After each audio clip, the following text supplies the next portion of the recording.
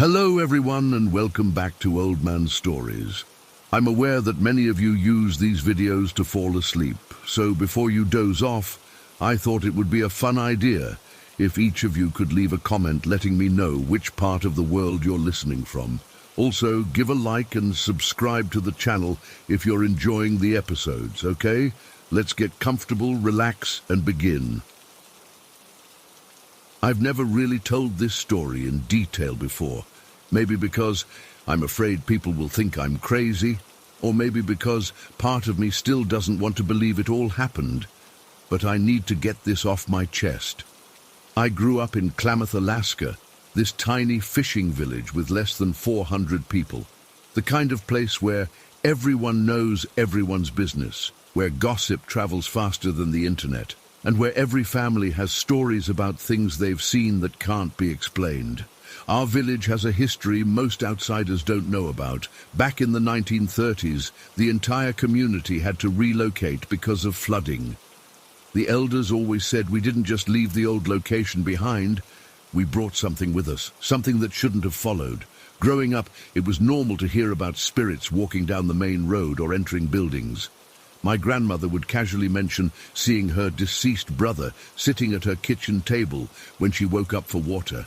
My uncle swore he'd been followed home by a woman in white who disappeared when he turned around. These weren't scary campfire stories, they were just everyday conversations in Klamath. I never thought much about it until I moved to Anchorage for work after high school.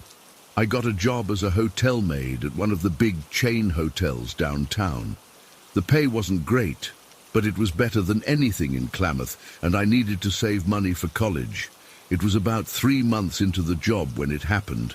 I was assigned to the 3rd floor that day, room 307 specifically.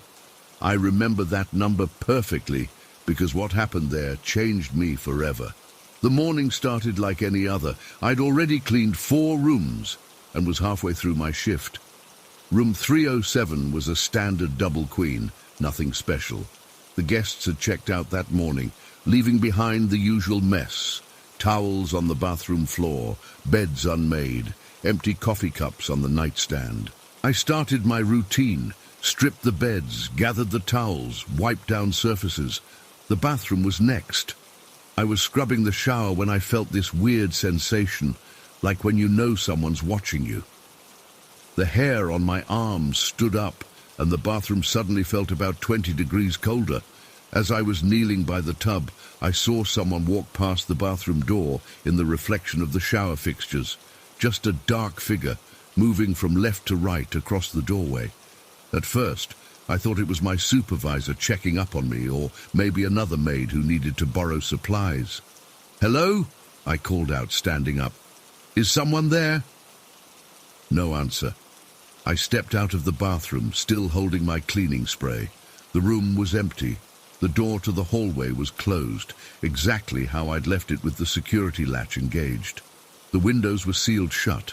We were on the 3rd floor after all.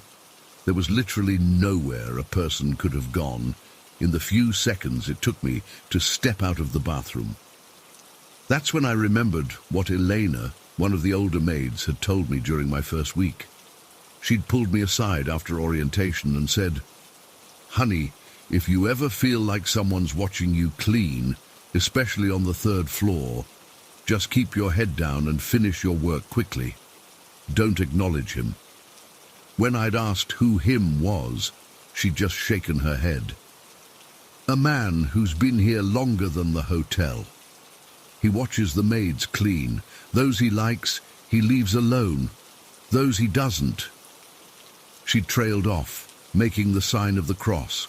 I'd laughed it off as just another superstition, like the ones from back home. But standing in that empty room, feeling the weight of someone's stare on my back, I wasn't laughing anymore. I told myself I was being ridiculous and went back to work. The faster I finished, the sooner I could leave. As I wiped down the mirror in the bathroom, I swear I saw a figure standing behind me, just for a split second, just at the edge of my vision. When I spun around again, nothing. My hands were shaking as I gathered my supplies. I just needed to vacuum and I could get out.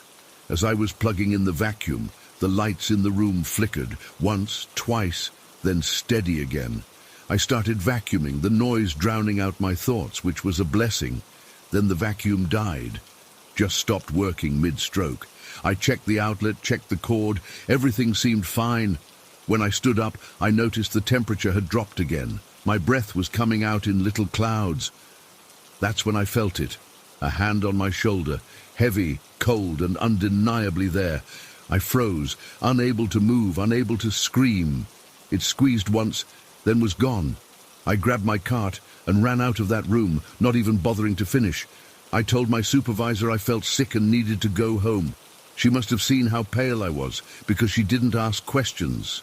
I never told anyone at work what happened. The next day I requested not to be assigned to the 3rd floor anymore. My supervisor gave me a knowing look, but agreed. I quit that job 2 weeks later. The incident in room 307 kept me up at night. But it wasn't the first inexplicable thing I'd experienced. Growing up in Klamath had prepared me for the unexplainable. When I was 16, me and my friends Jake and Sasha were down by the bay during this crazy storm that came out of nowhere. We should have headed home, but we were teenagers, thought we were invincible. The waves were massive, like 40 or 50 feet high, crashing against the shore. Rain was coming down so hard it hurt when it hit your skin. That's when we saw it. At first, I thought it was a helicopter, but it was too big, too quiet. This massive metal object just hovering in the sky above the water. It had these weird propellers or whatever on the sides that weren't spinning like a helicopter's would. They were just there. The thing was maybe 100 yards offshore, close enough that we could make out details, but just out of reach. It was made of some kind of dull steel or metal, no lights, no markings, nothing, just this giant craft hovering impossibly still in the middle of a violent storm. We all saw it. We all pointed at it. We all agreed later about what we'd seen. When we told Jake's dad about it, he just laughed and said, "Probably just a weather balloon, kids." But I'd seen weather balloons before. This wasn't one. This was mechanical, deliberate. It was watching us. The strangest thing was how calm I felt seeing it. Like it wasn't the first time. Like part of me recognized it somehow. But nothing. Not the craft, not even room 307, compares to what happened in my brother's room when I was growing up. My bedroom was always too hot in the summer, so sometimes I'd sleep in my brother Mark's room when he was away fishing with my dad. His room was on the north side of the house, always cooler, always darker since it had these thick curtains. One night, I must have been about 12, I was sleeping in Mark's room while he and Dad were out on a 3-day fishing trip. It was pitch black in there, the kind of darkness where you can't see your hand in front of your face. I woke up in the middle of the night, sweating despite the coolness of the room. Half asleep, I saw what I thought was Mark walking from the bed to the door, just a dark silhouette moving across the room. In my groggy state, I thought they must have come home early from their trip.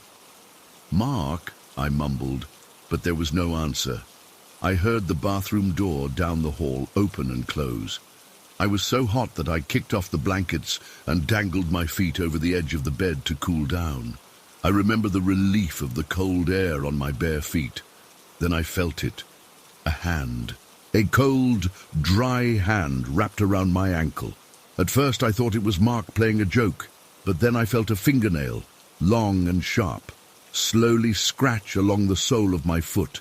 One deliberate, agonizing line from heel to toe. I yanked my foot back and scrambled up against the headboard, heart pounding so hard I could hear it.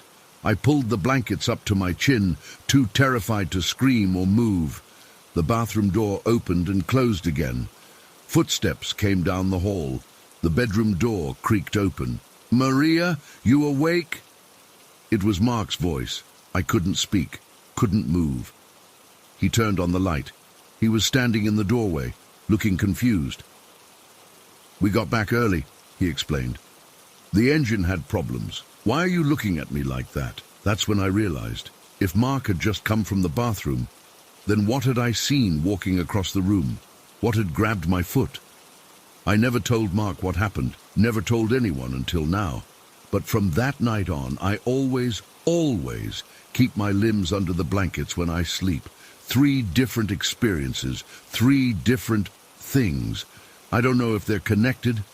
I don't know what they were. All I know is that growing up in Klamath, seeing that craft in the storm, feeling that hand in the darkness, it changes how you see the world.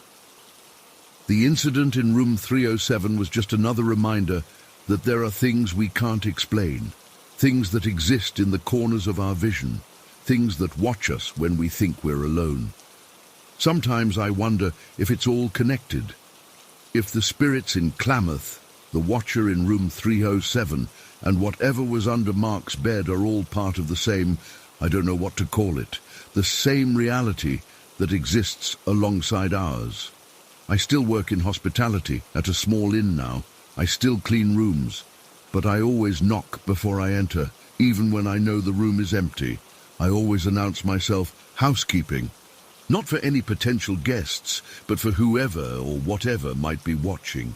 And every night before I fall asleep, I tuck the blankets firmly under the mattress, making sure there's no way anything can get in, no way anything can touch me, because I know they're out there watching, waiting, and sometimes, when you least expect it, reaching out. Last week I was working late at the inn. Everyone else had gone home. I was just finishing up some paperwork in the office when I heard footsteps in the hallway outside, heavy, deliberate steps that stopped right outside the door. I called out, "Hello? We're closed for the night." No answer, just silence. Then 3 slow knocks on the door. I didn't open it.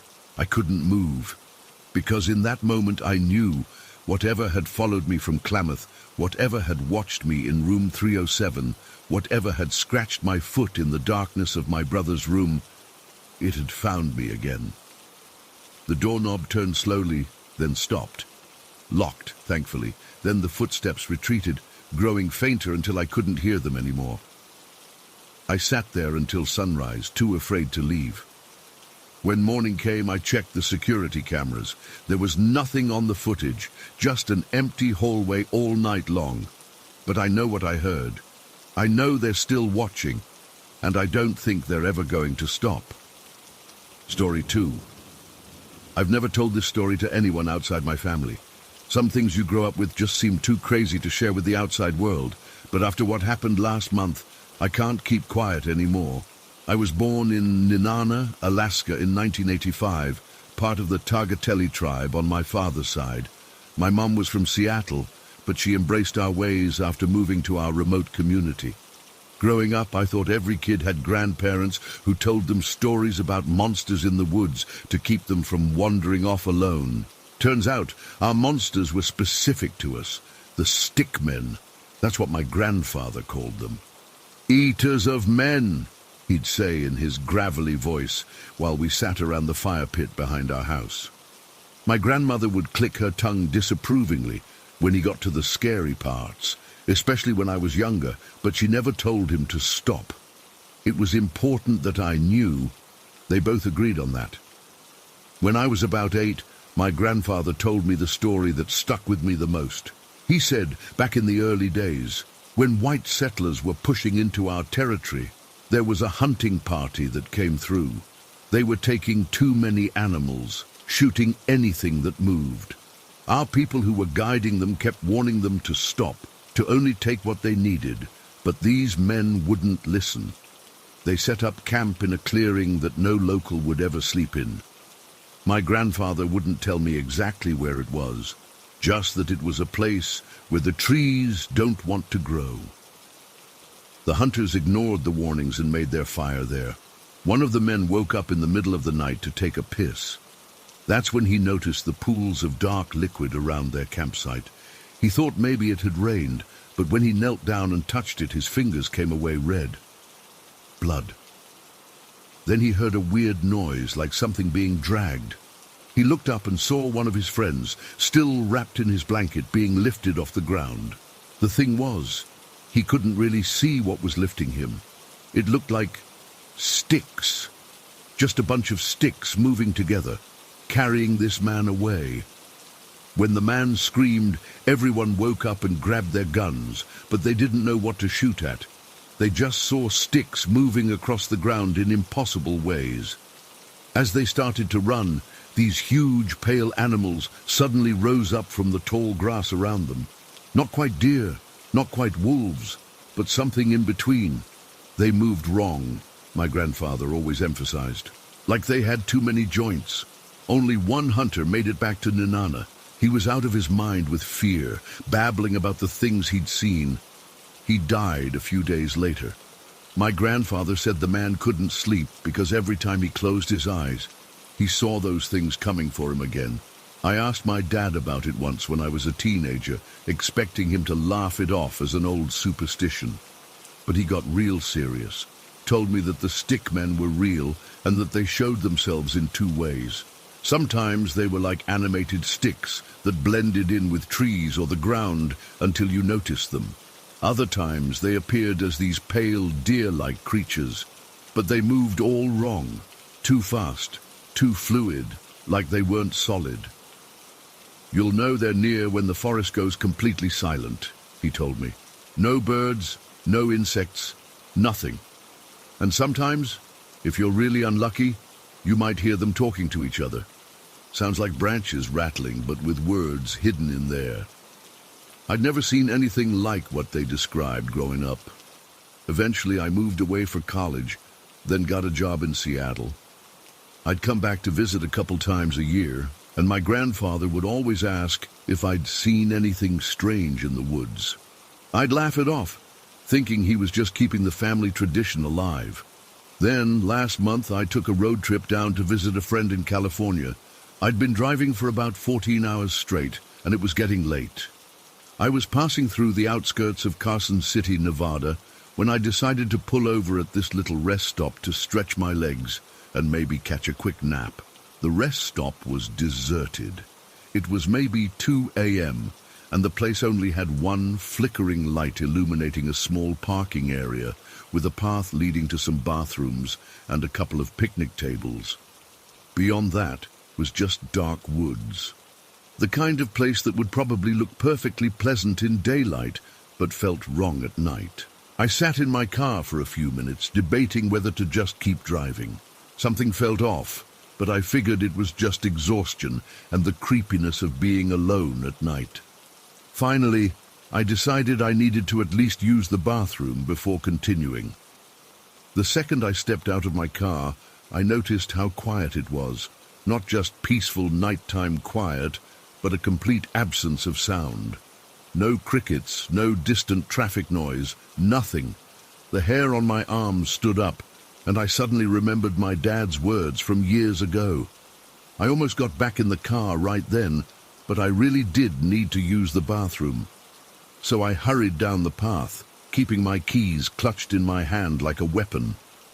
The bathrooms were basic concrete structures, barely lit by a single bulb outside. I rushed in, did my business as quickly as humanly possible, and practically ran back toward my car. That's when I saw it. At first I thought it was just a deer at the edge of the woods. It was light-colored, almost white in the dim light, and about the size of a large deer.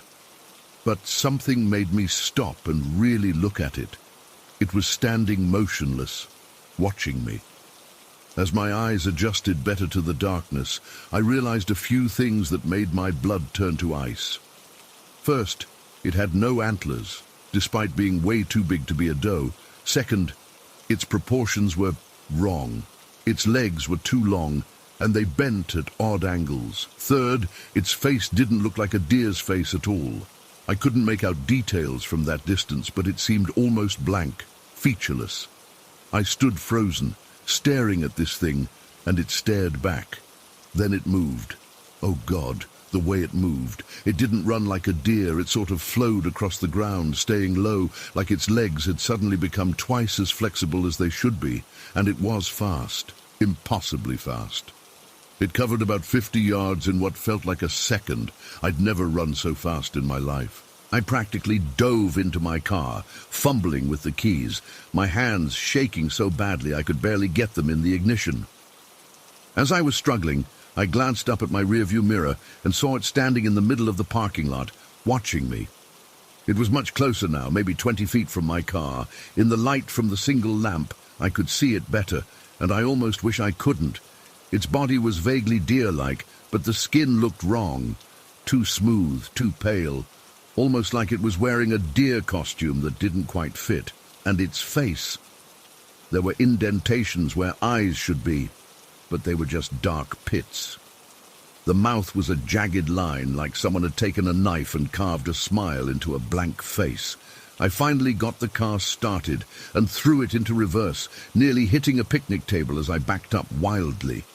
I shifted to drive and floored it, not even daring to look in my mirrors until I'd gone at least 5 miles.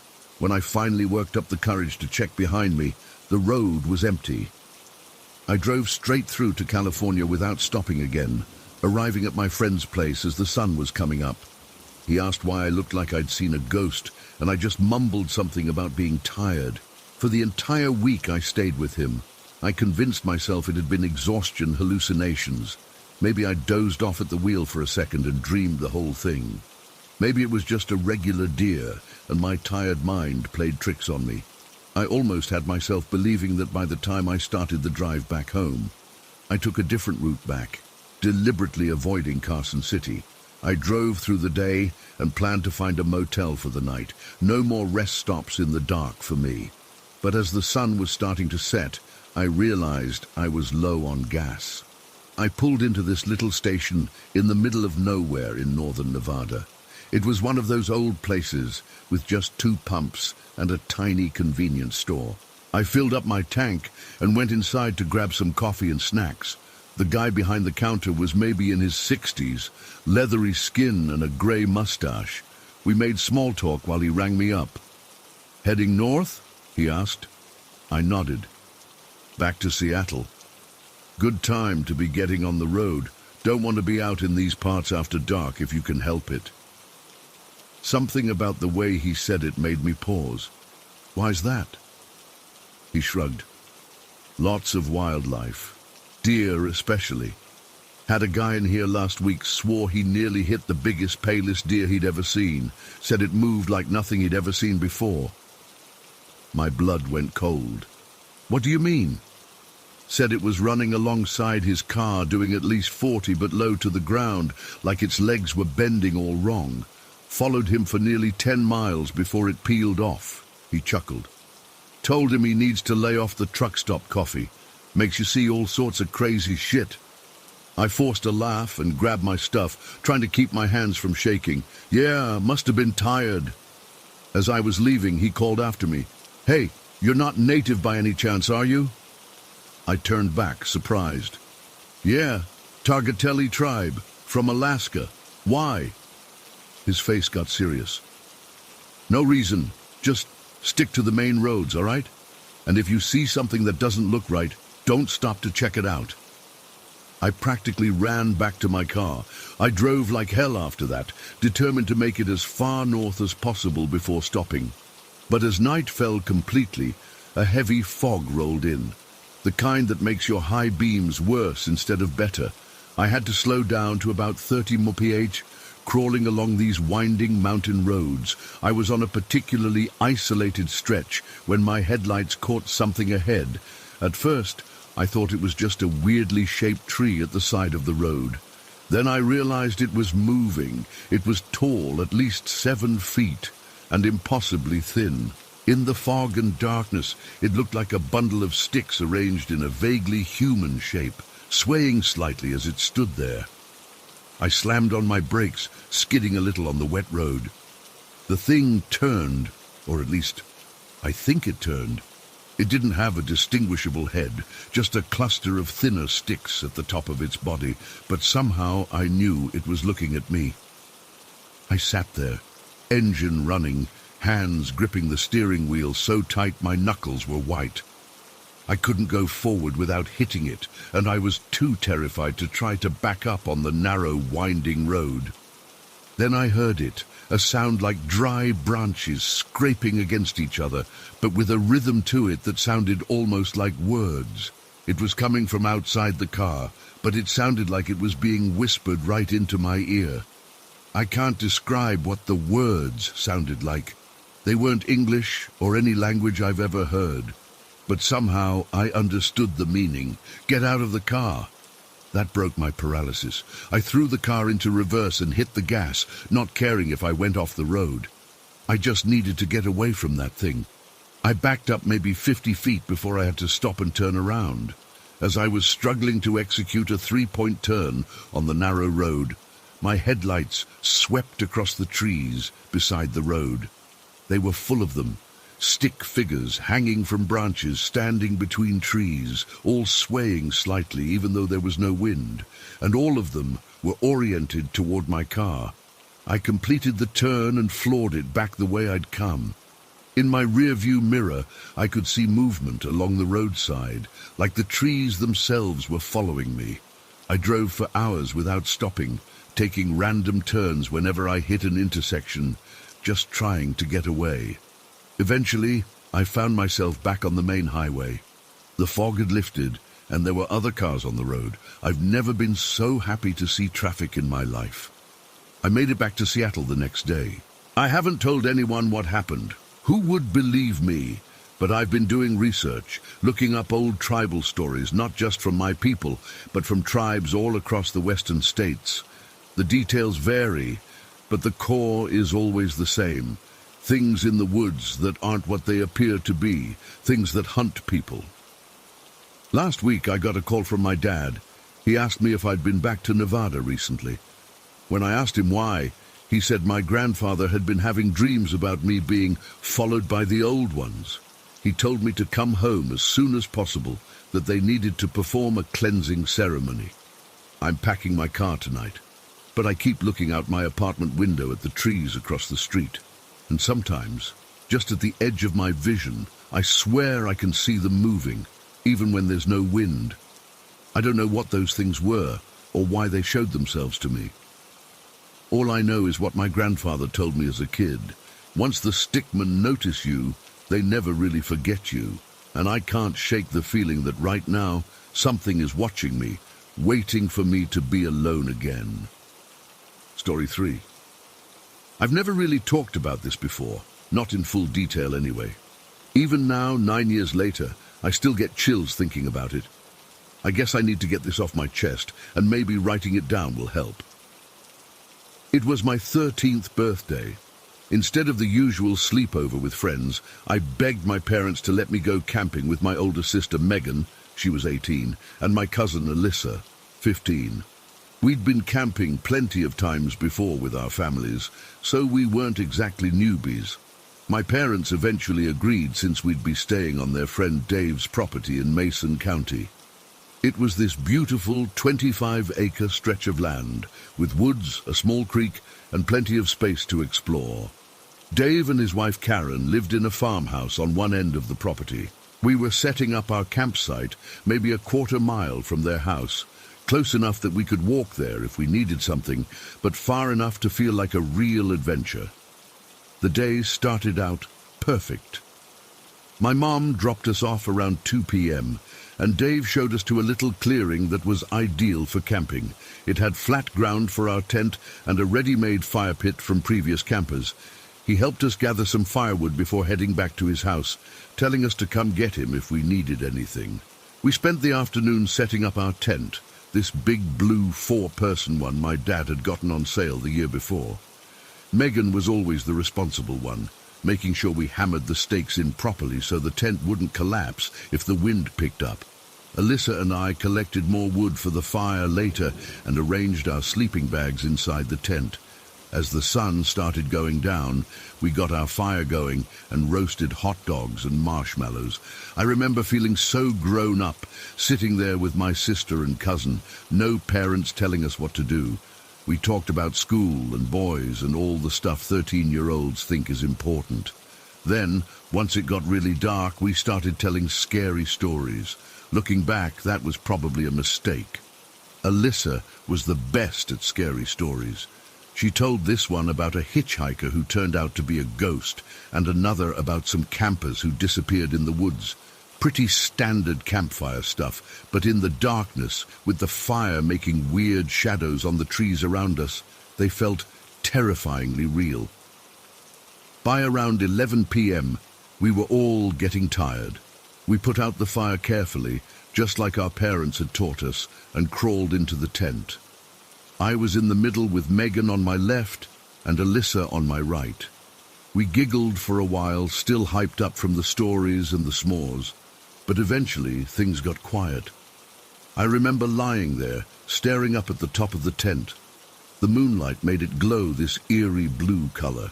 I could hear Megan breathing steadily. She always fell asleep fast, and Alyssa was tossing and turning a bit. Outside, there were all the usual nighttime forest sounds. Crickets chirping, the occasional hoot of an owl, branches creaking in the breeze. I was just starting to drift off when I heard something different, leaves crunching, deliberate footsteps. At first I thought it might be an animal, maybe a deer or something. But the steps sounded too purposeful, too even. This wasn't an animal wandering around foraging. These were human footsteps, slowly circling our tent. I froze, not even daring to breathe. The footsteps stopped right near the entrance to our tent. For a few seconds, there was complete silence. Then I heard a faint breathing sound, like someone trying to be quiet but still needing air. I wanted to wake Megan, but I was terrified that any movement would alert whoever was out there. So I just lay there, my heart pounding so hard I was sure it would wake my sister and cousin. Then I saw it, a shadow against the moonlit fabric of our tent. A person standing right outside. The shadow moved, and then I heard the slow, deliberate sound of our tent zipper being pulled down. My body went cold. This wasn't happening. This couldn't be happening. The zipper continued its awful sound, tooth by tooth, and then, God, I'll never forget this as long as I live. A hand appeared in the opening, a black-gloved hand, slowly reaching inside our tent. The hand moved toward my feet, which were closest to the entrance. When I felt those fingers wrap around my ankle, something in me snapped. I screamed. I screamed louder than I've ever screamed in my life. Megan and Alyssa jolted awake immediately. When they saw what was happening, me kicking wildly at a strange hand grabbing my leg, they started screaming too. Megan, always the protector, lunged forward and stomped hard on the intruder's hand. There was a deep grunt of pain, and then the hand disappeared. We heard rapid footsteps retreating into the woods, branches snapping as someone ran away. "What the fuck was that?" Megan was shouting, her voice shaky with fear and adrenaline. "Are you okay, Cass?" I couldn't even speak. I was trembling from head to toe, tears streaming down my face. Alyssa was hugging her knees to her chest, wide-eyed with terror. "We need to get out of here," Megan said, already grabbing her shoes. "Now, leave everything except your shoes. We're going to Dave's house." We didn't argue. We scrambled to get our shoes on in the darkness, fumbling with the laces, terrified that whoever it was might come back. I remember Alyssa whispering, "What if they're still out there? What if they're waiting for us?" Megan grabbed her phone and turned on the flashlight. "We stay together," she said. "We run, and we don't stop until we reach the house. Ready?" We nodded, and Megan unzipped the tent the rest of the way. The night air hit us, cool and ominous.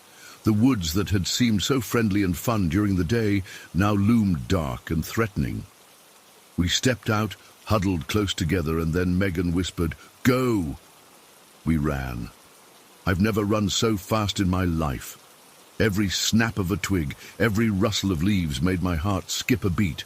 I kept imagining someone bursting out from between the trees, grabbing us, dragging us into the darkness.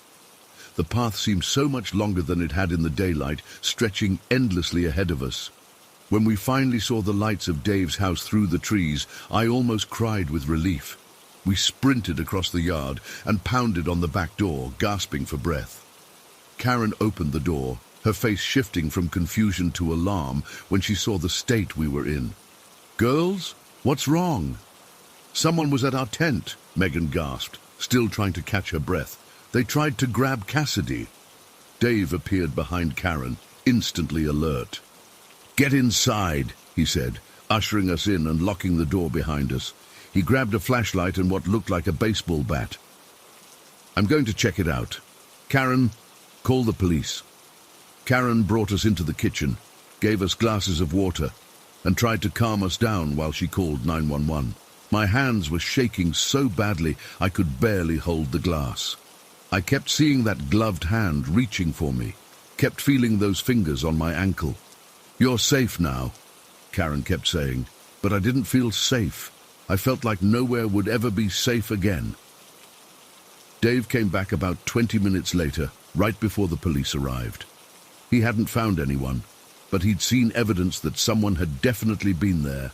Footprints around our tent, the entrance left wide open. 2 police officers showed up, a man and a woman. They asked us questions, taking notes as we described what happened. They seemed to take it seriously, which was a relief. I'd been worried they might think we were just some kids getting spooked by our own scary stories. "We'll go check out the campsite," the male officer said. "In the meantime, you girls should stay here." Karen suggested we try to get some sleep in their finished basement. It had a pull-out couch and enough space for all 3 of us. "I'll bring down some blankets and pillows," she said. "You'll be perfectly safe here." The basement was actually pretty nice, carpeted with a TV and some bookshelves, but it also had a bulkhead door that led outside, the kind with slanted doors that go up from the ground. I eyed it nervously as Karen made up the pull-out couch for us. "Don't worry," she said, noticing my gaze. "That door is secured from the inside. Nobody can get in." She left us with some extra blankets and a promise that the police would keep an eye on the property. We were exhausted, but too wired to sleep. We sat huddled together on the pull-out couch, jumping at every little sound. "Do you think it was just someone trying to scare us?" Alyssa asked, her voice small in the quiet basement. "No," Megan said firmly. "That wasn't a prank. That person, they were trying to take Cassidy." I started crying again, the reality of what had nearly happened hitting me all over again.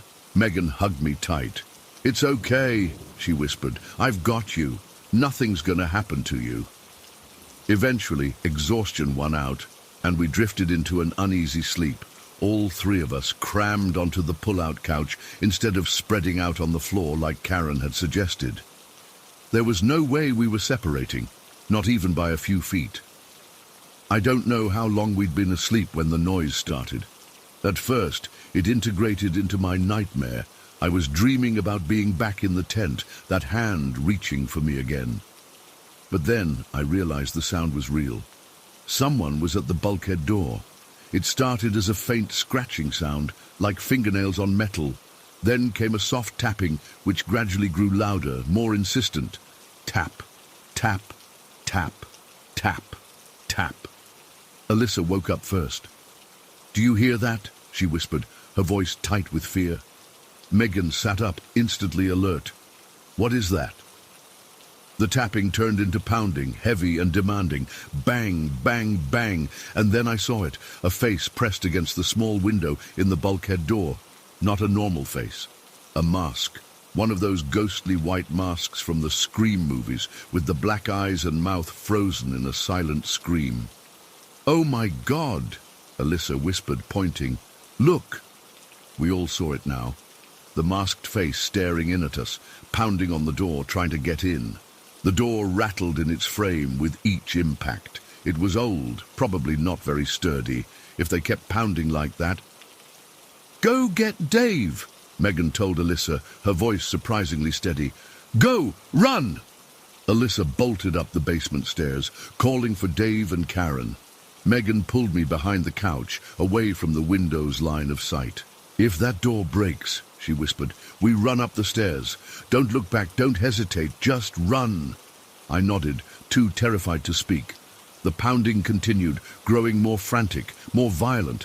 I could hear the hinges creaking, the metal groaning under the assault. Then suddenly there were footsteps pounding down the basement stairs. Dave appeared, holding what looked like a shotgun. Karen was right behind him, her cell phone in hand.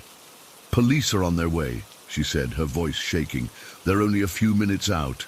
Dave moved toward the bulkhead door, weapon raised. "Get away from there," he shouted. "I'm armed." The pounding stopped. For a moment everything was silent. Then the face appeared at the window again, staring in at us. Even through the mask, I could feel the person's eyes on me, singling me out. They raised one gloved hand and pressed it against the glass, then slowly dragged it down, squeaking against the surface. And then they were gone. Moments later, we heard sirens in the distance, growing louder as they approached the property. Dave kept his gun trained on the bulkhead door until we heard car doors slamming outside and voices calling out. The police searched the entire property. They found footprints in the soft earth outside the bulkhead door and more around our abandoned tent. But the most disturbing thing they discovered was deeper in the woods, maybe a half-mile from where we'd been camping. Someone had set up a small campsite there, not just for the night, but apparently for a while. There was a weathered tent partially hidden among the trees, a cold fire pit, and what looked like weeks' worth of food wrappers and empty cans. Someone had been living in those woods, watching the property, maybe watching us set up our camp earlier that day. They never found the person. The police said the campsite looked hastily abandoned, like someone had grabbed their essential belongings and fled in a hurry. They took fingerprints and evidence, but as far as I know, they never identified who it was. My parents arrived around 4 a.m., having driven straight from home after Megan called them. I'd never seen my dad look so scared or my mum so pale. They hugged me so tight I could barely breathe, and my dad kept saying, I'm so sorry we let you come out here." We never went back to retrieve our camping gear. My dad bought me a new sleeping bag for my next birthday, but I haven't used it. I haven't been camping since that night. I can't bear the thought of being in a tent, vulnerable, with only thin fabric between me and whatever might be lurking in the darkness. Megan and Alyssa have mostly moved on. They still go camping occasionally, though Megan now carries pepper spray and a really bright flashlight. But I can't do it. Every time I think about trying, I feel those fingers on my ankle again. See that masked face staring in through the window. The worst part is not knowing who it was or what they wanted, not knowing if they singled me out specifically or if I was just the closest to the tent entrance, not knowing if they're still out there somewhere, watching, waiting. People say the most dangerous thing in the woods is wildlife, bears, mountain lions, whatever. But they're wrong. The most dangerous thing in the woods is other people. Because animals kill for food or self-defense. People kill for reasons we can't understand, for dark urges that make no sense. That hand reaching into our tent haunts my nightmares even now. Sometimes I wake up gasping, feeling phantom fingers grasping at my legs, trying to drag me into the darkness. And I wonder if somewhere out there, someone is still wearing that mask, still watching, still waiting for another chance. Story 4. Lesto. I still get goosebumps thinking about that house in Independence County. It's been over 25 years now, but some nights I wake up in a cold sweat, convinced I can hear those voices again. Let me start by saying I was only 10 years old when we moved there in 1994. I was the youngest of 3 kids. My brother was 13, my sister was 15. Our family situation wasn't great. Mum had remarried after my real dad left, and my stepdad was, well, he was a mean drunk most of the time. The kind of guy who'd get wasted and scream at us for breathing too loud. Mum just sort of checked out mentally when things got bad. We'd moved around a lot because of my stepdad's jobs, and probably because he couldn't keep neighbors for long with his temper. This house was a bit bigger than our last place. 2 stories, kind of old but not ancient. I shared a bunk bed with my brother in one room. My sister had her own room on the other side of the house, and our parents had the master bedroom downstairs. The weird stuff started maybe 2 weeks after we moved in. My brother and I were trying to sleep one night when we heard what sounded like people talking, not like muffled TV sounds or our parents arguing, which was common enough. This was different. Clear voices, having conversations, but nothing made sense. They weren't speaking gibberish exactly, more like disconnected phrases. Things like time for recess now, or line up by the door, or take your medicine before bed. Kids stuff, mostly. When we first heard it, we thought it was coming from our parents' room downstairs. My brother went to check, but our parents were asleep. The voices seemed to move around the house. One minute they sounded like they were in the kitchen, then the hallway, then right outside our bedroom door. We'd open the door and nothing would be there, but the voices would start up again from a different location. When we told our mom about it the next morning, she just looked tired and said, "It's an old house, they all make noises." My stepdad told us to stop making up stories. But it wasn't just the voices. Around that same time, my grandmother, who worked at a funeral home, weird job I know, gave us an old rotary phone for the kitchen. One of those heavy beige ones with the spinning dial. The first night we plugged it in, it rang at exactly 10:15 p.m. Nobody was on the other end when my mom answered it. The next night, same thing, 10:15 on the dot, that shrill ring cutting through the house, every single night. We started unplugging it before bedtime, but it would still ring. My mom called the phone company, and they swore no calls were coming through to our line at that time. My stepdad got so fed up with it one night that he completely lost it. He was drunk, as usual, and when that phone rang at 10:15, he yanked it off the wall, ripped out all the wires, and threw it in the trash outside. He came back in looking smug, like he'd solved the problem. That night was the only night it didn't ring. But the next morning, the phone was back on the wall, intact, wires connected perfectly. We all just stared at it. My stepdad went pale and started accusing us kids of pulling a prank. None of us had touched it. We were too scared to even go near the thing. My sister started sleeping in our room after that. She'd drag her blankets in and sleep on the floor between our bunk bed and the wall. Said she kept hearing scratching noises in her room at night. The worst incident happened about 3 months after we moved in. I'd accidentally knocked over my stepdad's beer while reaching for the TV remote. He went ballistic, screaming in my face, calling me worthless, the usual stuff. My mum and siblings just froze. We all knew better than to intervene when he was like this. After he'd finished yelling, he stormed off to their bedroom and slammed the door. We were all still sitting there in this awful silence when we heard him scream. Not an angry yell, but a terrified scream, then crashing sounds like furniture being thrown around. My mom ran to their room, and we followed. Probably shouldn't have, but we were scared. My stepdad was standing in the middle of the bedroom, shaking. The dresser was knocked over, clothes everywhere. The mirror was cracked. His face was chalk white, and there was blood trickling from his nose. He looked at us and screamed, "Which one of you little shits pushed me?" None of us had moved from the living room. My mom tried to calm him down, but he kept insisting that someone had shoved him hard against the wall. He said he felt hands on his back, strong hands, not a kid's hands, and then something picked him up and slammed him into the wall. He had a huge bruise forming on his back that looked exactly like a handprint, but it was bigger than any of our hands. He didn't drink for almost a week after that. Stayed sober and quiet, jumping at every little noise in the house. But eventually, he went back to his old ways. One morning about a month later, we were having breakfast before school. My stepdad was in a mood because he was hungover. I accidentally spilled some syrup on the table, and he started in on me again. In the middle of his rant, there was this enormous crash from the living room. We all ran in to see what happened. We had this big wall unit with glass figurines my mom collected. Every single figurine on the middle shelf had been thrown across the room. And I mean thrown, not fallen. They'd shot straight across the room and shattered against the opposite wall. The weird part was that only the middle shelf was affected. The top and bottom shelves were completely untouched. My stepdad went nuts checking all the windows, convinced someone had broken in, but all the doors and windows were locked from the inside.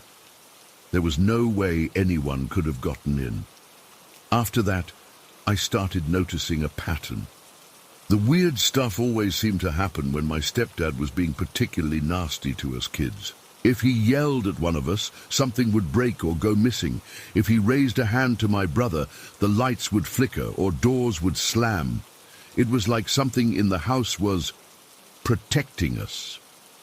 My brother was the first to notice that the activity also seemed centered around me. The voices were loudest near my bed. The phone incident started after I'd answered it once when Grandma called. The figurines flew after my stepdad had been yelling at me specifically. We didn't know what to make of it. My sister, who was into ghost stories, suggested that maybe a spirit had attached itself to me. That didn't exactly help me sleep better at night. We lived in that house for almost 2 years before my mum finally left my stepdad. In those 2 years, we experienced more unexplainable things than I can count. Objects moving on their own. Cold spots so intense you could see your breath in the middle of summer. My brother swore he saw a little boy standing at the foot of our bunk bed one night, but the boy vanished when he sat up. It wasn't until about 5 years after we moved out that we learned about the history of that area. My mom ran into our old neighbor at the grocery store, and she mentioned that the entire neighborhood had been built on the site of an old children's home that had burned down in the 1940s. Several children and a few adults had died in the fire. The children's home had apparently been a pretty awful place, even before the fire. There were rumors of abuse and neglect. Some of the kids who died there had been orphans.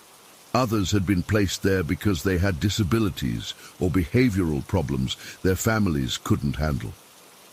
Looking back now as an adult, I can't help but wonder if those spirits, if that's what they were trying to protect us in their own way. The activity always spiked when my stepdad was at his worst, like they recognized the abuse and were trying to stop it or at least distract him from hurting us. I've never experienced anything paranormal since leaving that house. Sometimes I wonder if it was all just stress and an overactive imagination. The mind can do weird things when you're living in a constant state of fear. But then I remember that phone, perfectly fixed and reconnected after being destroyed, the figurines flying across the room like they were shot out of a cannon, the massive handprint bruise on my stepdad's back. My brother and sister remember it all too. We still talk about it sometimes, trying to make sense of what happened. My mom refuses to discuss it, says it's all in the past and best forgotten. I've researched that children's home since then. Found old newspaper articles about the fire, even some photos of the building before it burned down. One of the articles mentioned that the fire started at 10:15 p.m., the exact time our phone would ring every night. I don't know what was in that house. I don't know if it was the ghosts of those children or something else entirely. All I know is that whatever it was seemed to understand what we were going through. And in some strange way, I think it was looking out for us when no one else would. I've never gone back to Independence County, never want to. But sometimes I wonder if that house is still standing, and if whoever lives there now hears those voices at night. I wonder if they ever answer when the phone rings at 10:15. Story 5. I've been thinking about sharing this for years, but something always held me back. I guess I was afraid people wouldn't believe me or would judge me for the decisions I made that day. But I need to get this off my chest, so here goes. This happened 8 years ago when I was 16. My dad and stepmom Marge had just moved us into this bigger house in Boulder, Colorado. It was supposed to be a fresh start after all the drama we'd been through. See, my dad had cheated on Marge, and the tension in our house was thick enough to choke on. They were trying to save their marriage with counseling, but honestly, I didn't think it would work. That afternoon, they had a session scheduled, which meant I was on babysitting duty for my 1-year-old brother Evan. I didn't mind watching him. He was a sweet kid, always smiling and giggling at the smallest things. I actually enjoyed our time together because it was an escape from the Cold War happening between the adults. The house still felt unfamiliar. We'd only been there about 3 weeks, and I hadn't figured out all its quirks yet. It was one of those split-level homes with the garage attached to the side and a bunch of rooms I hadn't fully explored. I remember it was around 4:30 p.m. when I was making Evan a snack in the kitchen. He was sitting in his high chair, banging a plastic spoon against the tray and babbling away. I was cutting up some banana slices and getting his sippy cup ready when I heard it, a loud thump from the direction of the garage. My first thought was, great, just what we need, a ghost in the new house. I laughed it off, thinking it was probably just something falling off a shelf. Dad had barely unpacked anything in the garage, and boxes were stacked everywhere. I glanced at Evan, who hadn't even noticed the sound, and decided to ignore it. After getting Evan settled on the living room floor with his toys, I realized I really needed to pee. The downstairs bathroom was being renovated, another one of my dad's projects he'd started but hadn't finished, so I had to use the one connected to the master bedroom upstairs. "I'll be right back, buddy," I told Evan, making sure he was surrounded by his favorite toys. He was at that stage where he could crawl super fast and was just learning to walk, but he seemed content with his stuffed elephant, so I figured it was safe to dash to the bathroom for literally 1 minute. I sprinted upstairs, used the bathroom as quickly as humanly possible, and was washing my hands when I heard what sounded like the garage door opening. My stomach dropped. I immediately thought Evan had somehow gotten into the garage. How, I had no idea, since the door had a child-proof handle, but kids can be escape artists. I ran out of the bathroom, heart pounding, and called out, "Evan?" There was no response, obviously. He could barely say "Mama" at that point. When I got to the top of the stairs, I could see Evan toddling down the hallway toward me, thank God. Relief flooded through me, but it was short-lived, because that's when I saw him. A man I'd never seen before, peering around the corner from the direction of the garage. He was filthy. I don't mean like someone who'd been working outside all day. I mean filthy, like he hadn't bathed in weeks. His skin looked oily and grey, his brown hair was greasy and matted, and he wore stained clothes that hung loosely on his thin frame. But what made my blood run cold was the way he was looking at Evan, with this hungry, predatory expression that made my skin crawl. For a split second, we all froze, me at the top of the stairs, Evan in the middle of the hallway, and this stranger lurking by the garage entrance. Then the man's eyes shifted from Evan to me, and his face twisted into this horrible grin. I didn't think. I just moved. I lunged down the stairs, scooped up Evan, and ran back upstairs as the man charged toward us. I heard his heavy footsteps pounding behind me as I sprinted into my parents' bedroom, slammed the door, and locked it. "Who the fuck are you?" he shouted through the door, jiggling the handle violently. "Open this fucking door!" I was shaking so hard I could barely hold Evan, who had started crying. I looked around frantically for somewhere to hide or something to use as a weapon. The master bathroom connected to a walk-in closet, one of those fancy ones with the built-in shelves and hanging areas. I rushed in there, closed the bathroom door behind me, and then locked us in the closet.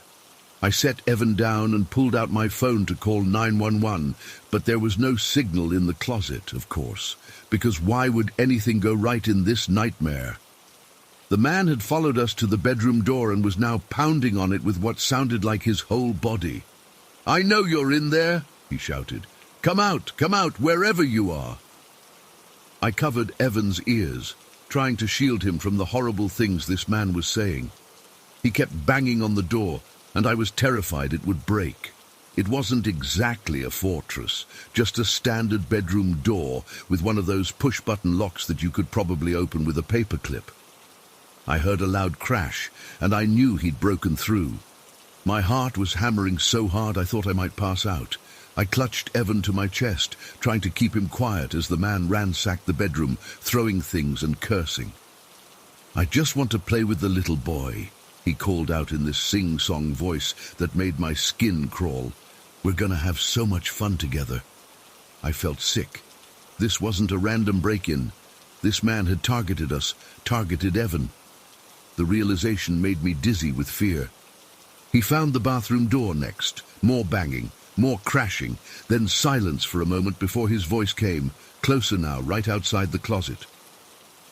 "I know you're in there," he said, his voice suddenly quieter, which somehow made it worse. "Open up, or I'll break this door down too." Evan had started whimpering, and I desperately tried to soothe him, rocking him and whispering that everything would be okay, even though I didn't believe it myself. Then the man said something that still haunts my nightmares. "Tell you what," he said, his voice almost casual now. "How about a deal? You come out, and I'll leave the kid alone. I'll take you instead." I felt my bladder let go. I'm not ashamed to admit it. I was so terrified I peed myself right there in my parents' closet. Warm urine soaked through my jeans and puddled on the carpet beneath me. I was beyond caring about something so trivial. All I could think about was keeping Evan safe. The man kept talking, describing in explicit detail what he wanted to do to me, things so vile I can't repeat them. But he promised over and over that if I gave myself up, he wouldn't hurt Evan.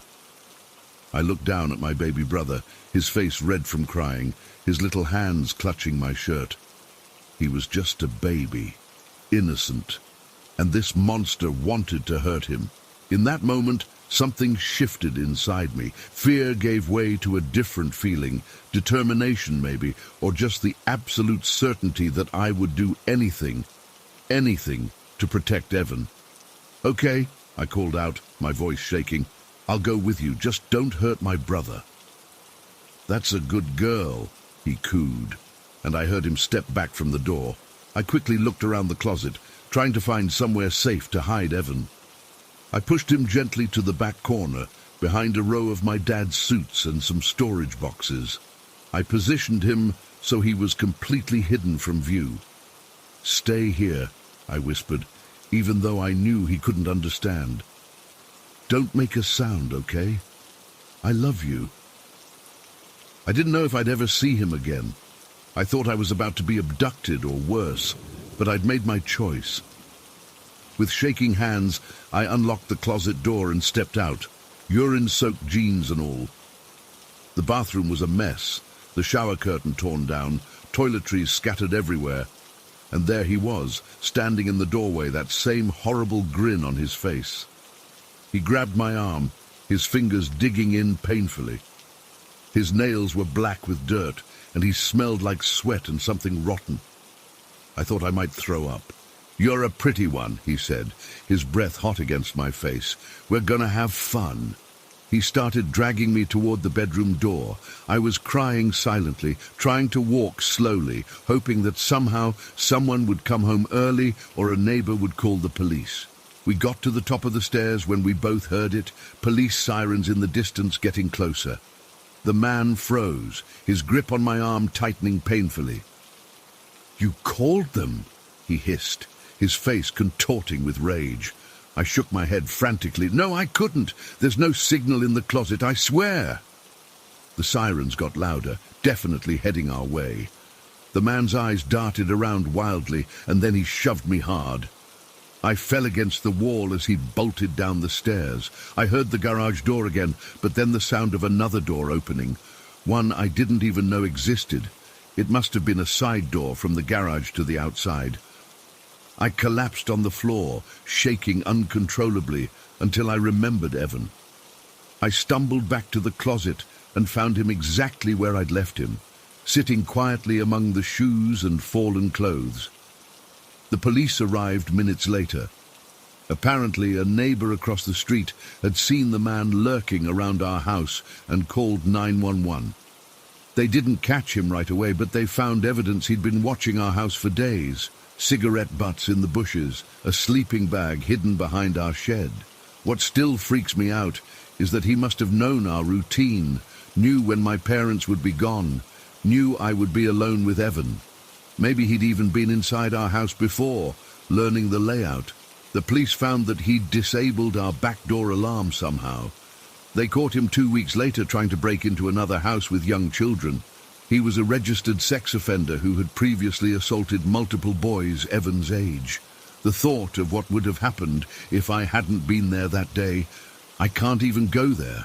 When my dad and Marge came home and heard what happened, my dad completely fell apart. He kept saying it was his fault for moving us to a new neighborhood where we didn't know anyone yet. Marge, on the other hand, was furious with me for leaving Evan alone to go to the bathroom, like I'd abandoned him for hours instead of literally 1 minute. She also complained about the urine stain I'd left on their closet carpet, which really shows where her priorities were. But I've never regretted what I did that day. I was willing to sacrifice myself for my brother, and I'd do it again in a heartbeat. It's been 8 years, and I still live with the aftermath. I'm 24 now, and I can't sleep without checking all the doors and windows multiple times. I keep a metal baseball bat under my bed and another by my bedroom door. I still wake up in cold sweats sometimes, thinking I hear that man's voice calling out to me. The worst part is, I never understood how he knew my name. When he offered to take me instead, he called me Sophia. I never told him my name. There was nothing in the house with my name on it. No mail, no photos with labels. How did he know who I was? It's a detail that still sends ice through my veins when I think about it. I guess some questions never get answered. But one thing's for sure, I'll never again feel completely safe in my own home. Story 6. I've never told this story to anyone outside my immediate family. Even after almost 40 years, my hands shake when I think about it. I need to write this down before I lose my nerve again. This happened back in 1983 when my husband David and I decided to go on a camping trip to Colorado. I'd been camping in the Rocky Mountains as a kid with my parents and wanted to share that experience with David. There was this perfect little spot I remembered near a mountain stream just outside Rocky Mountain National Park. The water there ran so clear you could see every pebble, and at night the stars looked close enough to touch. So we packed up our old Chevy Nova with borrowed camping gear, neither of us owned much outdoor equipment, and a dog-eared road atlas. We were young and broke. I was 24, David was 26, but so excited to get away from Iowa City for a while. We left on a Friday after David finished his shift at the factory. The plan was to drive partway through Nebraska, camp overnight, then continue to Colorado the next day. That first night was awful. We stopped at some overcrowded campground just off I-80, where drunk teenagers blasted music until 3 a.m. and someone's dog wouldn't stop barking. We barely slept, and David was already grumbling about how camping was overrated. "Just wait," I told him. "Once we get to my special spot, you'll understand why I love it." We reached Colorado the next afternoon. I navigated while David drove, trying to find the turnoff to that little campground from my childhood. But after 3 hours of driving up and down the same stretch of road, it became obvious that my perfect spot either didn't exist anymore, or I was completely misremembering where it was. David was patient, but I could tell he was getting frustrated. We were both tired, and the temperature was dropping fast.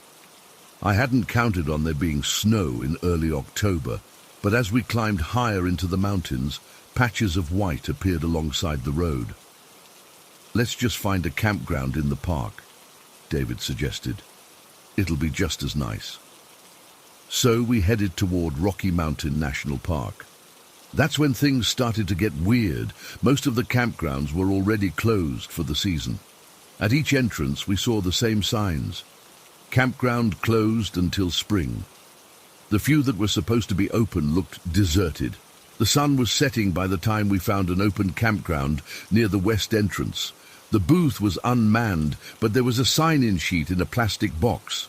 I remember how the wind whipped the papers around as David wrote our names down. What struck me was that there were no other names on the sheet, not a single one. "Maybe everyone's already set up," I said.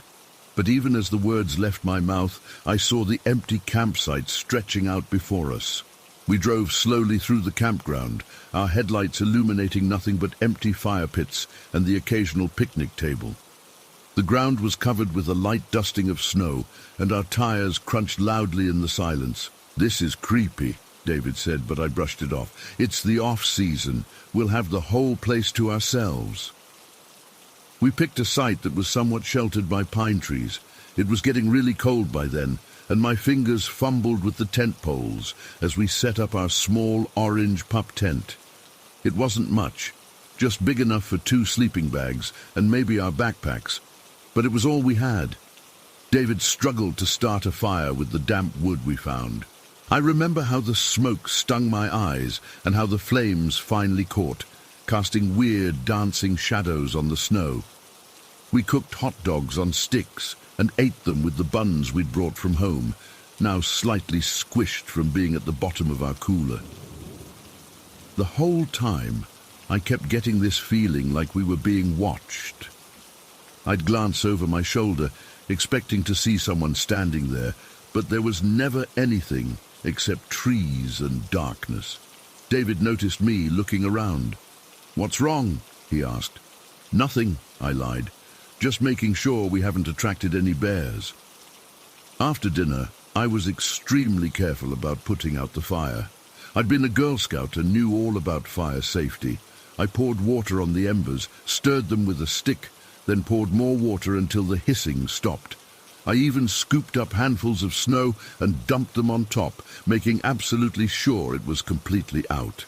David teased me about being paranoid, but I didn't care. "You can never be too careful with fire in the woods," I told him. The temperature had dropped to well below freezing by the time we crawled into our sleeping bags. We were still fully dressed with hats and gloves on, but I could see our breath inside the tent. We zipped our sleeping bags together to share body heat and huddled close. Despite the cold, I fell asleep pretty quickly. I was exhausted from driving and the disappointment of not finding my childhood camping spot. But I didn't stay asleep for long. I woke up sometime in the middle of the night with this overwhelming sense of dread. You know that feeling when you suddenly jolt awake, convinced something terrible is about to happen? It was like that, only 100 times worse. My heart was racing so fast I could feel it in my throat. At first I thought it was just anxiety from being in an unfamiliar place, but then I noticed an orange glow coming through the fabric of our tent. I heard a crackling sound, unmistakably the sound of a fire, but that was impossible. I had put out our campfire completely. I was absolutely certain of it. I nudged David, but he just mumbled and rolled over. The orange glow grew brighter, and it seemed to be coming from all around us, not just from where our fire pit was. It was as if our tent was surrounded by flames. Then I heard it, a laugh. Not a normal laugh, but something that made every hair on my body stand up. It was deep and somehow wrong, like someone was trying to imitate laughter but didn't quite understand what it was supposed to sound like. I sat up in my sleeping bag, my breath coming in short gasps. The tent walls seemed to be moving, rippling like they were caught in a strong wind, but I couldn't feel any breeze. And then, suddenly, it was like the tent wasn't there anymore. I could see through it, out into the campground. What I saw makes no sense even now. Our little campsite was indeed surrounded by fire, but the flames were forming a perfect circle around our tent. And standing just beyond that circle was something.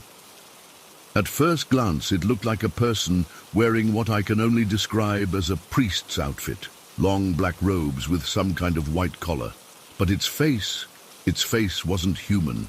It had horns, actual curved horns protruding from its forehead.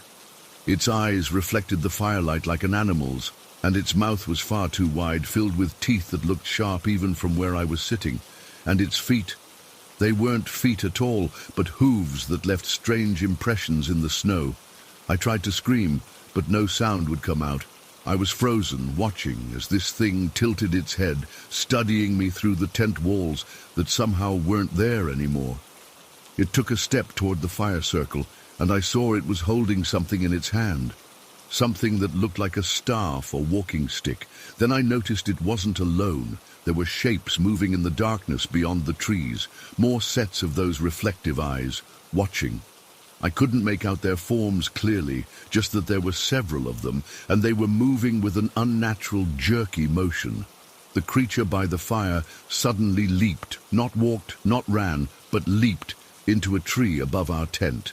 It moved with impossible speed and agility. I could hear the branches creak under its weight as it perched there, looking down at us. And then it spoke. Its voice was like gravel being crushed, raspy and deep and all wrong. "I saw what you did," it said, "and you're going to hell."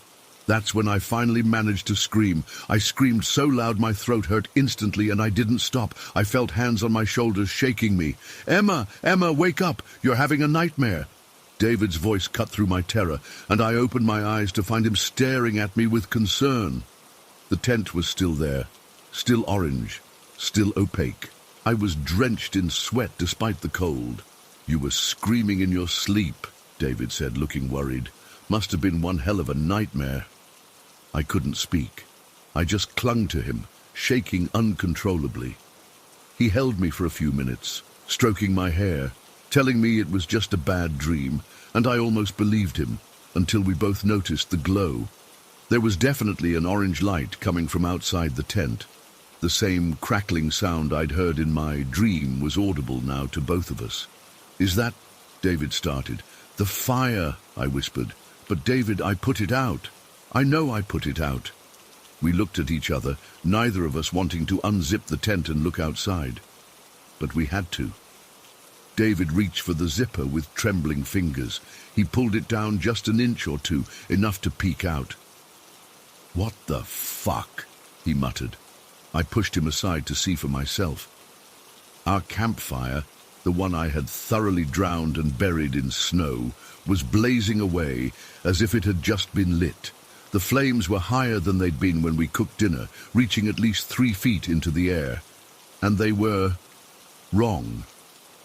The fire burned with an almost unnatural intensity, and the flames seemed to move in ways that fires shouldn't.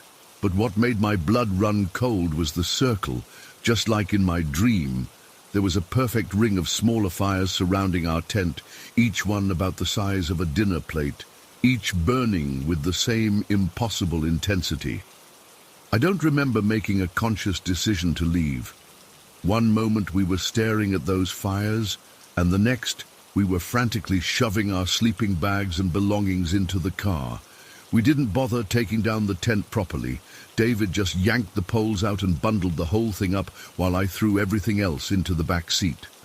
Neither of us spoke as we got into the car. David's hands were shaking so badly he dropped the keys twice before managing to start the engine. As we drove away, I looked back at our campsite. The fires were still burning, including the circle of smaller flames. And just for a moment, just for a single, terrible moment, I thought I saw a figure standing among the trees, watching us leave. We drove straight through the night and the next day, stopping only for gas. We didn't talk about what had happened until we were back in Iowa, back in our apartment with the doors locked and the familiar sounds of the city around us. Even then, we couldn't make sense of it. Who would have relit our fire? Who would have created that perfect circle of flames around our tent? And why? Was it some kind of weird prank? But there had been no one else at the campground.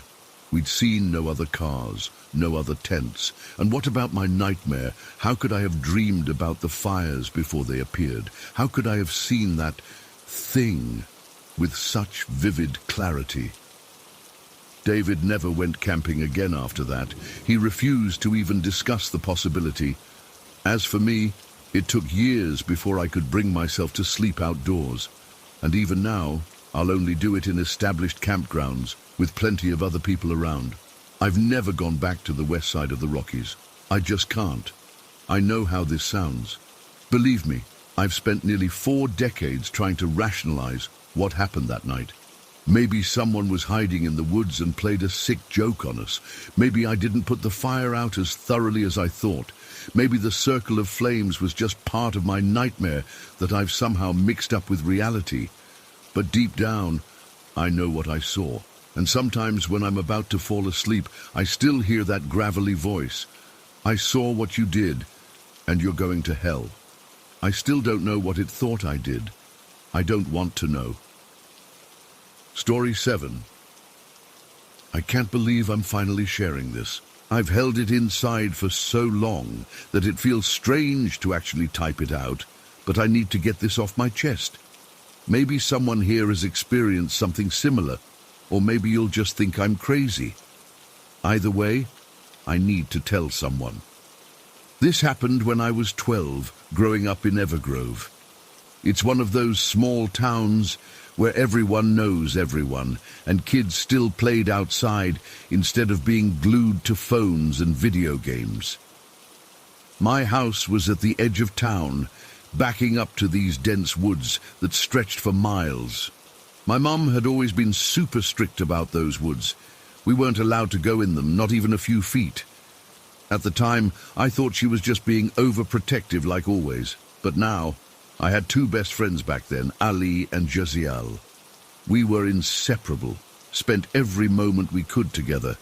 Jaziel was always the daredevil of our group. She was obsessed with ghost stories and creepy legends, always carrying around these books about the paranormal. Ali was quieter, more cautious, but she'd go along with whatever Jaziel suggested. That day started like any other summer day. It was hot, the kind of heat that makes the air shimmer above the pavement. I remember I'd had a huge fight with my mom that morning. She wouldn't let me stay over at Jaziel's house because her older brother was having friends over, and Mom didn't trust the situation. I was furious, 12 years old, thinking I knew everything, feeling so constrained by her rules. "You treat me like a baby," I screamed at her. "I'm old enough to make my own decisions." The argument escalated until I stormed out, slamming the door so hard a picture fell off the wall. I ran to our usual meeting spot by the corner store, but Ali and Jaziel weren't there. I waited for nearly 20 minutes before I got a text from Jaziel. "We got tired of waiting. We're checking out the woods behind your house. Meet us there." I felt this weird mix of excitement and dread. The woods were forbidden, but I was so angry at my mum that breaking her rules felt satisfying. Plus, I didn't want to be left out. So I headed back, cutting through my backyard toward the tree line. Standing at the edge of those woods, something felt different. It was the middle of summer, but the forest was weirdly quiet. No birds, no insects buzzing, just this heavy silence that seemed to press against my ears. I remember hesitating, getting that feeling you get when you're about to do something you know is wrong. But my friends were in there, and I was still riding that wave of rebellion. "Ali? Jaziel?" I called out as I stepped between the first trees. The temperature seemed to drop immediately, like walking into air conditioning. I still remember the goosebumps that rose on my arms. No answer. I walked deeper, calling their names every few steps. The trees grew thicker, blocking out more and more sunlight. I kept checking my phone, trying to text them, but suddenly I had no signal, not a single bar. "Guys, this isn't funny!" I shouted, my voice sounding muffled in the dense air. "Where are you?" That's when I got the feeling I was being watched. You know that sensation, right? The prickling on the back of your neck, the certainty that eyes are on you even though you can't see anyone. I spun around, scanning between the trees, but saw nothing. I kept walking, following what looked like a faint path. The trees seemed to close in behind me, and the path ahead never quite looked the same as I remembered it a moment before.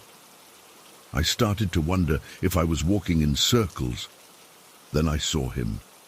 About 50 feet ahead stood a boy, maybe 13 or 14 years old. He was just standing there, not moving, facing my direction. I remember being relieved at first. Another person. Maybe he'd seen my friends. "Hey," I called out, "have you seen 2 girls around here?" He didn't respond immediately, but then began walking toward me with this weird, stiff gait. As he got closer, I noticed his clothes. They were old-fashioned, like something from an old black-and-white movie.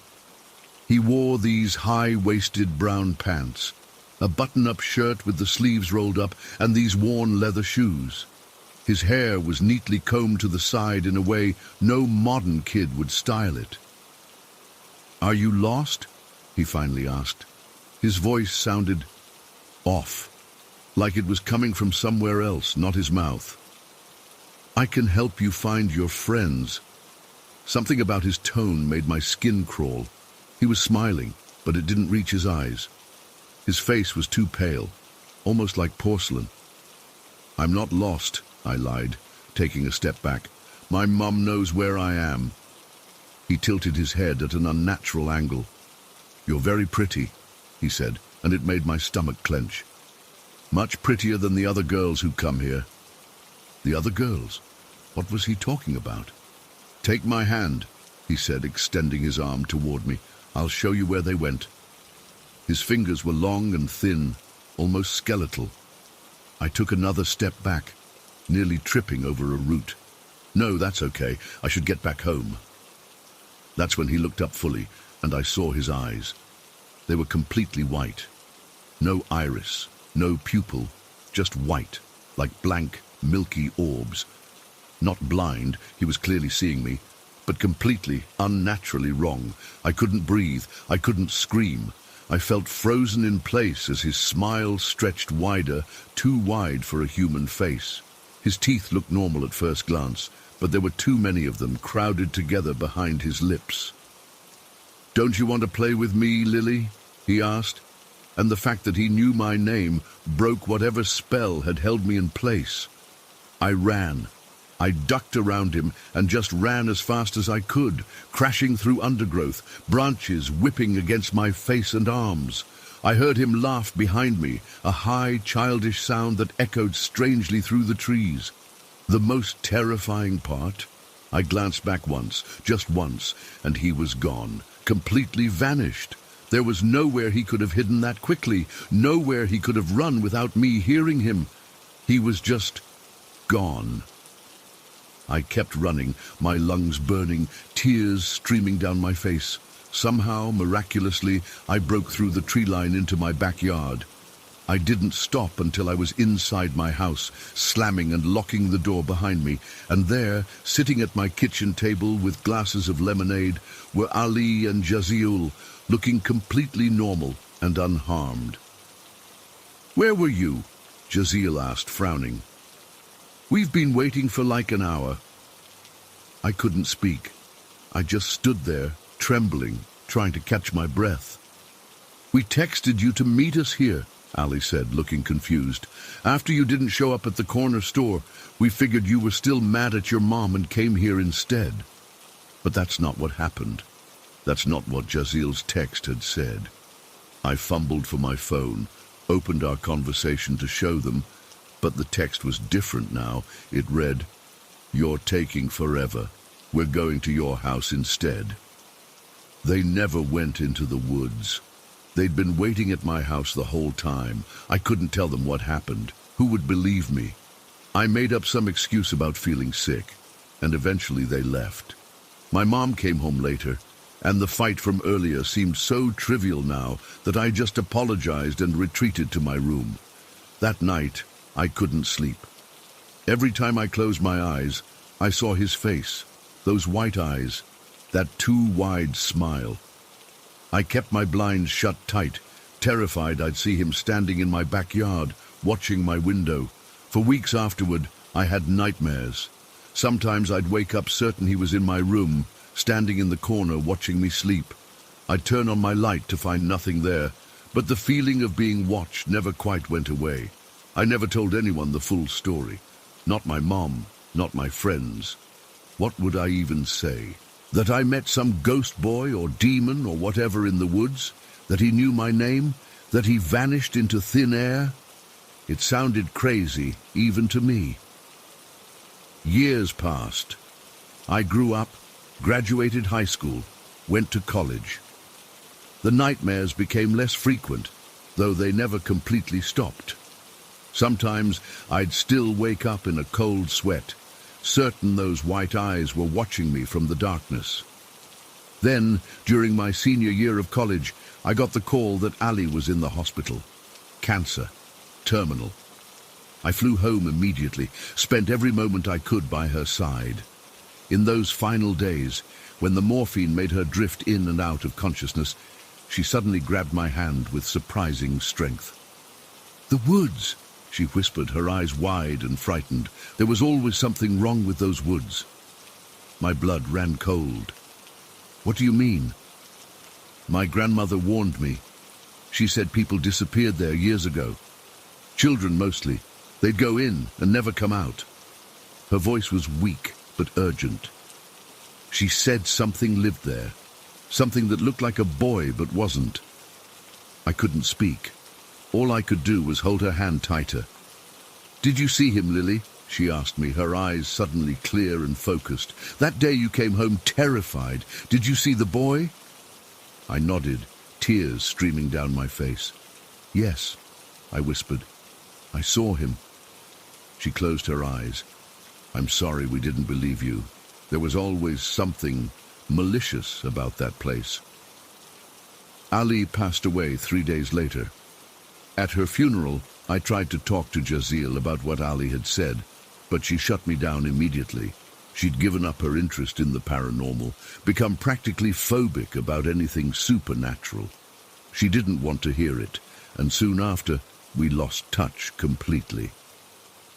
I'm 32 now. I have a 15-year-old son, Caleb. We live in a different state, a different life.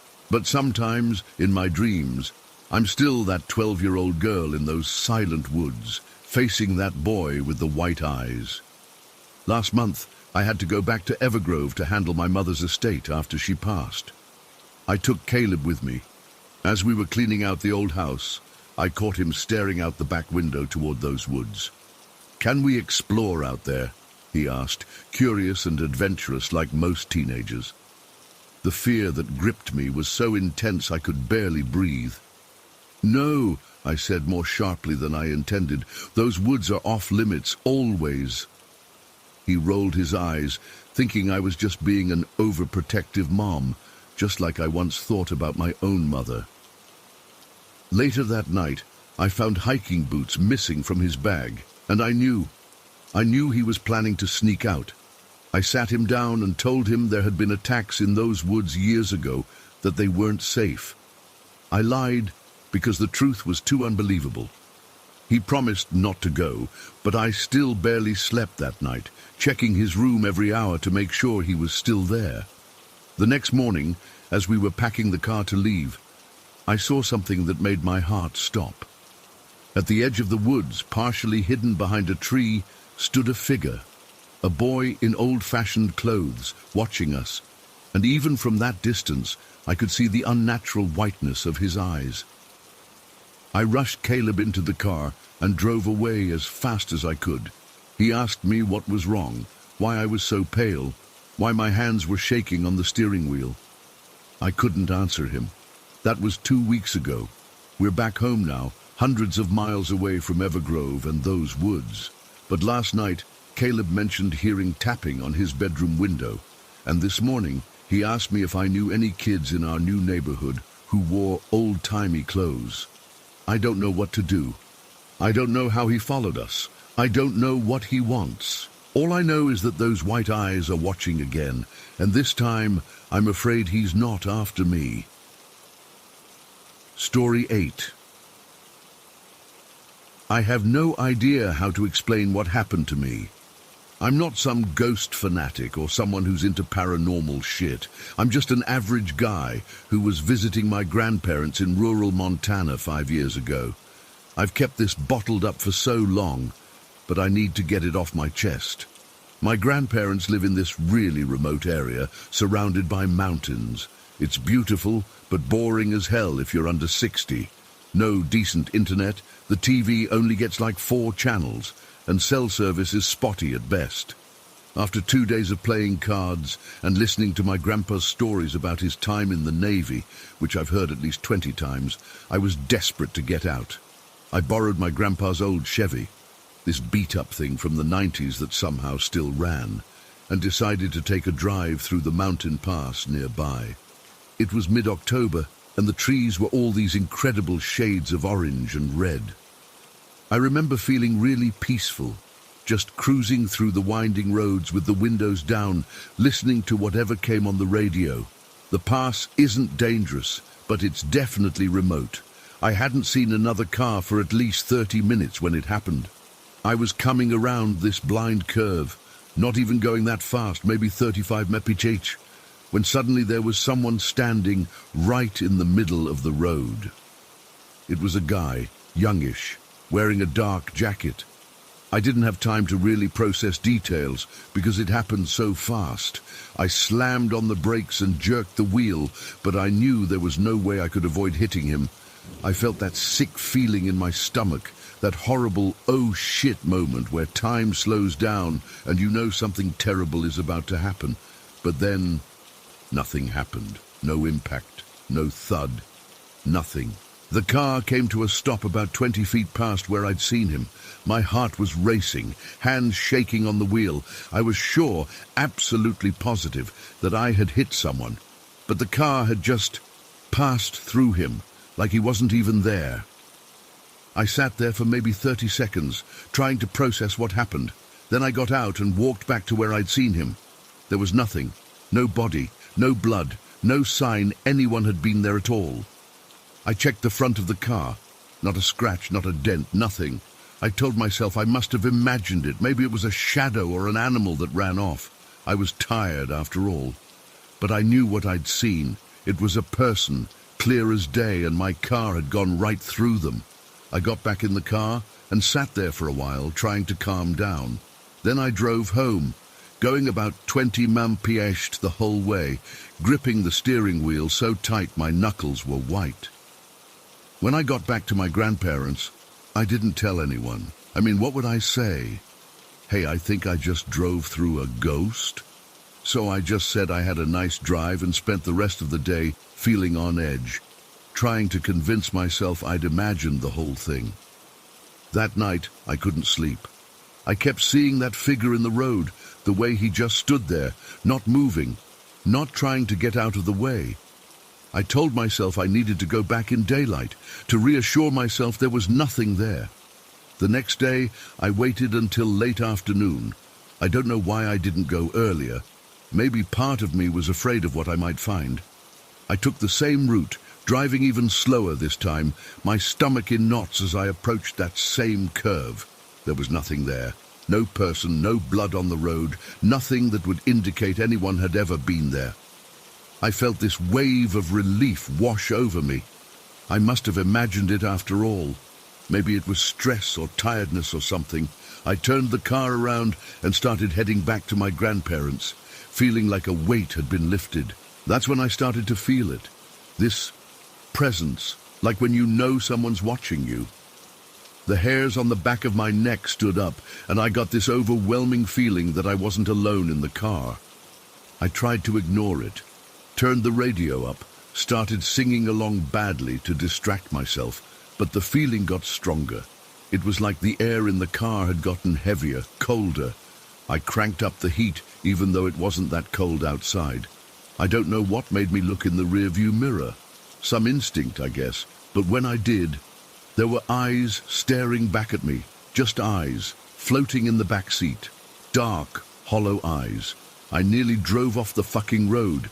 I jerked the wheel hard and had to swerve to stay on the pavement. When I looked again, they were still there, watching me. I've never been so terrified in my life.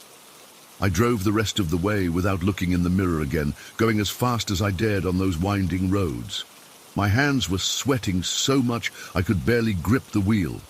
All I wanted was to get back to my grandparents' house, where there were other people, where it was safe. When I finally pulled into their driveway, I just sat there for a minute, engine running. I was afraid to turn around, afraid of what I might see. The car felt empty again, but I wasn't sure. I reached to turn off the ignition, and that's when I heard it. A voice, right next to my ear, so close I could feel the breath on my skin. You will die soon. I've never moved so fast in my life. I was out of that car in a second, practically falling onto the gravel driveway. I left the keys in the ignition, the door wide open. I just ran into the house. My mom was in the kitchen with my grandma. One look at my face, and she knew something was wrong. I was pale, shaking, probably looked like I'd seen a ghost, which I guess I had. She asked what happened, and it all came pouring out. The figure on the road, the eyes in the mirror, the voice. I couldn't stop shaking as I told them. My mum didn't believe me. She tried to be understanding, but I could see it in her eyes. She thought I was overreacting to a shadow or a deer or something. My grandma, though, she got this look on her face. She didn't say much, just that the mountains have a lot of history, and not all of it good. We were supposed to stay for 3 more days, but I couldn't do it. I begged to go home early. I told them I wasn't feeling well, which wasn't exactly a lie. My mom was annoyed but agreed. My grandpa drove his car back, and my mom drove me in the Chevy. I couldn't bring myself to get back in it. The whole drive home, I kept staring at the rearview mirror, waiting for those eyes to appear again. Nothing happened on the drive back. The car felt normal, empty. But once we got home and I had to drive it again, that feeling came back. Not as strong, but it was there, like something was lingering in the back seat, watching me, waiting. I wanted to sell the car, but I couldn't afford a new one. I was a broke college student with student loans and a part-time job that barely covered rent. So I was stuck with it. For weeks, I avoided driving at night. I never used the rearview mirror more than absolutely necessary. I'd blast music to drown out any potential whispers. After about a month of this, I was starting to think maybe I'd imagined the whole thing. The car felt almost normal again. Then one night, I was driving home from a late shift, and I glanced in the rearview mirror. The eyes were there again, just for a second and then gone, but it was enough to bring all that terror rushing back. That's when I did something I never thought I would do. I went to see a psychic. There's this woman who has a shop near my apartment. I'd walked past it 100 times and always rolled my eyes. But I was desperate. Her name was Madame Rose, probably not her real name, and her shop smelled like incense and old books. I felt ridiculous sitting across from her at this little table with a crystal ball and tarot cards, but I told her everything. She didn't laugh or look at me like I was crazy. She just nodded and said she needed to do a reading. She had me hold the car keys while she closed her eyes and held my other hand. After a few minutes, she opened her eyes and looked at me with this really serious expression. "There's a spirit attached to you," she said. "A young man who died in an accident on that mountain pass. He's angry, vengeful. He wants you to join him." She told me he was possessing my car, trying to cause an accident so I would die too. That's why he whispered that I would die soon. He was planning to make it happen. I'm not saying I fully believed her, but at that point, I was willing to try anything. She said she could cleanse the car and banish the spirit, but it would cost $300. It was a lot of money for me, but what choice did I have? She came to my apartment parking lot the next day with all these herbs and candles and a little bowl. She walked around the car, chanting and waving burning sage, sprinkling some kind of water on the seats. She spent almost an hour doing this ritual, and I stood there watching, feeling like an idiot, but desperately hoping it would work. When she finished, she told me the spirit was gone, but I should avoid mountain passes for a while. They can be doorways for spirits to return. I thanked her, paid her, and prayed I hadn't just wasted a third of my monthly income on some new age bullshit. But here's the thing. After that, the car felt different, lighter somehow. The heaviness, that feeling of being watched, was gone. I never saw those eyes in the mirror again. I never heard that whisper. It's been 5 years now. I've since sold that car and moved to a different state. I don't know if what happened was real, or if I had some kind of breakdown, or if Madame Rose's ritual was just an elaborate placebo that made me feel better. Maybe it was all in my head, but I know what I experienced. I know what I felt and saw and heard. And to this day, I avoid remote mountain passes. I don't drive through deep forests if I can help it, and I never ever look in my rearview mirror more than I absolutely have to. Sometimes when I'm driving at night and catch movement in my peripheral vision, my heart still stops for a second, and I wonder if he's still out there on that mountain pass, waiting for someone else to drive through him. Story 9. I'm still trying to understand what happened that night. It's been 3 months, and I can't stop thinking about it. I don't usually share personal stuff online, but I need to tell someone who won't just laugh it off like my mates did. I'm 17, and back in April, my mum and I had this massive row. It was about the usual stuff, me staying out late, not helping around the house enough, my grades slipping, but this time it escalated. I'd been going through some stuff, feeling pretty low, and she just wouldn't stop nagging. I snapped and said some horrible things I didn't mean. Next thing I know, she's screaming at me to get out and don't bother coming back tonight. I thought she was just being dramatic, but when I tried to go to my room, she blocked the stairs. I could see in her eyes she meant it. So I grabbed my jacket and phone, luckily it was charged, and slammed the door behind me. It was around 2 a.m. and I had nowhere to go. Most of my mates live with their parents and I didn't want to wake anyone up and explain what happened. I had about $30 in my account but no card on me, just my phone with Apple Pay. I wandered around for a bit, feeling sorry for myself, when I remembered Wickham Woods behind the council flats.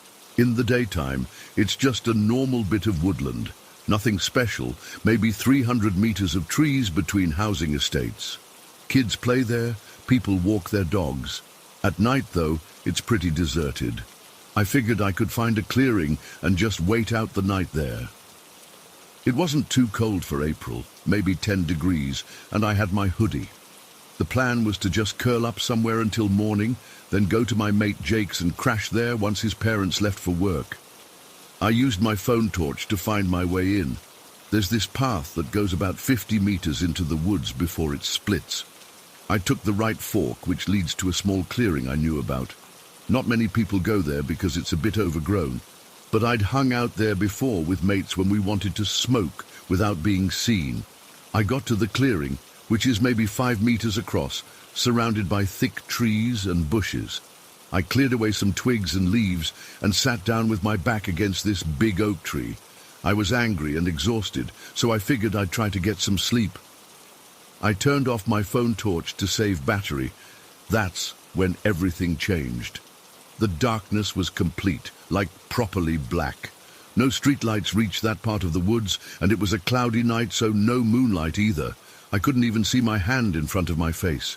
I closed my eyes and tried to relax, just listening to the normal night sounds, distant traffic, the odd fox bark, leaves rustling. Then I heard it. Footsteps. Heavy ones, like someone wearing boots, walking slowly through the undergrowth. At first I thought it was just some late-night dog walker, but the footsteps were circling the clearing, not walking past, but deliberately going around me in a circle. My heart started racing. I sat up straight and called out, "Hello? Someone there?" No answer. Just the footsteps, which suddenly got faster. Whatever it was began moving more quickly around the clearing, still in that perfect circle.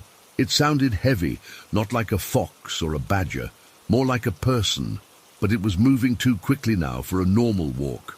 More like a jog, then faster still. I fumbled for my phone and turned on the torch again, pointing it toward the sound. Nothing, just trees and bushes. But the footsteps continued, getting faster and faster, circling me. That's when I heard the growl. It's hard to describe it properly. It wasn't like a dog or any animal I've ever heard. It was deep, like it came from something big, really big. It had this resonance to it, like you could feel it in your chest, and it sounded angry, threatening. I shouted, louder this time, "Who's there? This isn't funny!"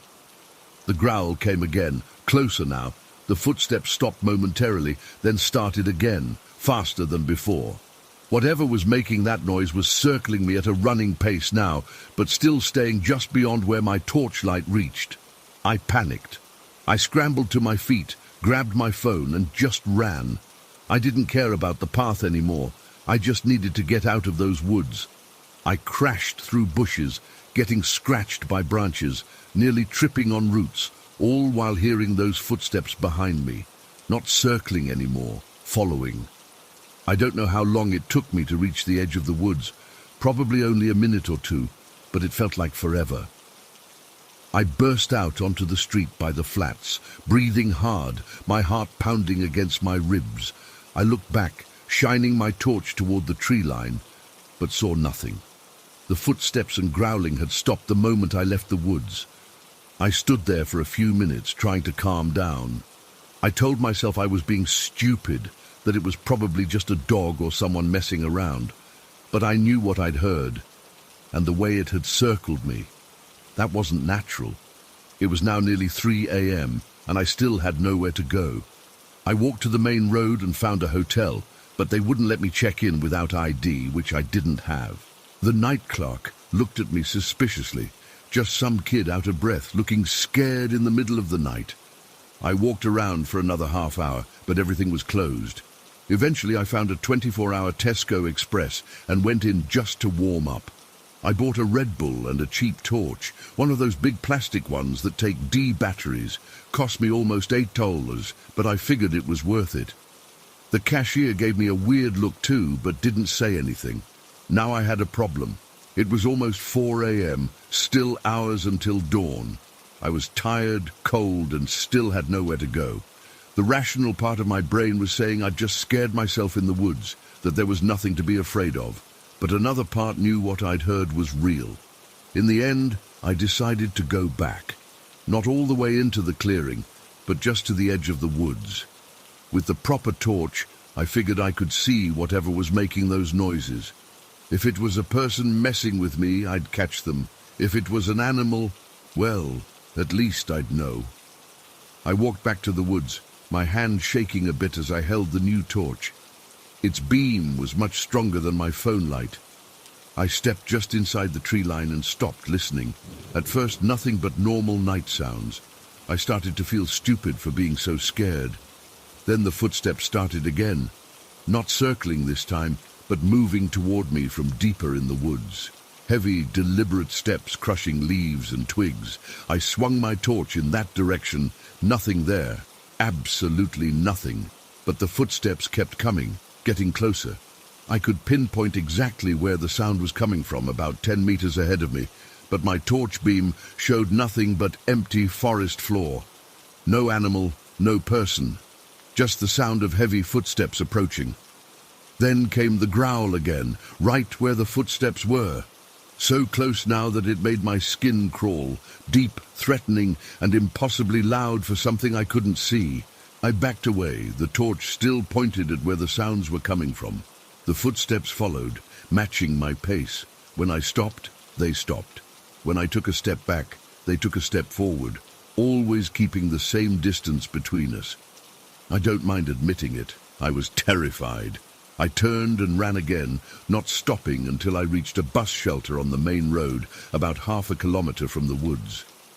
I sat there for the rest of the night, torch clutched in my hand, jumping at every sound. I didn't sleep at all. Morning came eventually. The first buses started running, people headed to work, the world returned to normal. In daylight, I felt embarrassed about being so scared. I considered just going home and apologizing to my mum, forgetting the whole thing. But I couldn't. I needed to know what was in those woods. I texted my friend Ellie, who lives nearby. She's always been into weird stuff. Ghost stories, paranormal videos, all that. I thought if anyone would take me seriously, it would be her. I didn't tell her everything in the text, just asked if she'd meet me at the woods. She arrived around noon. I looked a mess, tired, dirty from the woods, still wearing the same clothes. She was concerned but also excited when I told her what had happened. Typical Ellie, more interested in the idea of encountering something supernatural than worried about my state. "We should go back in," she said immediately. "I want to hear it too." I wasn't keen, but having someone with me made it seem less scary. We agreed she'd wait at the edge of the woods while I went back to the clearing. If I shouted, she'd come running. It seemed like a decent plan in the safety of daylight. So I went back in. The woods looked completely different in the day, just a normal bit of forest, dappled sunlight coming through the trees, birds singing. I felt stupid for being so scared the night before. I found the clearing again and stood in the middle feeling awkward. Nothing happened for several minutes. I was about to leave when I heard it. The growl, the exact same sound from the night before, deep, resonant, threatening, in broad daylight. I spun around looking for the source, but again there was nothing there. Just trees and bushes and empty air. The growl came again, even louder, like whatever was making it was right next to me. I could almost feel the vibration of it in my chest. "What do you want?" I shouted, my voice cracking a bit. No response except another growl, followed by the sound of footsteps moving around me. Just like the night before, they began circling, getting faster and faster. I ran, again, back to where Ellie was waiting, wide-eyed. "Did you hear that?" I gasped. She shook her head. "Hear what? I didn't hear anything." I stared at her, then back at the woods. The growling, the footsteps. It was so loud. "Tom, I didn't hear anything. Just you shouting, then running." We argued about it for a bit. She thought I was playing a prank on her. I knew I wasn't. In the end, she reluctantly agreed to come into the woods with me, but only to the edge of the clearing. We walked back in together. I was tense, expecting to hear the sounds again at any moment. When we reached the start of the clearing, I stopped and so did Ellie. "This is where it happened," I whispered. We stood in silence for a minute. Nothing. "See?" Ellie said. "There's nothing." The growl cut her off, loud, close, and unmistakable. I jumped and grabbed her arm. "There! Did you hear that?" Ellie looked at me like I was mad. "Hear what? There's nothing, Tom." As she spoke, the growl came again, and the footsteps started, circling us now, getting faster, just like before. "That!" I shouted. "The footsteps! The growling! It's right there!" I pointed to where the sounds were coming from. Ellie backed away from me. "Tom, there's nothing there. I can't hear anything except you shouting." I couldn't believe it. The sounds were so clear to me, so loud. How could she not hear them? The growl came again, right between us, and I flinched away from it. Ellie didn't react at all. She just looked increasingly worried, not about some invisible creature, but about me. "I think we should go," she said quietly, reaching for my arm. The footsteps were getting faster, the growling more frequent. Whatever it was, it seemed agitated by Ellie's presence, or maybe by the fact that she couldn't hear it. "Go," I agreed. "Let's go now." We turned and walked quickly back to the edge of the woods. The sounds followed us the whole way, stopping only when we reached the street. Ellie was watching me carefully, concern written all over her face. "Tom, I think you need to get some sleep," she said. "You were out all night. You're exhausted. Your mind is playing tricks on you." I wanted to believe her. I really did. But I knew what I'd heard was real. It wasn't in my head. It couldn't be. Ellie convinced me to go home and apologize to my mum. The argument seemed trivial after what I'd experienced. Mum was relieved to see me. She'd been worried sick, calling around, trying to find me. We made up and I went straight to my room and crashed for about 15 hours. When I woke up, I almost convinced myself it had all been some weird dream or hallucination from being too tired. Almost. But I know what I heard. In the dark and in broad daylight, something was in those woods, something that could make sounds but couldn't be seen, something that only I could hear. I haven't been back to Wickham Woods since that day. I avoid even walking past them if I can. Sometimes at night, I think I can hear that growl again, very faintly, like it's calling to me from a distance. I keep my curtains closed and my music on. I don't expect anyone to believe me. Ellie certainly didn't, and she stopped bringing it up after I got upset the last time we discussed it. But I know what I experienced was real. Something was in those woods, something that shouldn't exist, and for some reason it was focused on me. Sometimes I wonder if it's still there, circling that clearing, waiting for me to return. Other times I wonder if it's found someone else to torment. All I know is I'll never set foot in those woods again. Not for anything. Story 10. I still get goosebumps thinking about that night at the School of Infantry. It's been 7 years since I left the Marines, but some experiences stick with you no matter how much time passes. I've never been the type to believe in ghost stories or any of that supernatural crap.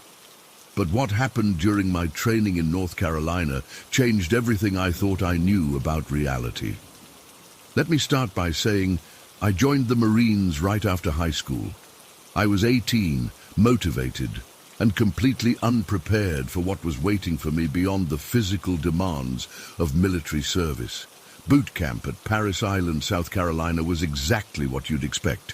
Brutal, exhausting, and designed to break you down to build you back up as a Marine. It was during my 3rd week at boot camp when I had my first weird experience. I was assigned fire watch from 2:04 a.m., which basically means standing guard while everyone else sleeps. Fire watch sucks. You're already sleep-deprived from training, and then you have to stay alert for 2 hours in the middle of the night. I was patrolling outside our barracks when I noticed something strange in the sky. At first, I thought it was just a star, or maybe a helicopter, but then I realized it was an orb of light, about the size of a basketball, hovering maybe 30 feet above one of the administrative buildings. I stood there staring at it for maybe 20 seconds. It didn't move like any aircraft I'd ever seen. It was completely silent and seemed to pulse slightly. Then in an instant, it dropped straight down and disappeared into the roof of the building, just gone. I blinked hard, rubbed my eyes, and looked again. But there was nothing there. I told myself I was just tired and seeing things. When morning came, I didn't mention it to anyone, because the last thing I needed was my drill instructors thinking I was losing my mind. Fast forward to 2 months later. I'd graduated boot camp and was shipped to the School of Infantry, SOI, at Camp Geiger, North Carolina. SOI is where they teach you actual combat skills after boot camp. The training is intense, but not as psychologically brutal as boot camp. We were about halfway through the program when our combat instructor, Staff Sergeant Miller, gathered us for a briefing before we headed to the grenade range for a 3-day training exercise. The grenade range was located in this remote wooded area of the base. The facility itself was just a few small concrete buildings surrounded by dense forest, with various training stations spread throughout. As Miller was going through the standard safety procedures, he paused and got this weird look on his face. "One more thing," he said, his tone changing. "You might see or hear some strange shit out there, especially at night. Just ignore it and focus on your training." We all kind of laughed, thinking he was just messing with us. Marines are always trying to scare the new guys with bullshit stories. One of the guys in my squad, Rodriguez, asked what he meant. Miller just shook his head. "Just stay alert. That place has a history." That night, after spending the day learning grenade handling and practice throwing dummy grenades, we settled into our assigned barracks. The building was old, probably from the W2 era, with peeling paint and that musty smell old military buildings always have. Each squad took turns on fire watch, with 2 Marines on duty for 2 hours at a time. Around 0300, I was woken up by Johnson and Patel, who had just finished their fire watch shift. They were whispering loudly, clearly agitated. "I'm telling you, I saw her clear as day," Johnson was saying. "Saw who?" I asked, sitting up on my rack. Johnson jumped, not realizing I was awake. "This little girl, man, she came running out of the woods wearing this white dress. I thought maybe she was lost, but then she just disappeared. Like 1 second she was there, and the next she wasn't." Patel nodded. "I saw her too. She ran right into our perimeter and then vanished. It was fucked up. I thought they were just messing with me, trying to scare the squad with some ghost story they'd made up." "Yeah, right. You guys are full of shit," I said, rolling back over to try and get some sleep. But the next night, 2 other Marines on fire watch reported the same thing. And the night after that, another pair. Always the same description: a little girl in a white dress running from the woods toward our barracks, then vanishing. By this point, everyone was on edge. We weren't supposed to have our phones during training, but some guys had snuck them in, and they started looking up information about the area. Rumors spread that the grenade range was built on the site of an old settlement and that a little girl had died there decades ago. Staff Sergeant Miller overheard some of this talk and shut it down immediately. "Cut the ghost story bullshit and focus on your training," he snapped. But I noticed he didn't actually deny anything, which only made everyone more freaked out. On our last night at the range, the weather turned bad. A massive thunderstorm rolled in, with rain coming down in sheets and lightning cracking overhead. We were supposed to head back to the main base the next morning, but the storm was making everyone tense. Around 2200, 10 p.m., Staff Sergeant Miller came into our barracks looking pissed. "Listen up, we've got a situation. Someone reported seeing people moving around the perimeter of the range. Probably just some idiots from another unit messing around, but we need to secure the area. Everyone's on fire watch tonight until 0400. Grab your rain gear and form up outside in 5 minutes. We all groaned, but quickly got moving. Being out in a thunderstorm all night was nobody's idea of fun. We broke into teams of 3 and were assigned different areas to patrol. Me, Thompson and Garcia got the sector near the access road that led back to the main part of the base.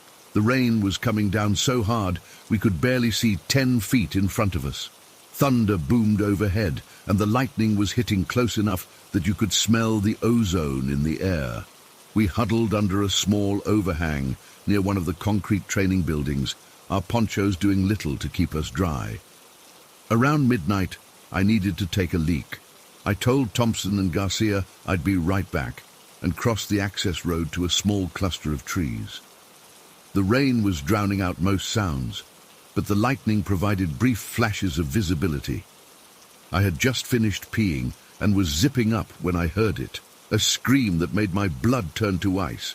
It wasn't like any human scream I'd ever heard. It started as a high-pitched wail and then got deeper, more guttural, almost like it was transforming from a child's voice to something older, something wrong. I froze, my heart pounding in my chest. The scream came again, louder this time, seeming to come from everywhere and nowhere at once. I turned to run back to Thompson and Garcia, but my boots slipped in the mud and I fell hard, face first into a puddle.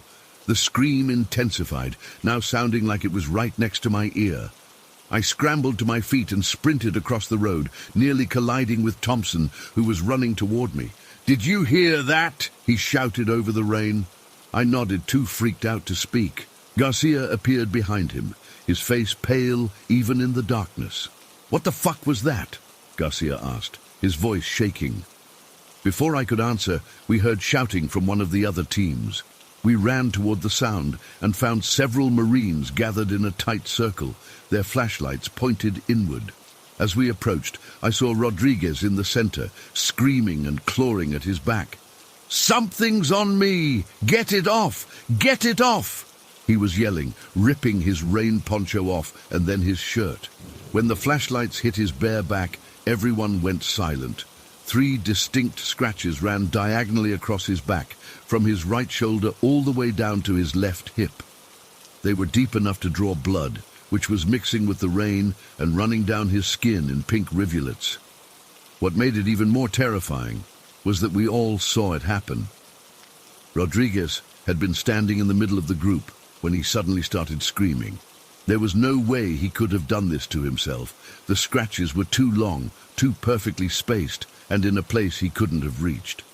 And we were all watching him when it happened. Staff Sergeant Miller pushed through the group, took one look at Rodriguez's back, and immediately called for a corpsman. His face had gone completely white. "Everyone back to the barracks now. Move, move," he ordered. As we hurried back, I swear I saw something out of the corner of my eye, a small figure in white standing at the edge of the woods. But when lightning flashed again, there was nothing there. Back in the barracks, Rodriguez was treated by a corpsman who couldn't explain the scratches either. They were perfectly straight, evenly spaced, and looked like they'd been made by something with claws. Miller got on the radio, and within an hour, trucks arrived to transport us back to the main base, storm or no storm. We weren't spending another minute at that range. The next day, Miller gathered us together and gave us a very clear warning. What happened last night doesn't leave this unit. If anyone asks, Rodriguez fell into some brush during the storm. That's the official report. Understood? We all nodded, but everyone knew what we'd seen. Over the next few days, some of the guys with smuggled phones did more research. Apparently, the area where the grenade range is located used to be a small rural community before the Marine Corps expanded the base in the 1940s. According to local legend, a young girl went missing in those woods in 1938 and was never found. Some stories said she was murdered, others that she got lost and died of exposure. About a year after I got out of the Marines, I was flipping through channels and came across this show called Haunted Highway with Jack Osborne. The pilot episode was about hauntings at military bases, and there it was, our grenade range at Camp Geiger. They interviewed former Marines who'd had experiences similar to ours, including sightings of a little girl in a white dress. I've tried to rationalize what happened that night. Maybe Rodriguez scratched himself somehow and was too panicked to realize it. Maybe the screams were just some kind of animal in the woods. Maybe we were all just tired and stressed and imagining things. But deep down, I know what I saw, what we all saw. And sometimes, late at night when I can't sleep, I still hear that scream, starting high and childlike, then transforming into something else entirely, something that doesn't belong in this world. I don't know what happened to that little girl in the woods all those years ago, but whatever it was, she's still there, and she's angry. Story 11. Nur Soong. I've never really told anyone the full story about what happened in Tinkley Park when I was 13. It's been almost 15 years now, but I still get this sick feeling in my stomach whenever I think about it. A few people know bits and pieces, but I always leave out the worst parts because I'm afraid they'll think I'm crazy or making it up. I'm still not sure what we saw that day, but I know it was real. We all saw it. I grew up in Westridge, which is basically the wrong side of the tracks in our town. Our neighborhood wasn't the worst, but we definitely weren't rich. Most of us lived in these small, run-down houses that all looked the same: faded siding, cracked driveways, yards that nobody had the time or money to keep up with. But we had Tinkley Park right behind our neighborhood, and that made up for a lot. The park itself was pretty standard: a couple of rusty swing sets, a slide that burned your legs in the summer, and some picnic tables where the high school kids would hang out at night. But beyond the actual park was this massive stretch of woods that seemed to go on forever. During the day, the woods were our playground. We built forts, played hide and seek, and pretended we were explorers discovering new lands. But there was this unspoken rule among all the kids in the neighborhood: you didn't go into the woods after dark. Ever. There were always stories about the woods. My mum would tell me not to go too deep because I might get lost. Other parents warned about ticks and poison ivy, but the kids had our own stories about strange people living out there, homeless guys who'd kidnap you, or some kind of monster that only came out at night. You know, typical scary stories kids tell each other. It was May, I think, right before school let out for summer. Me and my friends, there were 6 of us total, were hanging out at the park after school. There was me, Sophia, my best friend Jenna, the twins Mike and Andy, Devon, who lived 2 doors down from me, and this kid Carter, who was always trying to prove he wasn't scared of anything. We were bored, just sitting on the swings, complaining about final exams and talking about our summer plans. Carter was the one who brought it up. He said his older brother told him there was this clearing deep in the woods that no kid had ever reached before. According to the story, if you went far enough, you'd find this hidden pond with crystal clear water. "We should find it," Carter said, like it was no big deal. "Be the first ones to actually see it." "It's probably not even real," Jenna said, rolling her eyes. She was always the practical one. "Are you scared?" Carter taunted, and that was all it took. Nobody wanted to be the chicken. I remember checking my watch, one of those plastic digital ones with a light-up face. It was around 4:30, so we had plenty of daylight left. I wasn't worried about getting caught in the dark. What could possibly happen in broad daylight? "Let's do it," I said, and everyone looked at me with surprise. I was usually the cautious one, but something about that day made me feel brave, or stupid. Same thing, I guess. We headed into the woods, following the main trail that everyone used. It was wide and obvious, trampled down by years of kids playing. But after about 10 minutes, Carter pointed to a smaller path veering off to the right. "This way," he said confidently, even though I doubted he actually knew where he was going. The smaller trail was harder to follow. Branches kept hitting us in the face, and tree roots seemed to reach up from the ground just to trip us. The woods seemed to get thicker with each step, the trees growing closer together until the sky was just little patches of blue between the leaves. I remember the exact moment when things changed. We'd been walking for maybe 10 minutes on this smaller path when Devon stopped suddenly. "Guys, does it seem different to you?" he asked, looking around. He was right. The air felt heavier somehow, like right before a thunderstorm. It was quieter too. No birds chirping, no squirrels rustling through the underbrush.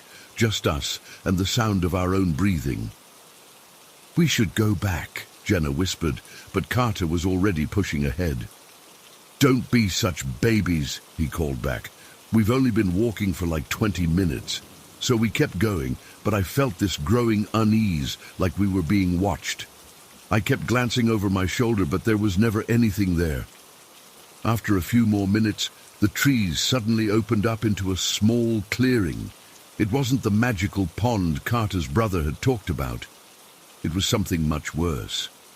In the middle of the clearing was what looked like someone's home, but not a normal home. It was like a homeless camp, but more permanent and disturbing. There was a ring of stones with charred wood inside, obviously a fire pit that had been used many times. Around it were car seats, actual seats ripped out of vehicles, arranged like furniture. Food wrappers and empty cans were scattered around, some fresh-looking and some faded and rusted. The worst part was the personal touches. There were things hanging from the trees, not just like practical stuff, but decorations. Old CDs that caught the light and spun slowly in the breeze. What looked like a child's backpack hung from one branch. A few stuffed animals, dirty and missing eyes or limbs. "Somebody lives here," Mike whispered, stating the obvious. I felt sick. This wasn't some random homeless person passing through. This was established, permanent. Someone had been living here for a long time, watching our neighborhood, watching us play in the woods. "We need to go," I said, my voice so tight it barely sounded like me. "Like, right now." Nobody argued. Even Carter looked freaked out. We all turned to head back the way we came, trying not to run but walking very, very fast. That's when Devon froze, pointing up at something in the trees ahead of us. What is that?" I followed his finger and felt my entire body go cold. Hanging from a branch about eye level, swinging gently in the breeze, was a dead kitten. It wasn't just dead. It was deliberately placed there, hanging by what looked like fishing line tied around its middle. Its little head was slumped forward, eyes closed. It couldn't have been dead more than a day. For one horrible second, we all just stared at it, unable to process what we were seeing. Then Jenna screamed, this high-pitched wail that seemed to break whatever spell had frozen us in place. We ran, all of us at the same time, turned and sprinted back the way we'd come. I don't think I've ever run so fast in my life. Branches whipped at my face and arms. I tripped over roots and rocks, scraping my hands and knees, but I didn't stop. None of us did. The worst part was that I could have sworn I heard something behind us. Not footsteps exactly, but movement. A rustling that wasn't just the wind, breathing that wasn't just my friends, gasping for air as we ran. I don't know how long we ran. It felt like forever. My lungs were burning, my legs turning to jelly, but pure fear kept me going. Somehow we found the main trail again and kept running until we burst out of the woods back into the park. We didn't stop until we reached Jenna's house, which was closest to the park. We tumbled through her front door, all of us talking at once, crying, trying to explain to Jenna's mom what we'd seen. She must have thought we were crazy at first, 6 kids hysterical about a dead cat and a campsite. But something in our faces must have convinced her this wasn't just kids making up stories. She called the police. I remember sitting on Jenna's couch, my hands still shaking as we waited. Her mom gave us juice and cookies like we were little kids, but none of us could eat. We just sat there, jumping at every noise, convinced that whoever lived in those woods was going to come after us for discovering their hideout. When the police finally arrived, they took our statements separately. I tried to explain exactly what we'd seen, but the officer kept interrupting with questions that made it seem like he thought we were exaggerating. Are you sure it was deliberately placed there? Could it have been a dog or some other animal? Are you sure it wasn't just trash from hikers? They sent officers into the woods to check it out while we waited. I remember staring at the clock on Jenna's wall, watching the minutes tick by. It took them almost an hour to come back. When they did, their expressions told us everything before they even spoke. They hadn't found anything. We followed the path you kids described, one officer explained to all of us and our parents who had been called to come pick us up. We found evidence that you 6 had been there. Footprints, some broken branches, but there was no campsite, no fire pit, no car seats, no trash, and definitely no, he hesitated, looking at our faces, no dead animal. No one believed us. Not really. The police suggested that maybe we'd seen an old campsite that had been mostly reclaimed by nature and our imaginations had filled in the rest. As for the kitten, they hinted that we'd probably seen a clump of leaves or a plastic bag caught in the trees, and in our panic, we'd mistaken it for something else. The official line was that we were to stay out of those woods from now on because there might be bears. Bears. As if we didn't know that was complete BS. Our parents were split. Half of them seemed to believe we'd seen something genuinely disturbing, and half thought we'd scared ourselves with our own imaginations. But they all agreed on one thing: we were forbidden from going into the deep woods again. For the rest of that summer, none of us went back to the woods. We stuck to the park, always in sight of houses, always within shouting distance of adults. The 6 of us didn't talk about it much, but when we did, our stories never changed. We all saw the same thing. We all remembered the same details. By the time school started again in the fall, the incident had faded somewhat. Life went on. We grew up, eventually went to different high schools, drifted apart like kids do. I never went deep into those woods again. Never. To this day, I get anxious even walking on the main trail. It was years later, when I was in college, that I came across an article about something called time slips. The idea that sometimes, for reasons nobody understands, a person can step through a thin spot between realities, either into the past or into some parallel version of our world. The article described people who had walked down familiar streets only to find buildings that no longer existed, or entered shops that, when they returned later, had been closed for decades. Reading that article gave me chills, because it was the first explanation I'd ever encountered that made any sense of what happened to us that day. What if the 6 of us had somehow slipped into something else, some other version of our woods? What if that campsite existed in another reality that somehow overlapped with ours for just a little while? It would explain why the police found nothing. It would explain the strange, heavy feeling in the air. It would explain the silence. But it also raises a question that still keeps me up at night sometimes. If we accidentally stepped into another reality, did whoever lived in that campsite know we didn't belong there? Were they watching us the whole time? Was that dead kitten a warning, placed there deliberately to scare us away? And worse, what if that thin spot between worlds is still there in those woods? What if it's still possible to slip through? I moved away from my hometown after college, and I've never been back. I've lost touch with most of those friends. But Devon and I still talk occasionally, and neither of us has ever changed our story. We know what we saw. We know it was real, even if it wasn't real in this world. Sometimes I wonder if I should go back, try to find that spot again, maybe set up cameras or something. But then I remember the feeling of being watched. I remember the dead kitten swinging gently in the breeze. And I know that whatever is in those woods, whether it's a person, a monster, or just some crack between realities, it's better left alone. Because the woods have boundaries for a reason, and some things should stay on their side. Story 12. I still can't sleep well, even though it's been 2 weeks since that day at Blackwater Manor. I know I should probably talk to someone professional about this, but I'm worried they'll think I'm making it up, or that I'm crazy. So I'm writing it all down here instead. I'm 17, and I've lived in this small coastal town my whole life. Everyone here knows about the abandoned Blackwater Manor. It's basically our local legend. The huge old house sits about 40 minutes outside town, deep in the forest at the end of this overgrown road. It belonged to some rich European family back in the 70s, but they all disappeared or died or something. The stories vary depending on who's telling them. For as long as I can remember, spending a night at the manor has been like a rite of passage for teenagers here. My older brother did it when he was my age, and now it was my turn.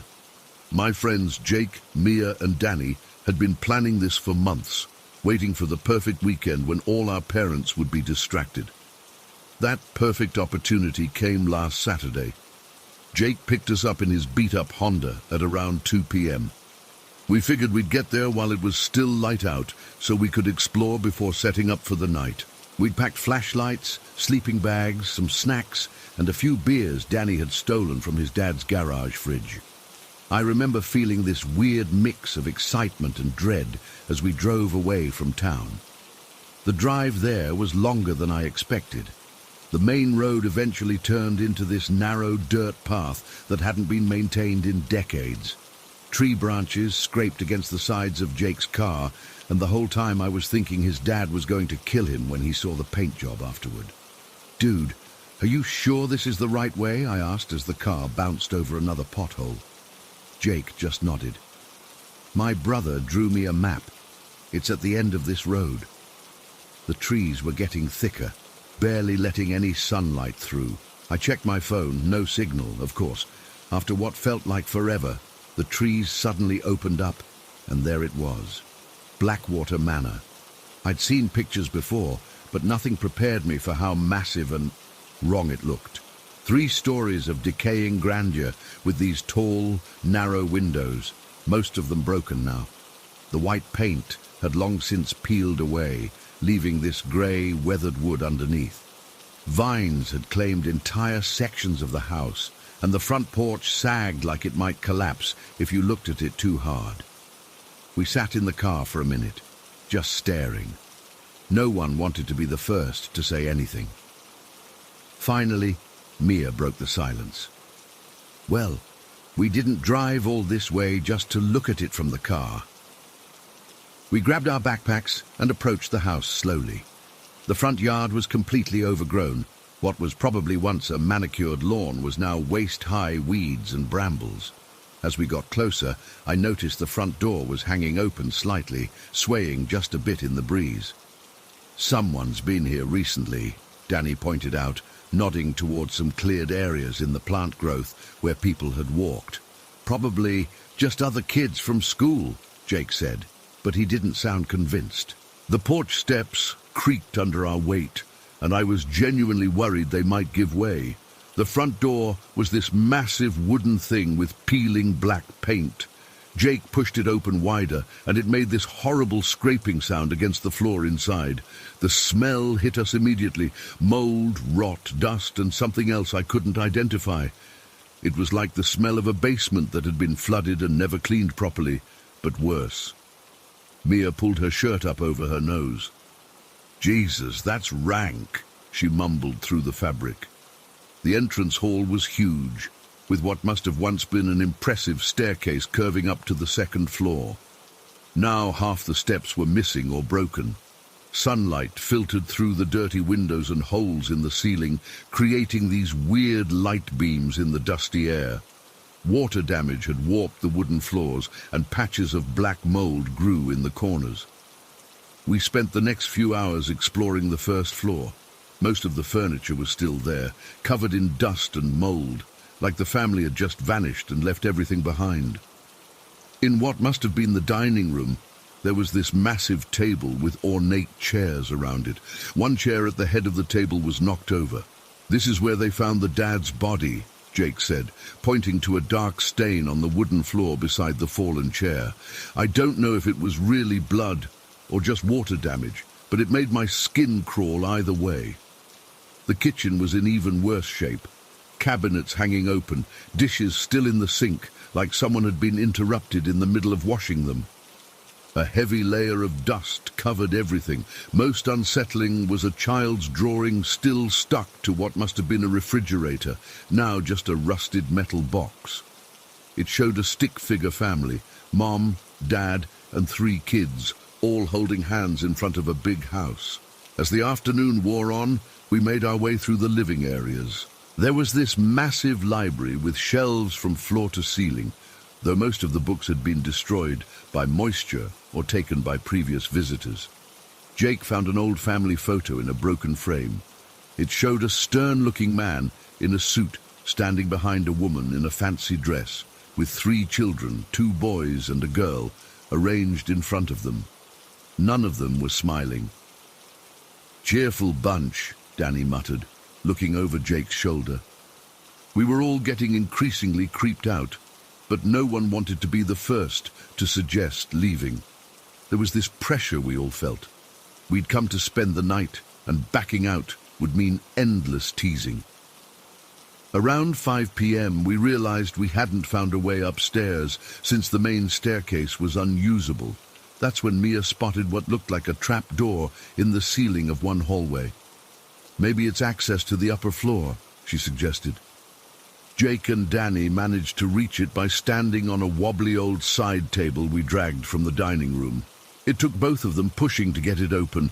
The wood had swollen from moisture, and it clearly hadn't been used in decades.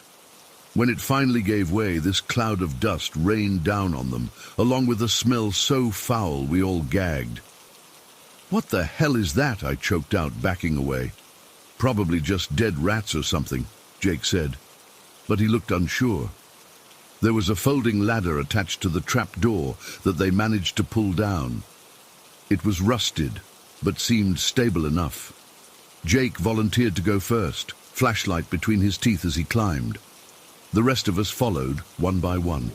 The second floor was in even worse condition than the first. The ceiling had collapsed in several places, letting in rain that had destroyed most of the rooms. The hallway floor felt spongy underfoot, and I was genuinely worried we might fall through. We found what must have been the master bedroom, a huge room with a rotting 4-poster bed still made up with moldy, disintegrating sheets. The adjoining bathroom had a clawfoot tub with something dark staining the porcelain. The children's rooms were down another hallway. 2 rooms that must have belonged to the boys were first, one with faded blue wallpaper peeling off in sheets, the other with what looked like model airplanes still hanging from the ceiling on fishing line, now just sad lumps of moldy material. The girls' room was at the end of the hall. The door was closed, unlike the others. When Jake pushed it open, I felt this weird reluctance to step inside. The room was smaller than the boys', with pink wallpaper and a small bed against one wall. A rotting teddy bear sat on the pillow, its glass eyes somehow still shiny and watchful. What really caught my attention was the built-in wardrobe. It was this massive wooden structure taking up one entire wall, with intricate carvings around the edges. The doors were partially open, and inside I could see a few decaying dresses still hanging. I'm not sure what made me do it, but I walked over to examine the wardrobe closer while the others looked around the rest of the room. Something about the way it was built seemed off. The back panel didn't quite match the sides. "Hey guys, look at this," I called out, pushing aside the rotting clothes. I pressed against the back panel, and to my surprise it moved slightly. "I think there's something behind here."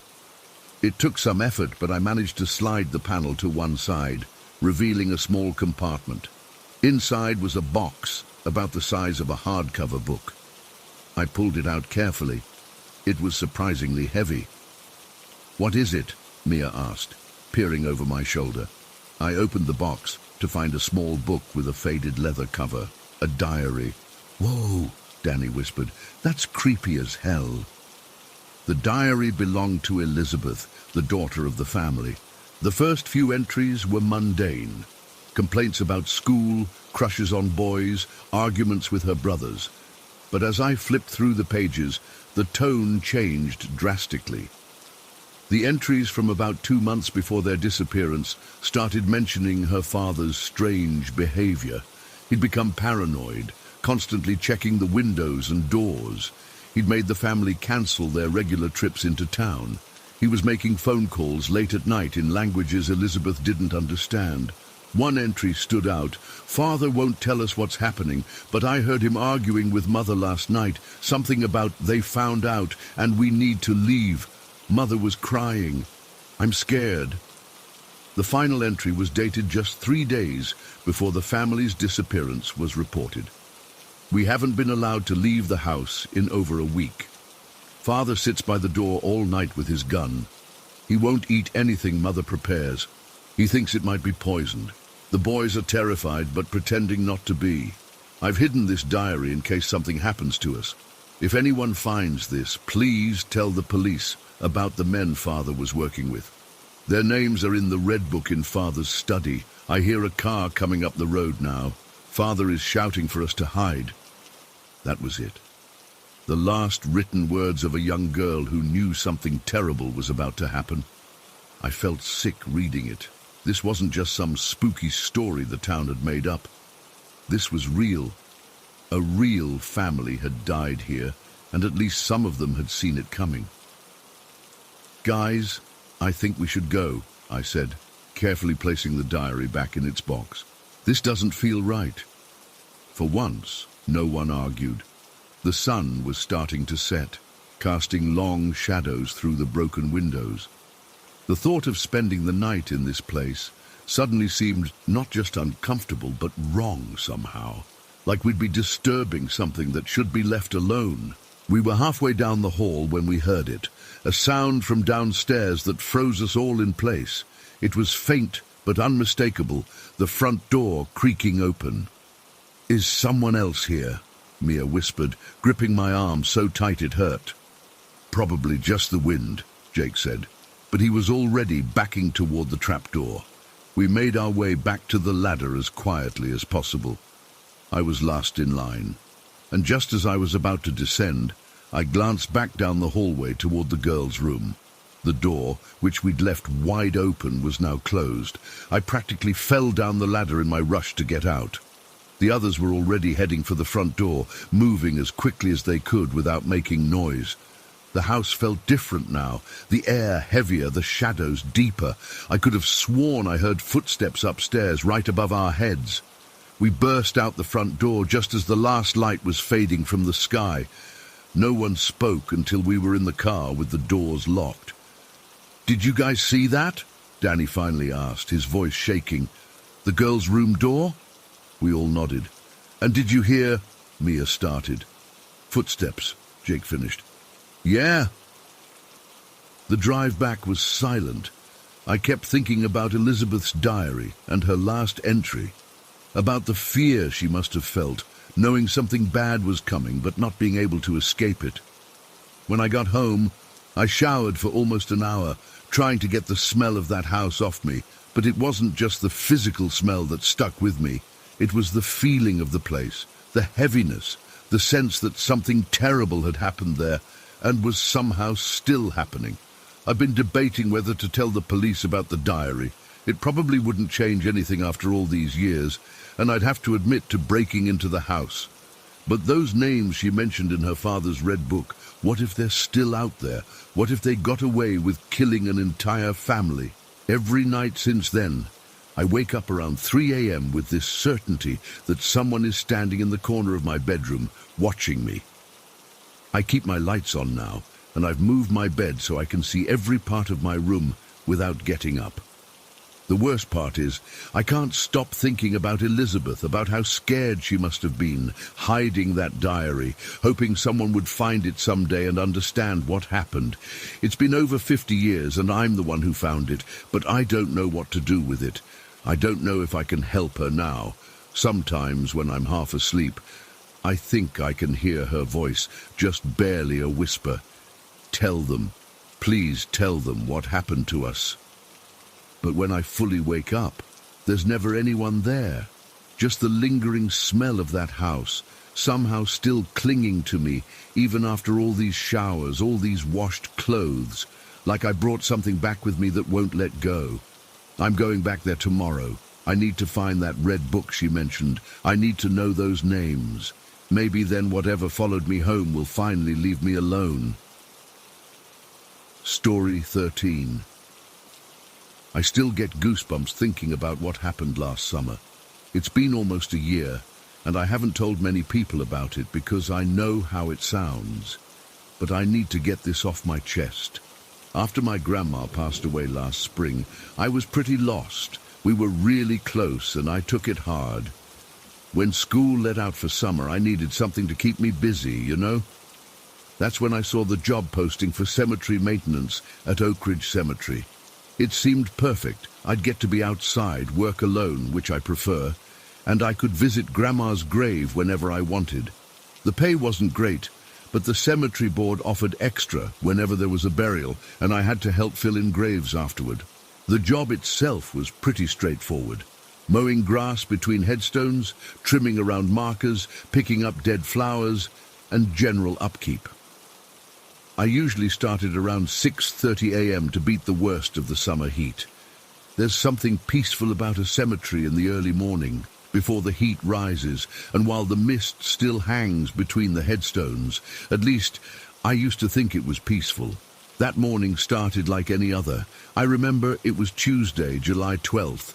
I'd been working at the cemetery for about 3 weeks by then. I parked my beat-up Honda by the maintenance shed, grabbed my water bottle and work gloves, and headed toward the section I needed to clean up that day. The mist was especially thick that morning, one of those heavy summer fogs where you can barely see 20 feet ahead. I was walking along the main path when I noticed a figure up ahead through the fog. It looked like someone walking a dog. My first thought was that it might be my grandpa.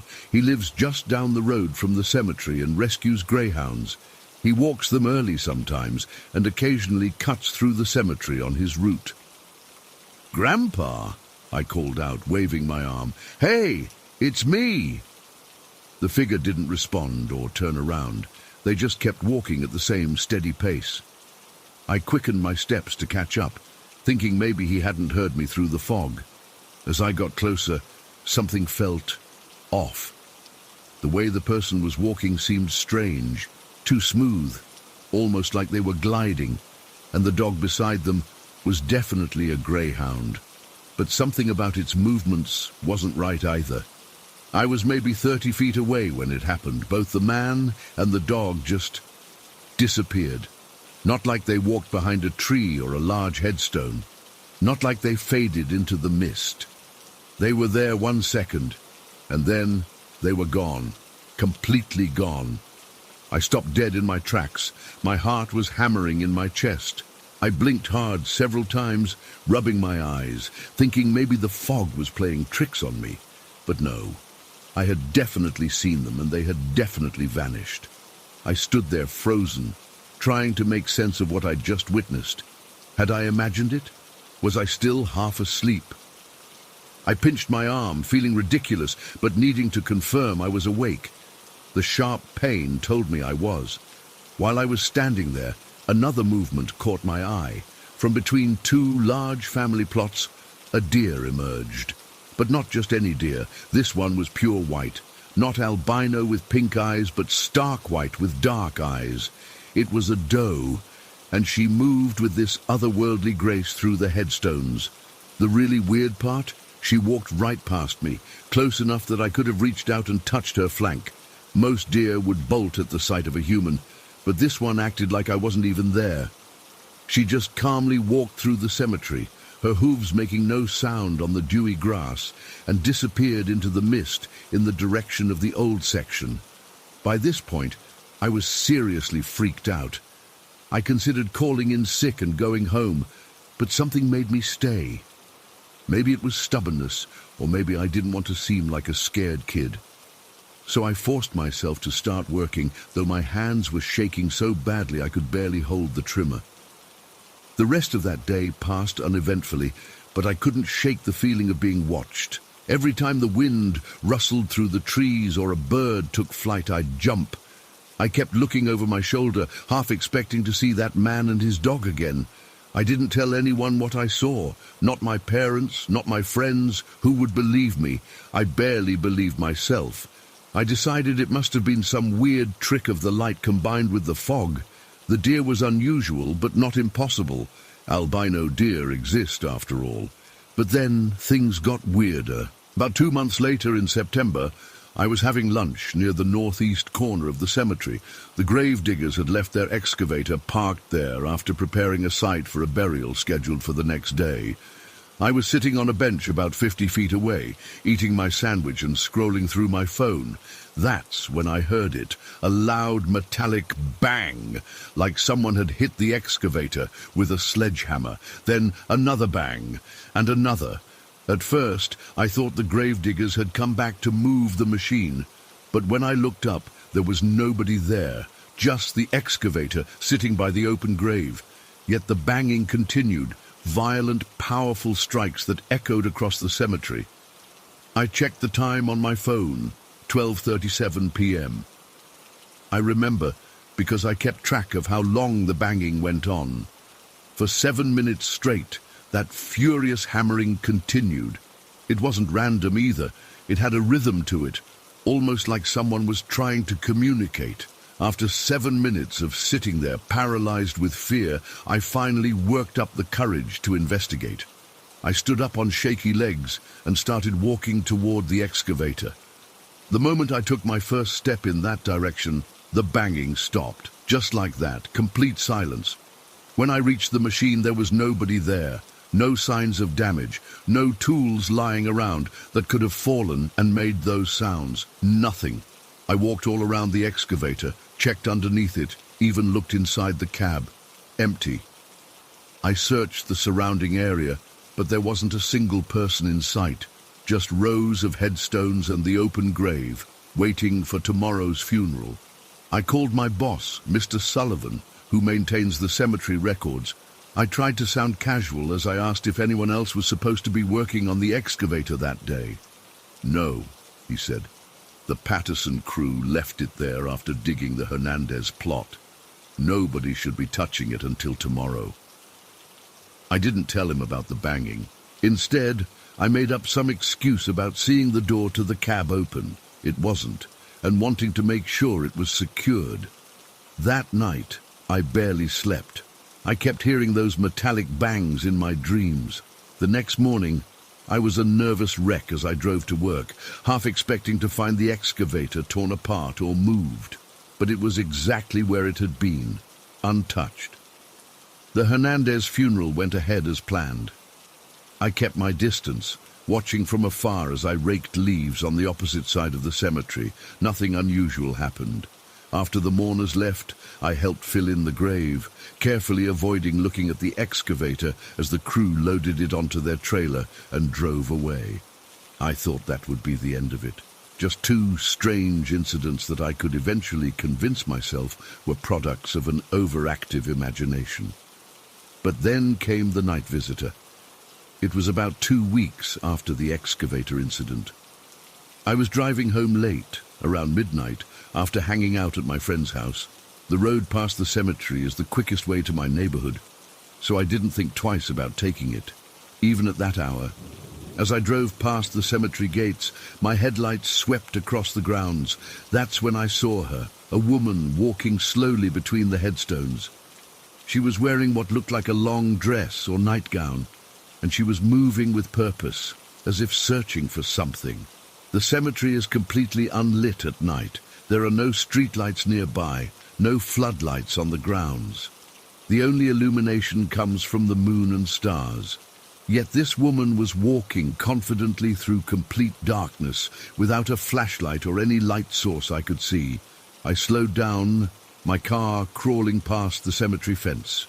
The woman never looked up at the sound of my engine or the sweep of my headlights. She just continued her methodical path through the graves. I pulled over, killing my engine but leaving my headlights on, pointing them toward where I'd seen her. Part of me was afraid she was a lost, elderly person who might need help.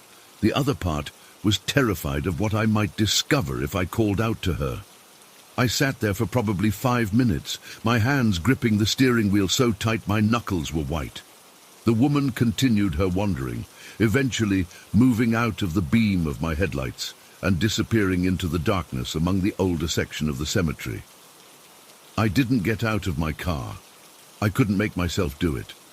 Instead, I started my engine and drove home as fast as I legally could, checking my rearview mirror the entire way, as if expecting to see her following me.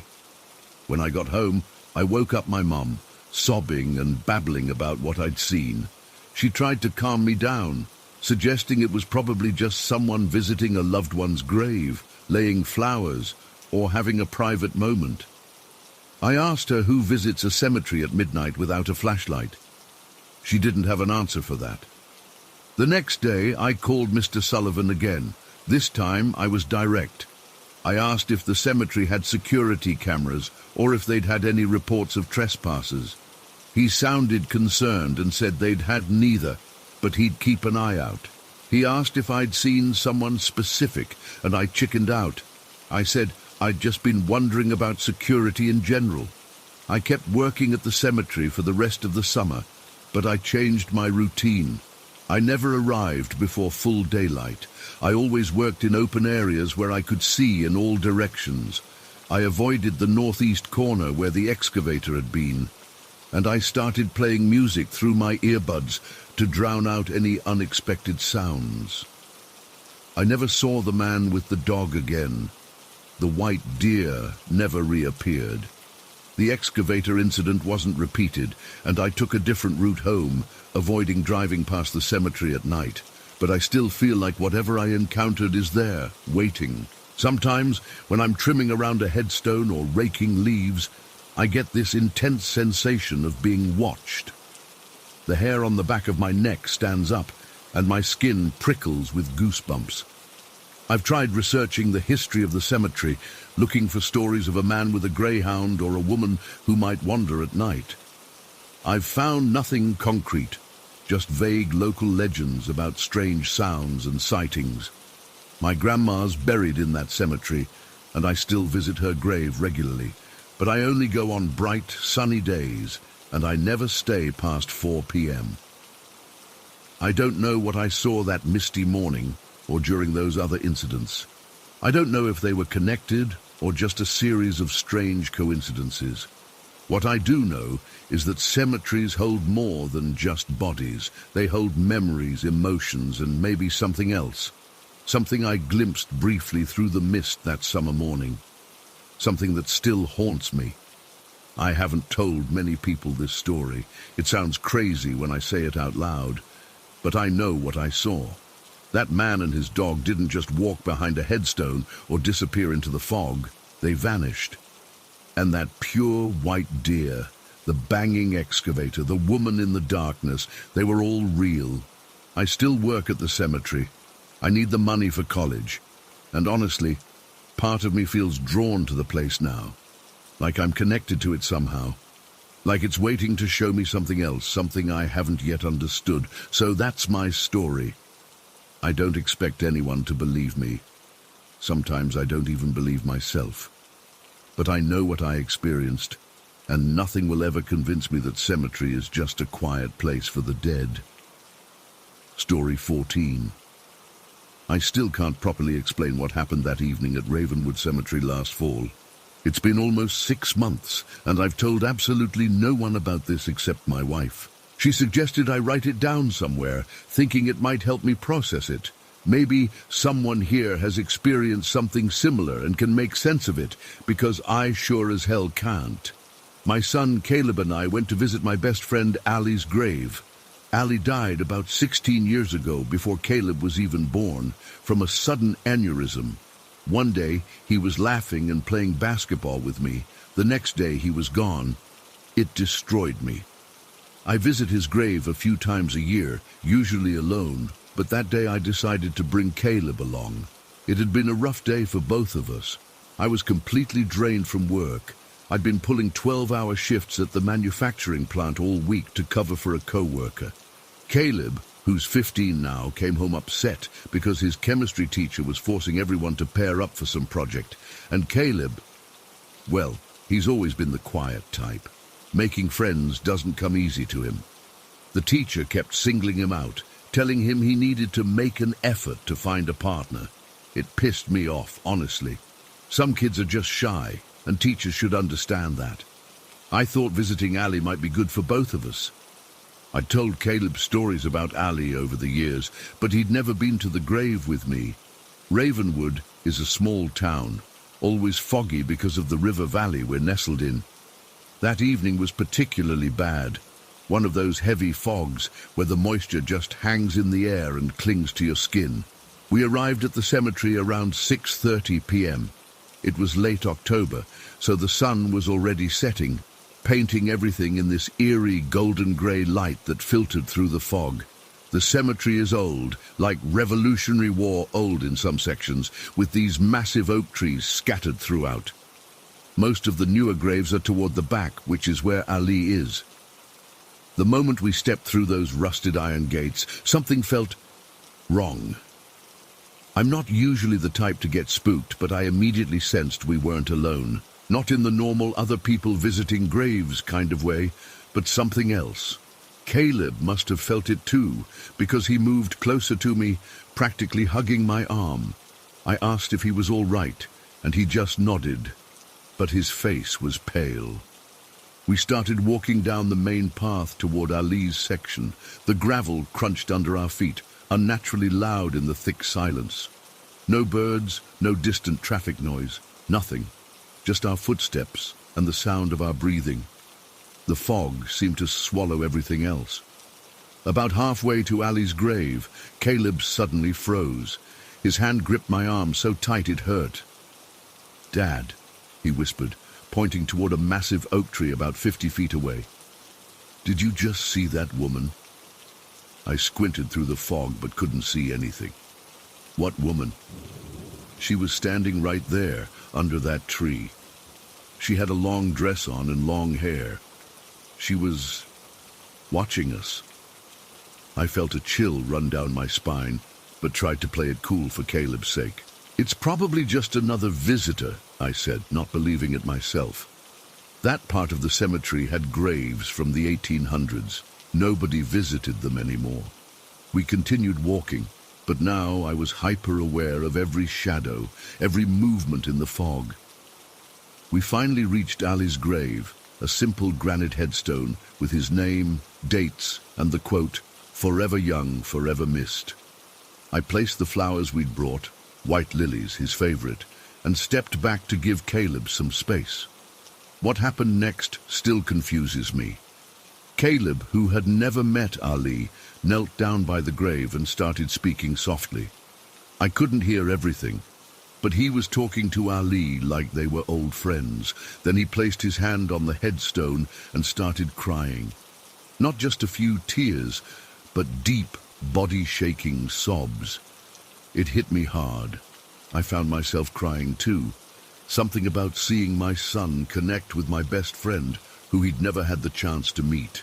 It broke something open inside me. After a few minutes, Caleb stood up and wiped his eyes.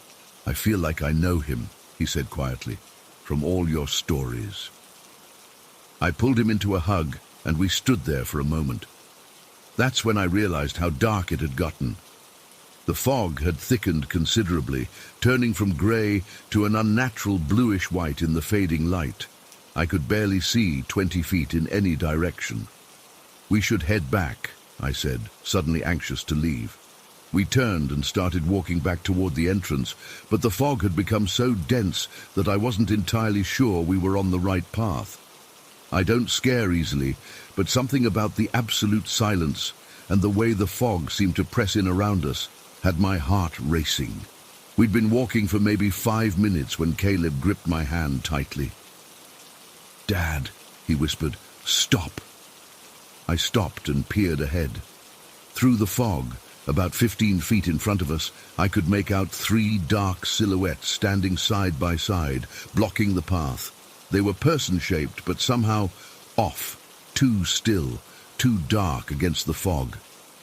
I couldn't make out any features, just these black, vaguely human outlines. "Hello?" I called out, my voice sounding muffled in the thick air. "Excuse us, we're just heading to our car." No response, no movement, just those 3 figures standing there. I was about to call out again when Caleb did something completely out of character. My shy, quiet son stepped forward and shouted, "Leave us alone! Get out of our way!" His voice echoed through the cemetery, but the figures remained motionless. I grabbed Caleb's shoulder, ready to pull him back and find another path, when he suddenly seized my hand. "We need to run, Dad," he said, his voice trembling but determined. "Now!" Before I could respond, he yanked me forward and to the right, pulling me off the path and into the grass between gravestones. We were running blind through the fog, Caleb somehow leading with certainty, even though I couldn't see more than a few feet ahead. Gravestones loomed out of the fog like ghosts, and I nearly tripped several times. As we ran, I started hearing whispers. They seemed to come from all around us, soft and unintelligible, like dozens of people having hushed conversations just at the edge of hearing. I thought I was imagining it, until Caleb said, "Don't listen to them, Dad, just keep running." I don't know how long we ran or how Caleb knew which way to go. The cemetery isn't that big, but in the fog, with no visible landmarks, we could have been running in circles for all I knew. My lungs burned, and sweat soaked through my shirt despite the cold evening air. Finally, miraculously, the silhouette of the parking lot gate appeared through the fog. Our car was one of only 2 left in the lot. I fumbled for my keys, hands shaking so badly I dropped them twice before managing to hit the unlock button. That's when I saw her. About 30 feet away, standing perfectly still by a small gravestone, was a woman in a long, old-fashioned dress. Her brown hair hung down past her waist, and she was staring directly at us with an intensity I could feel even through the fog. Her face was pale, too pale, and even from that distance I could tell there was something wrong with her eyes. They seemed too dark, too hollow. "Dad," Caleb whispered, "that's her, the woman I saw by the tree." I stood frozen, keys in hand, as she slowly raised one arm and pointed directly at Caleb. My entire body went cold, like I'd been dunked in ice water. Without thinking, I shoved Caleb toward the car and urged him to get in. I've never started a car faster in my life. The engine roared to life, and I slammed it into reverse, then drive, peeling out of that parking lot like we were being chased by the devil himself. Maybe we were. As we sped away, I glanced in the rearview mirror. The fog had parted slightly, and I could see all 4 of them standing at the cemetery gate, the woman and those 3 shadow figures, watching our car disappear down the road. We drove in complete silence for about 10 minutes before Caleb finally spoke. "Dad, who was that woman?" "I don't know," I answered honestly. My hands were still shaking on the steering wheel. "She wanted me to stay," Caleb said quietly. "When I was at Ali's grave, I heard her voice. She said I belonged there with them." A chill ran through me. "You never told me that. I thought I was imagining it until I saw her again." He paused. "Dad, how did I know how to get back to the car? I don't even remember deciding which way to run. That question has haunted me for months. How did my son, who had never been to that cemetery before, navigate us through dense fog directly to our car? How did he know to run when I was still trying to reason with those, whatever they were? And what did they want with him?" When we got home, neither of us mentioned what happened to my wife. We both silently agreed to keep it between us.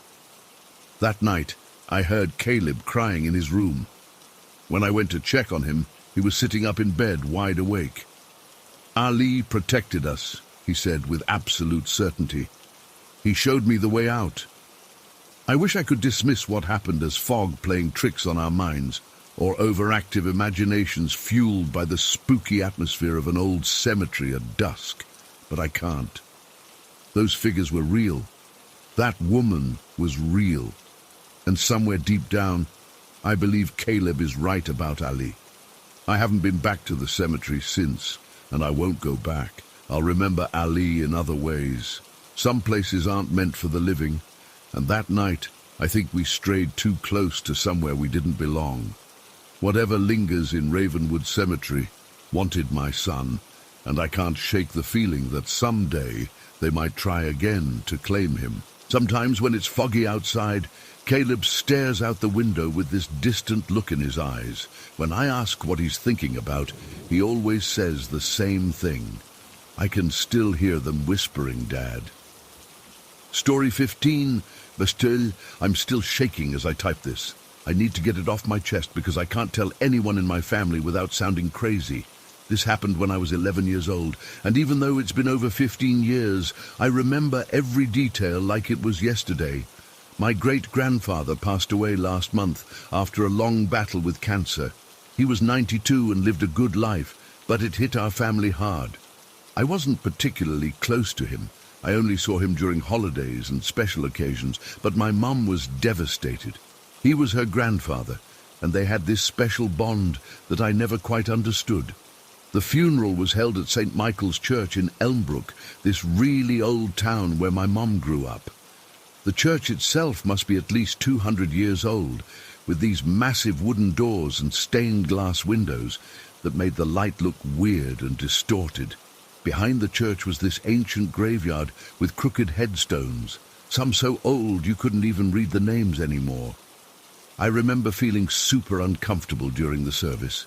It was my first funeral, and seeing adults cry made me anxious. My mum kept squeezing my hand too tight, and the priest's voice echoed through the church in this creepy way. I kept staring at the coffin, trying to process that my great-grandfather was actually in there. After the service ended, everyone walked out to the graveyard for the burial. It was a cold day, not freezing, but that kind of damp cold that gets into your bones. The grass in the graveyard was overgrown in spots, and some of the headstones were literally sinking into the ground. I kept my head down as we walked, partly out of respect, but mostly because I was counting the cracks in the path to distract myself. That's when I saw it. Something glinted between two graves, just a quick flash that caught my eye. My mom was talking to my aunt, both of them crying, and nobody was paying attention to me. I don't know what came over me, but I just had to see what it was. I've always been drawn to shiny things, rings, chains, watches, even though my mom never let me wear jewelry, said it wasn't appropriate for a boy my age. I walked over, pretending I was just looking at the headstones, and saw a ring half buried in the dirt. It wasn't anything fancy, just a simple gold band with some kind of weird pattern etched into it. Without thinking, I picked it up and slipped it into my pocket. It felt cold, way colder than it should have been, but I didn't think much of it at the time. "Come on, we're leaving," my mom called, and I quickly rejoined her as we walked toward the exit. After the burial, we all went to my great-aunt's house for this gathering thing. The adults were sharing stories about my great-grandfather while eating those little sandwiches with the crusts cut off. I was bored out of my mind and kept reaching into my pocket to touch the ring, rolling it between my fingers. It still felt unnaturally cold, even after being in my pocket for over an hour. For some reason, I started feeling guilty, like really guilty. My stomach was turning, and I felt like everyone could somehow see through my pocket and knew what I'd done. I don't know why I did it, but I went up to my mom as she was talking to some relatives I barely knew. "Mom," I said quietly, "I found something at the graveyard." She looked down at me, annoyed at being interrupted. But then her expression changed when I pulled out the ring. Her face went completely white, not just pale, white, like all the blood drained from it in an instant. She grabbed my wrist so hard it hurt and dragged me into the kitchen, away from everyone else. "Where did you get this?" she hissed, her voice shaking. "I found it on the ground between two graves," I said, suddenly terrified by her reaction. "You never take anything from a graveyard," she said, her voice barely above a whisper, but somehow scarier than if she'd been screaming. "Do you understand me? Never. That's someone's property. That belongs to the dead." I started crying, partly because she was scaring me and partly because I realized I'd done something really wrong. "I'm sorry," I kept saying. "You need to get rid of it right now," she said. "Right this second. Go outside and throw it away. Far away." I nodded, wiping my nose on my sleeve. She didn't even tell me not to do that, which is how I knew how serious this was. My mom was always correcting my manners. I went outside alone. The sun was already setting, and the street was quiet. There was a storm drain at the curb, with water running through it from the rain the day before. I stood over it, took one last look at the ring, the pattern almost seemed to move in the fading light, and dropped it in. I watched it tumble into the water and get carried away into the darkness. I swear, I felt lighter the moment it left my fingers, like some weight had been lifted off me. When I went back inside, my mum was watching from the window. She nodded once, like, "Good job," and that was the end of it. We didn't talk about it again. A few hours later, we finally headed home. I was exhausted from the emotional roller coaster of the day. The funeral, stealing the ring, my mum's reaction, getting rid of it. All I wanted was to change out of my uncomfortable dress clothes and play some video games to forget everything. In my room, I started changing. Out of habit, I emptied my pockets before throwing my pants in the laundry basket. And there it was, the ring. The exact same ring I had watched disappear into the storm drain hours earlier. I actually screamed, but immediately covered my mouth with my hand. My heart was hammering so hard I could feel it in my throat. I picked it up with shaking fingers, and it was even colder than before, like it had been sitting in a freezer. "You should never take anything from a graveyard." My mum's words echoed in my head. I was terrified. How was this possible? I watched it wash away. There was no way it could be back in my pocket, but there it was, the same gold band with the same weird pattern that now looked almost like faces, tiny, contorted faces etched into the metal. I couldn't tell my mom. She was already emotionally drained from the funeral, and I was afraid she'd think I'd kept it on purpose. But I knew I had to get rid of it, properly this time. I quickly put on fresh clothes, stuck the ring deep in my pocket, and told my mum I was going to Ryan's house down the street.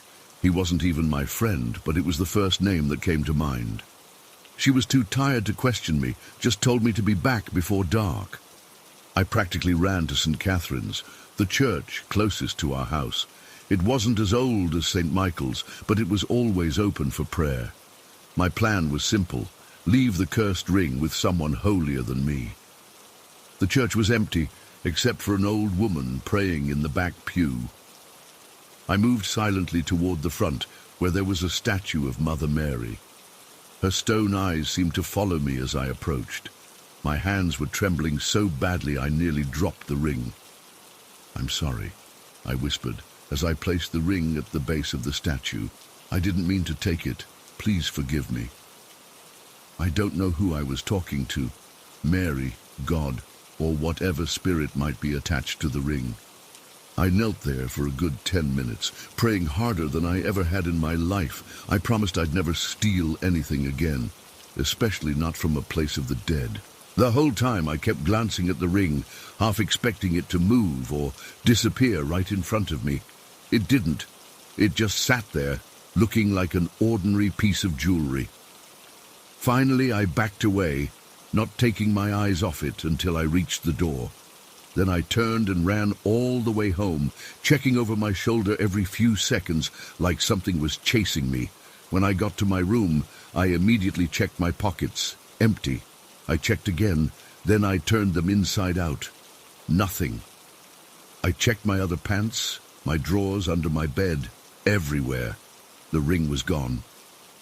I slept with my light on that night, and the next night, and for about 2 weeks after. Nothing strange happened after that. The ring didn't reappear. No ghosts haunted me.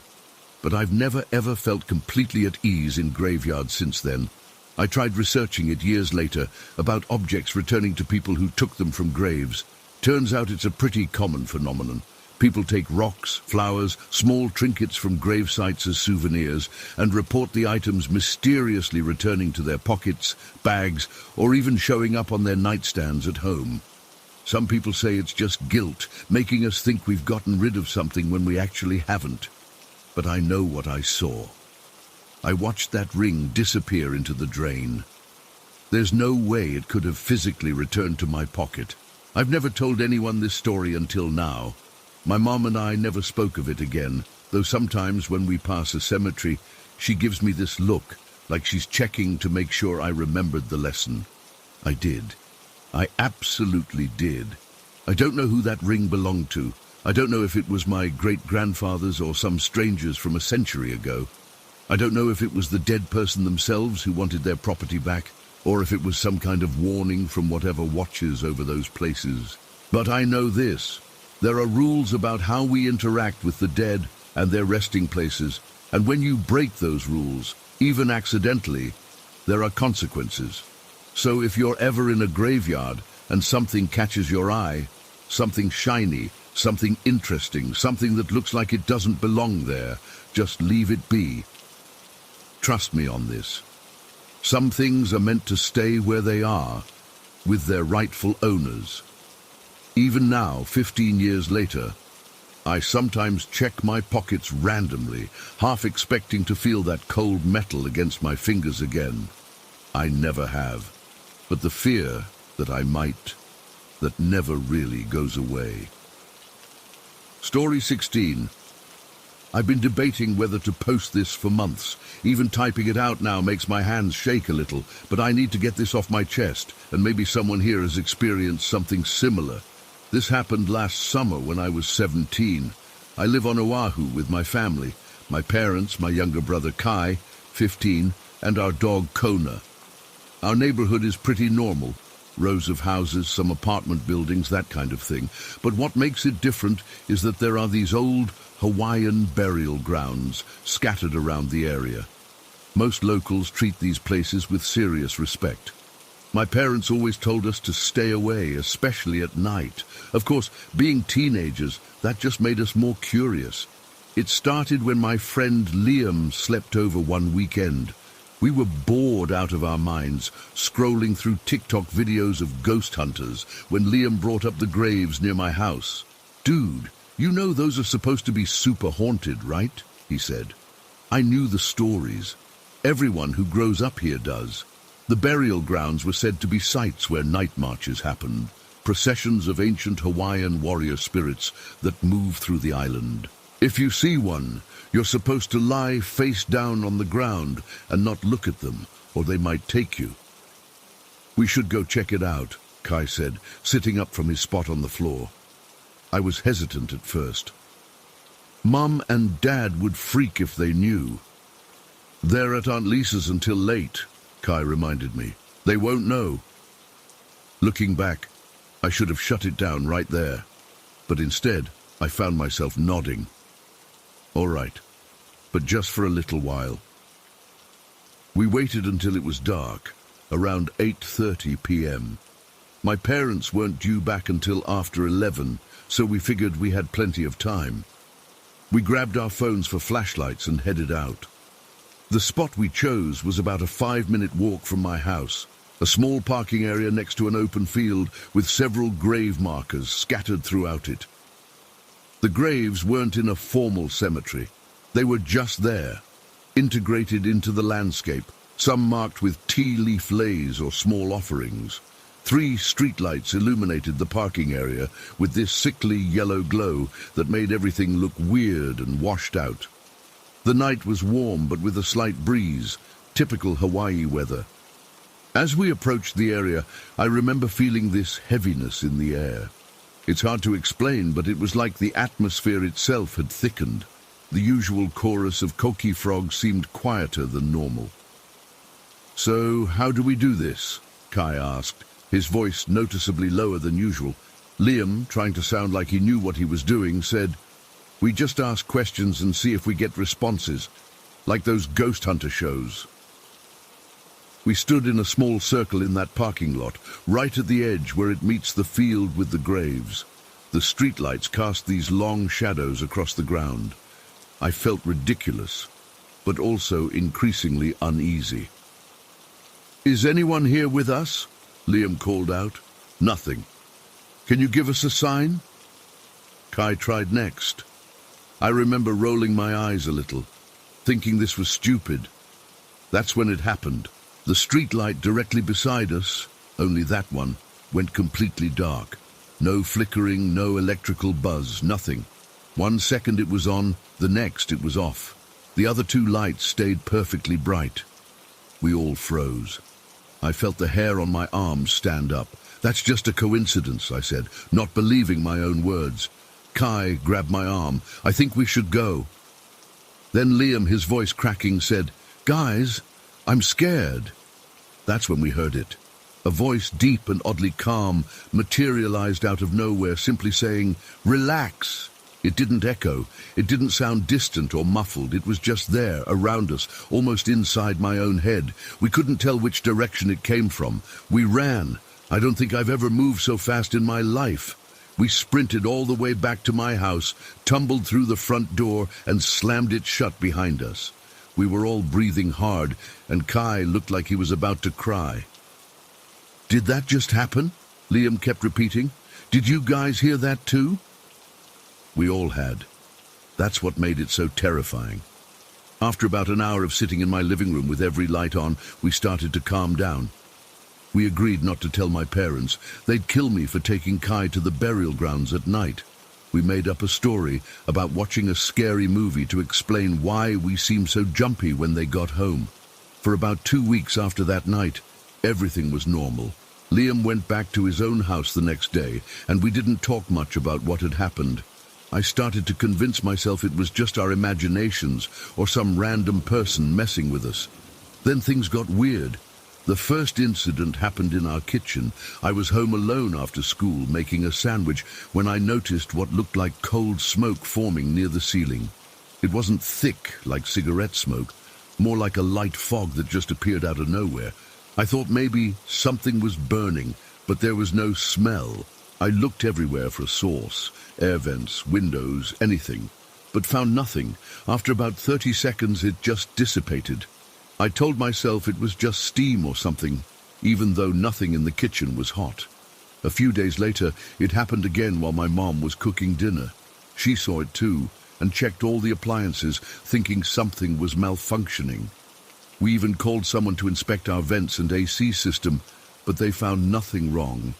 Then I started waking up in the middle of the night. Always between 2 and 4 a.m., I'd jolt awake to find my bedroom lights on. Not just my lamp, but the overhead light too. I know. I turned them off before going to bed each night. I've never been afraid of the dark or needed a nightlight. The first couple of times, I figured maybe I'd been too tired and forgotten. But after the 5th time, I knew something else was happening. One night, I decided to test it.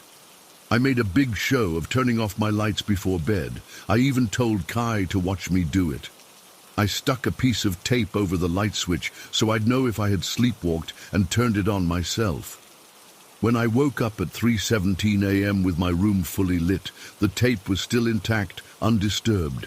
Kona, our dog, started behaving strangely too. She's normally super chill, a 7-year-old golden retriever who spends most of her time sleeping. But she began barking at our back door at night, not the usual "there's an animal outside" bark, but a deep, threatening growl, followed by these desperate barks that sounded almost like screams. When we'd check, there was never anything there. One night I caught her standing in the hallway, her eyes fixed on a point near the ceiling, her hackles raised, just growling softly. When I approached her, she backed away from whatever she was looking at, never taking her eyes off that spot. I felt cold walking through that exact area, even though the rest of the house was warm. Things continued escalating. Objects in my room would move slightly, not dramatically flying across the room like in movies, but just enough to notice. My phone charger, which I always leave on my nightstand, would be on the floor in the morning. A glass of water would shift positions overnight. My school backpack would be unzipped when I was sure I'd closed it. About a month after our visit to the burial grounds, I was home alone doing homework in my room. My parents had taken Kai to his baseball practice, and Kona was at the vet for her annual checkup. The house was completely silent, except for the faint hum of my laptop fan. I felt it before I heard anything, this pressure change in the room, like when an airplane descends too quickly and your ears need to pop. Then came a smell I couldn't identify, earthy, like wet soil, but also strangely sweet. I looked up from my computer screen and nearly had a heart attack. That cold smoke or fog was back, but this time it was slowly taking shape in the corner of my room. Not a clear human shape, more like a thickening in the air that had purpose. It moved slightly, swirling in on itself, growing denser in some areas. I couldn't move. I literally could not make my body respond. My mouth went completely dry, and my heart was pounding so hard I could hear it. Then my desk lamp flickered. Not like there was an electrical issue. It dimmed and brightened in a rhythmic pattern, almost like it was pulsing to a heartbeat. 3 pulses, pause, 3 pulses, pause. I finally managed to find my voice and whispered, "What do you want?" The smoke shifted again, and I swear it moved toward me just slightly.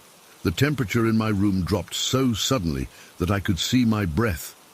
My desk chair, the one I was sitting in, rotated slightly to the left, with me in it. Just about 15 degrees, but enough that I was now facing directly at the smoke formation. I heard it then, not as clear as that night at the burial grounds, but unmistakable. A whispered word that seemed to come from the smoke itself. Respect. In that moment, my paralysis broke.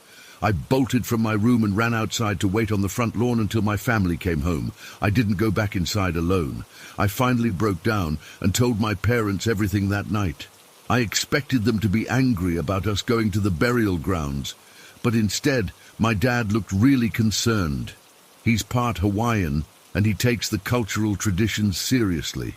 He explained that we had intruded on a sacred space and might have attracted the attention of something from there. The next day, my dad contacted a kahuna, a Hawaiian spiritual practitioner, who came to our house. I won't detail the entire cleansing ritual they performed, but it involved tea leaves, salt water, and prayers in Hawaiian that I couldn't understand. The kahuna spent extra time in my room and near our back door. Before he left, he told us that we had unintentionally disrespected the ancestors by treating their resting place as an entertainment spot. The entity that followed us home wasn't necessarily evil, he said, but it was definitely trying to teach us a lesson. Things calmed down after the cleansing. The smoke stopped appearing. My light stayed off at night. Kona stopped barking at nothing. But sometimes I still wake up at exactly 3:17 a.m. for no reason. My room feels different at that hour, not threatening, but like I'm being watched. And occasionally, when I'm home alone, I'll catch a whiff of that same earthy, sweet smell just for a second. I never went back to those burial grounds, and I've warned everyone I know to stay away. Some things aren't meant to be disturbed, and some boundaries shouldn't be crossed. I don't know exactly what followed us home that night, but I know it was powerful enough to make its point. I still don't understand why it chose the word relax that first night. Was it trying to be reassuring, or was it mocking our fear? And why respect in my bedroom later? Questions I'll probably never have answers to. All I know is that I'm much more careful about where I go now, especially at night. Some places belong to those who came before us, and they don't take kindly to uninvited guests who don't show proper respect. Sometimes I think I can still feel its presence, watching and waiting. For what? I don't know. And that's what scares me the most. Story 17. I still get goosebumps thinking about what happened last autumn. I've been trying to make sense of it for months, but I just can't. Maybe writing it down will help, or maybe someone here has experienced something similar. I'm a third-year student at Lancaster University, living in a renovated apartment with 2 friends in what people consider the nice part of town. Nothing weird had ever happened to me before this incident. I've always been the practical one in my friend group, not someone who jumps at shadows or believes in ghost stories. Part of my routine has always been evening runs. I know some people think it's risky for a woman to run alone after dark, but Lancaster always felt safe to me. I usually run with my earphones in, blasting heavy metal to keep my energy up. My typical route takes me past Williamson Park and toward this massive old graveyard that sits next to what used to be a mental asylum decades ago. I'd run this route dozens of times before without incident. The graveyard is admittedly creepy. It stretches for what feels like miles, with ancient headstones all tilted at odd angles, covered in ivy and autumn leaves.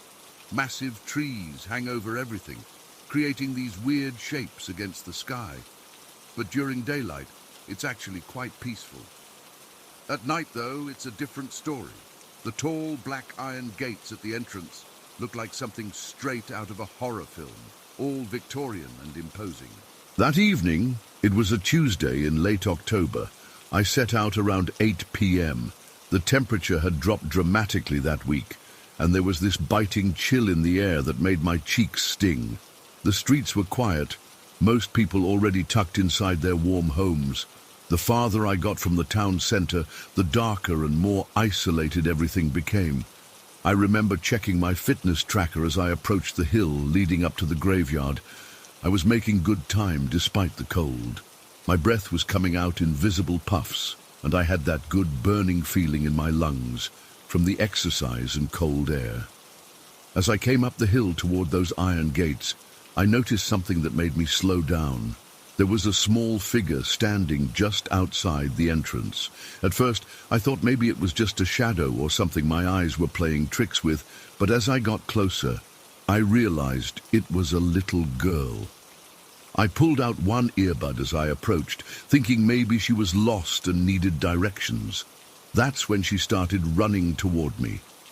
She couldn't have been more than 9 or 10 years old, with this long, dark hair that looked messy and tangled. The thing that immediately struck me as weird was what she was wearing. Just a thin, pale dress that looked like a nightgown. No coat, no jacket, nothing warm at all, despite the temperature being close to freezing. As she got closer, I could see her face clearly in the dim streetlight. She looked absolutely terrified. Her eyes were wide, and I could tell she'd been crying because her cheeks were wet and blotchy.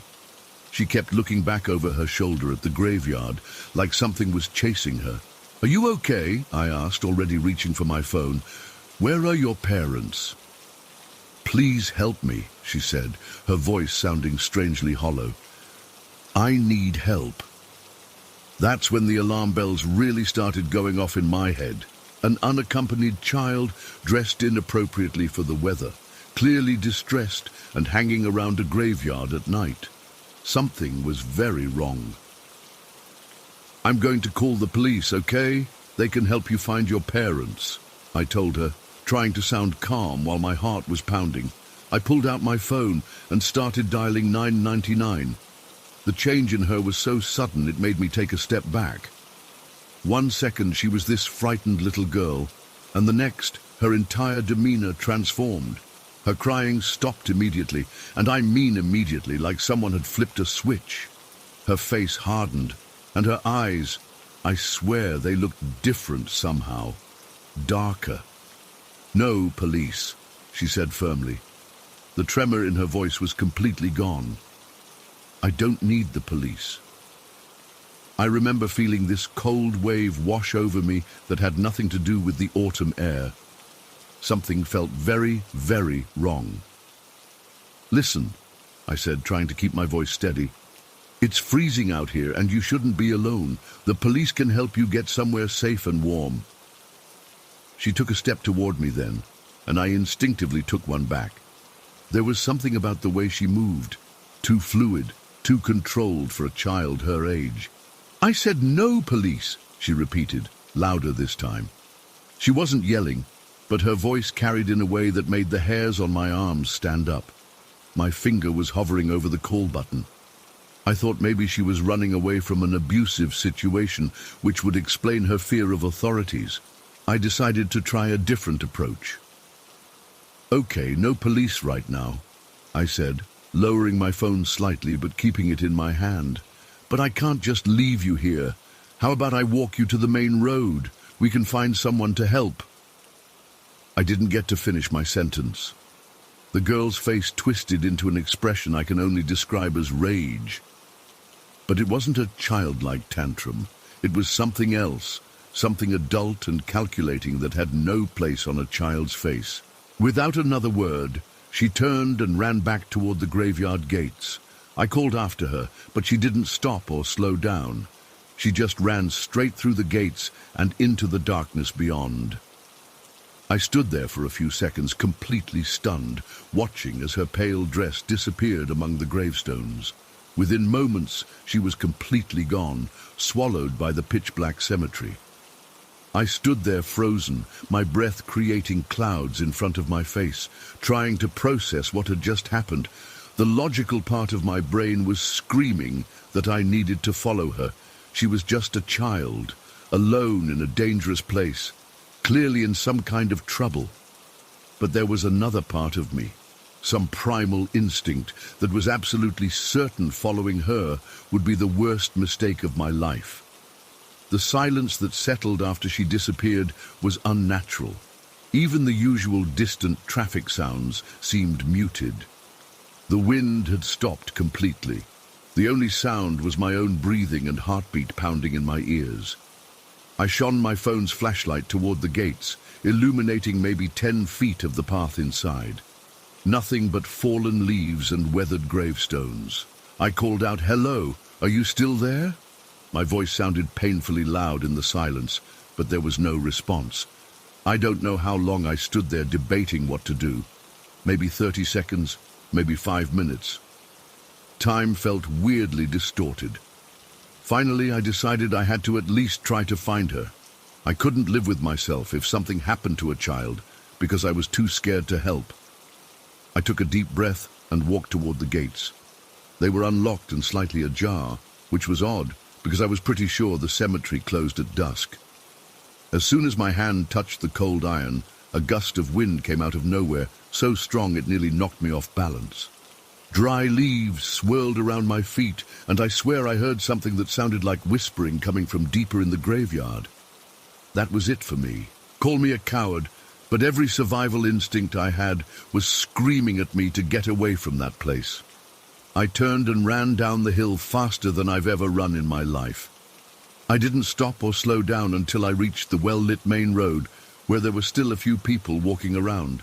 I stood under a streetlight, bent over with my hands on my knees, trying to catch my breath. My legs were shaking so badly I could barely stand. Once I'd calmed down enough to think clearly, I called the police from the safety of the main road. I told them about the girl, describing what she looked like and how she was dressed inappropriately for the weather. I explained she seemed distressed, but ran into the graveyard when I offered to call for help. 2 officers arrived about 10 minutes later. They took my statement and then went to check the cemetery. They returned about half an hour later, saying they'd searched thoroughly with flashlights, but found no sign of a child or anyone else in the area. They asked if I was sure about what I'd seen, in that tone that made it clear they thought I was either mistaken or making it up. One of them asked if I'd been drinking. The other suggested maybe it was just another runner wearing light-colored clothing that I'd glimpsed in the dark. I tried to explain that I'd spoken to her, that she had clearly been a child in a thin dress. But I could tell they didn't believe me. They ended up driving me home. Probably more to make sure I got back safely than because they took my story seriously. My roommates noticed something was wrong as soon as I walked in, but I couldn't bring myself to tell them what happened. I just said I'd gotten spooked on my run and called it a night. I couldn't sleep at all that night. Every time I closed my eyes, I saw the girl's face as it changed from frightened to angry. I kept wondering who she was and why she was there. Was she running from someone? Was she in danger? But then why run back into the dark cemetery instead of accepting help? And how did she disappear so completely in such a short time? The next day, I went to the local library and searched through newspaper archives, looking for any stories about children going missing in the area. I found nothing recent, but there was an article from 1987 about a 9-year-old girl who had disappeared while playing near the cemetery. They never found her. The article included a grainy black and white photo, and while I can't be 100% certain, the girl in the picture looked disturbingly similar to the one I'd seen. I've never gone running near that cemetery again. I've changed my route completely, sticking to well-lit areas with plenty of people around. Sometimes I think about going back during daylight hours just to reassure myself that there's a logical explanation, but I can never quite bring myself to do it. I still don't know what I encountered that night. Was it a real child in trouble? A prank? Or something else entirely? Whatever it was, the memory of that girl's face as it transformed from fear to something else continues to haunt me. I can't explain it, and I'm not sure I want to know the truth. Some things are better left unknown. Story 18. So I've never actually written about this before. It's been almost 7 years now, but I still get chills thinking about it. I guess I'm finally ready to share what happened to me and my friends that day at St. Mary's Cemetery. It was mid-October of my junior year in high school. Me, my best friend John, our friend Hannah, and her boyfriend Greg had been hanging out pretty regularly on weekends. We were all into different stuff. I was always fascinated by ghost stories. John was obsessed with paranormal investigation shows. Hannah was into photography, and Greg was just along for whatever made Hannah happy. That particular weekend started with this massive storm system that had been hovering over our city for days. The rain finally stopped Friday night, but it left behind this thick, soupy fog and a cold snap that made everything feel, I don't know, heavier somehow? The Weather Channel said it would burn off by afternoon, but when we met up at John's house around 11 a.m. on Saturday, the fog was still clinging to everything. John lived like 3 blocks from St. Mary's, which was this huge old cemetery surrounding this Gothic-looking cathedral on the north side of town. The place had all these local legends about hauntings, stuff about a groundskeeper who went crazy in the 1920s, children's laughter being heard at night, the usual creepy cemetery stories. I'd driven past it 1,000,000 times, but never actually gone inside. It was Hannah who suggested playing hide-and-seek there. She'd been wanting to check the place out for months because of all the stories, and the fog made it seem like the perfect opportunity. "Come on, it'll be atmospheric. I'll bring my camera and maybe we'll catch something cool." Greg was immediately up for it. He was always trying to impress Hannah. John looked at me with that face he makes when he's uncomfortable, but doesn't want to say it out loud. I should have listened to him. We should have just gone to the mall or something. We're not going at night, I told them. We'll go now, in daylight. That was my big compromise, thinking daylight would make it safer somehow. John relaxed a little at that. When we reached the cemetery gates, something felt off. The fog was so thick we could barely see 20 feet ahead. The cemetery was massive, like 20 acres, with these winding paths, old mausoleums and gravestones dating back to the 1800s. The gates were open, which surprised me for some reason. I expected them to be locked or at least creaky, but they were just open, like the place was expecting us. As soon as we stepped inside, John grabbed my arm. "I don't like this," he whispered. "Something doesn't feel right." I felt it too. This weird pressure, like the air was thicker inside the gates. But I just said, "It's fine. It's just the fog and the cold. Plus it's a cemetery. It's supposed to feel creepy." Hannah was already taking pictures of the fog swirling around the headstones.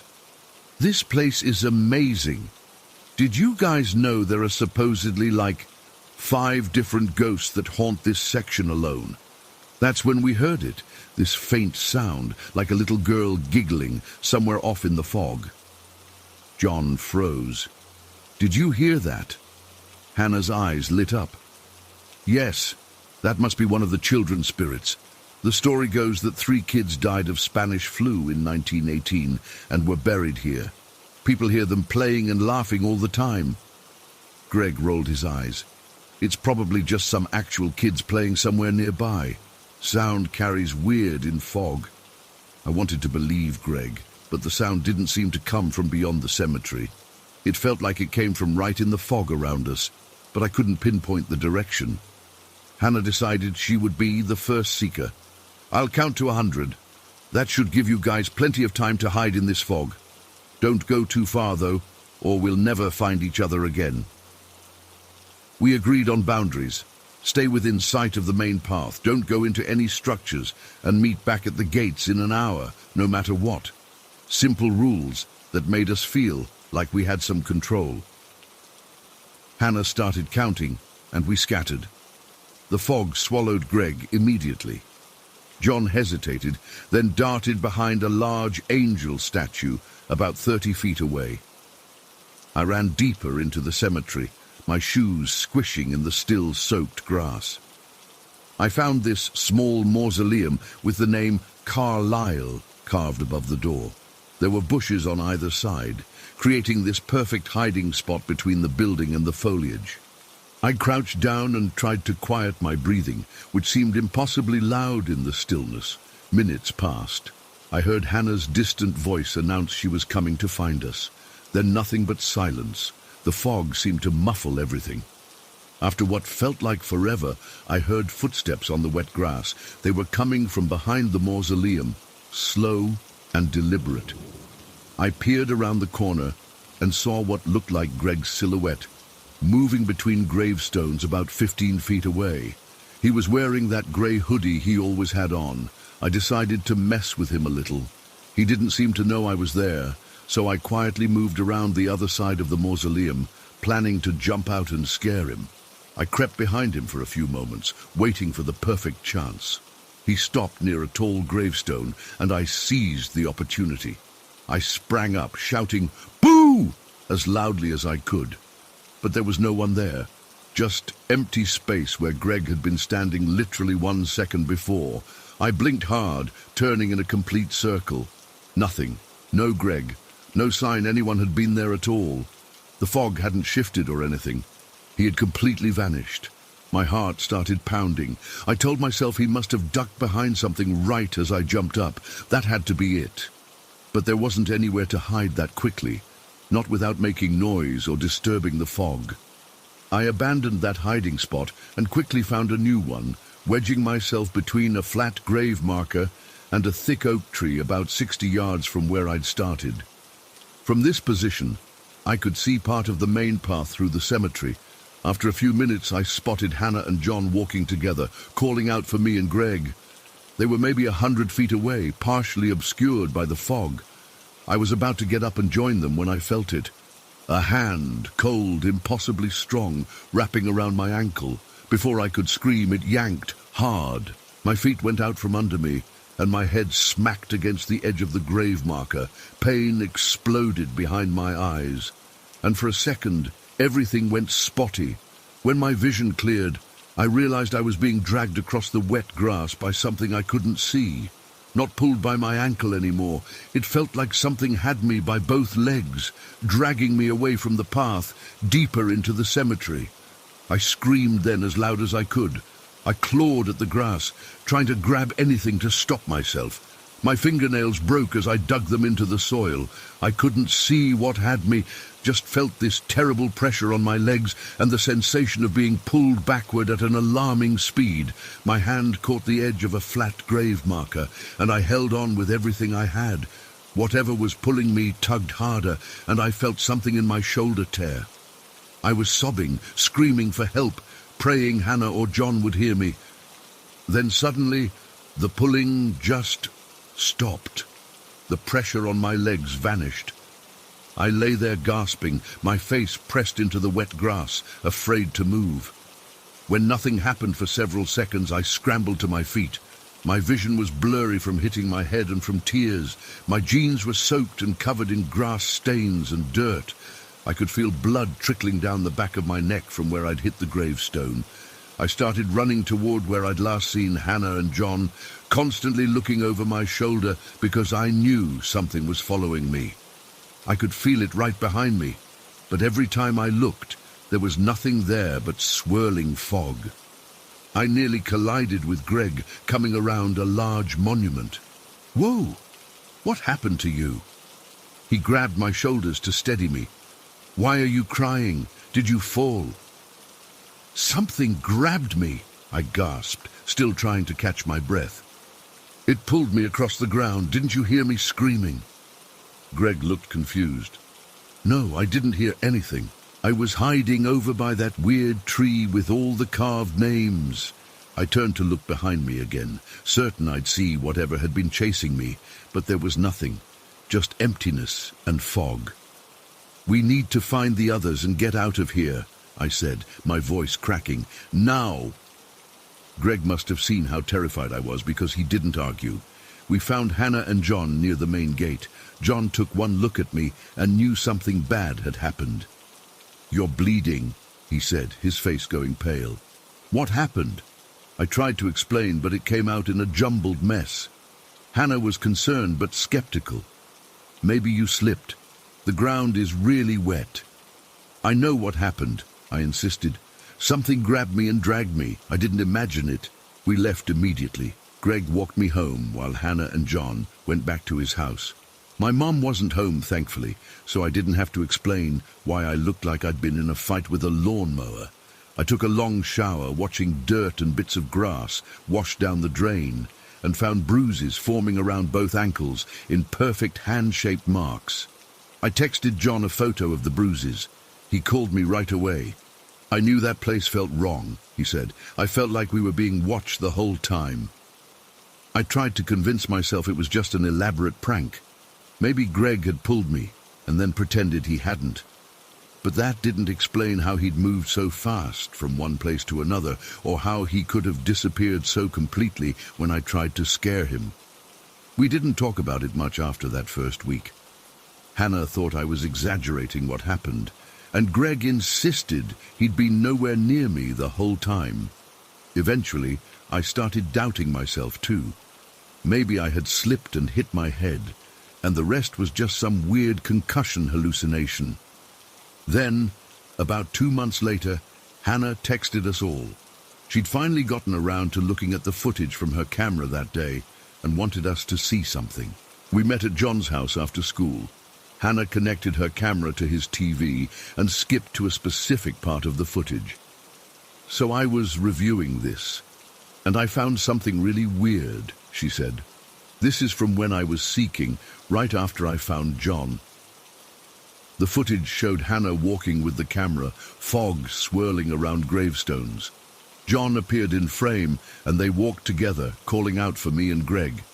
Then the camera caught something in the distance.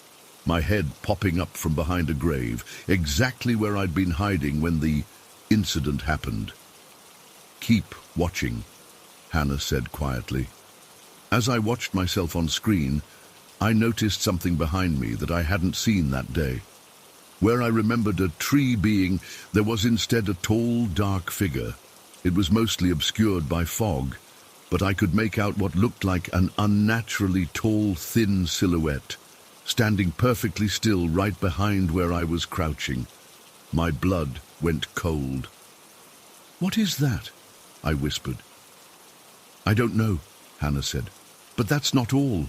Listen." That's when I realized the video had no sound.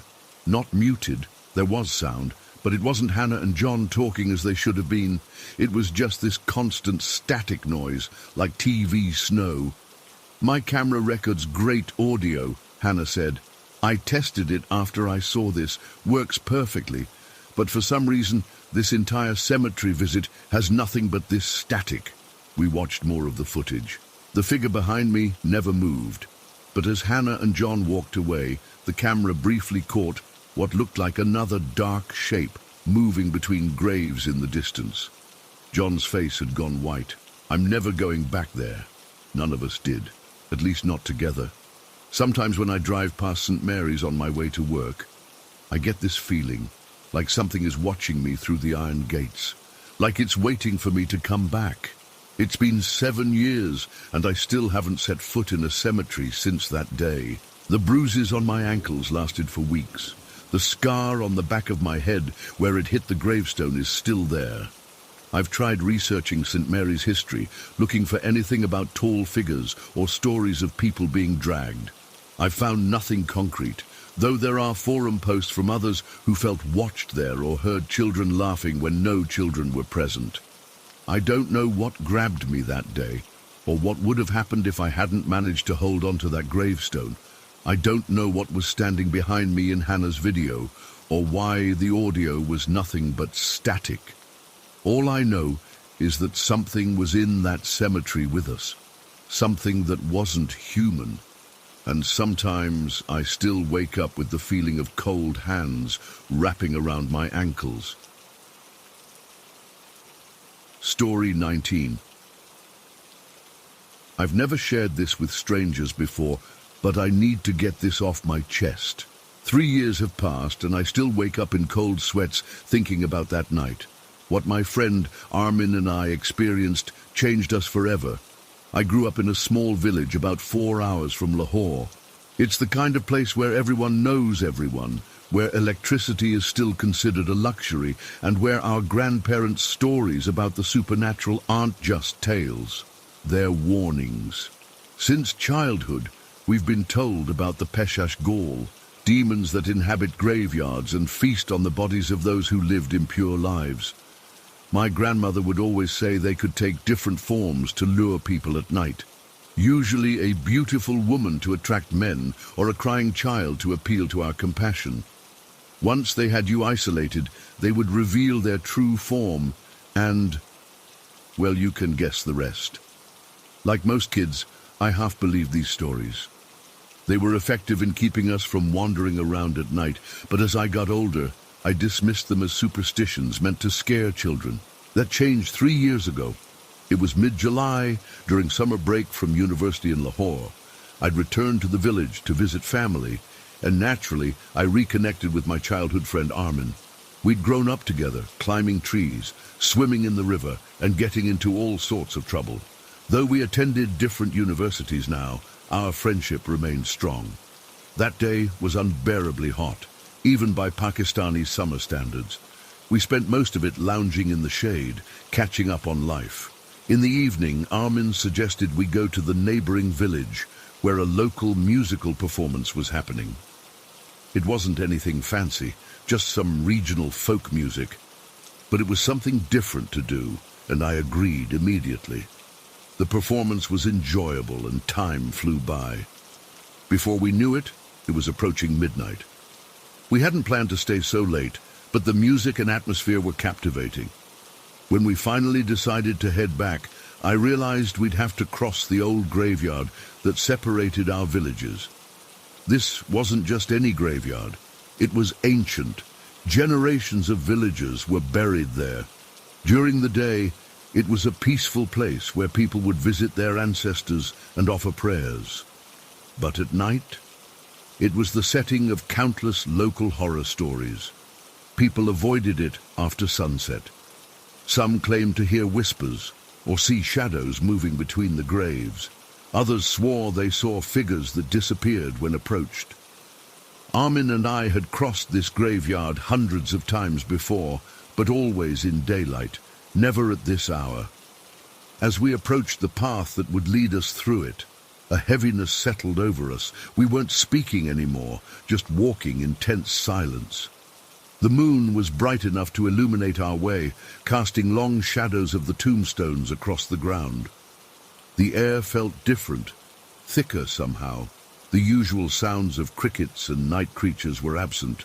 It was as if nature itself was holding its breath. About halfway through the graveyard path, I heard it, faint at first, then gradually becoming clearer. A child crying. My blood turned to ice. I instantly remembered my grandmother's warnings about the Peshash Gaul taking the form of a crying child. I looked at Armin, and his face had drained of color. He'd heard it too. The sound was coming from somewhere ahead of us. "We should go back," he whispered, his voice barely audible. But going back meant walking for hours to find another route home. We'd be wandering in the dark even longer. The path forward was just a few hundred meters more. Surely, I thought, this was just a coincidence. Maybe a real child had gotten lost. Even as I tried to rationalize it, every hair on my body was standing on end. The crying grew louder as we continued forward, like the sound was approaching us rather than the other way around. Then we saw it. On the side of the path, partially hidden in the shadow of a large tombstone, was what appeared to be a small child.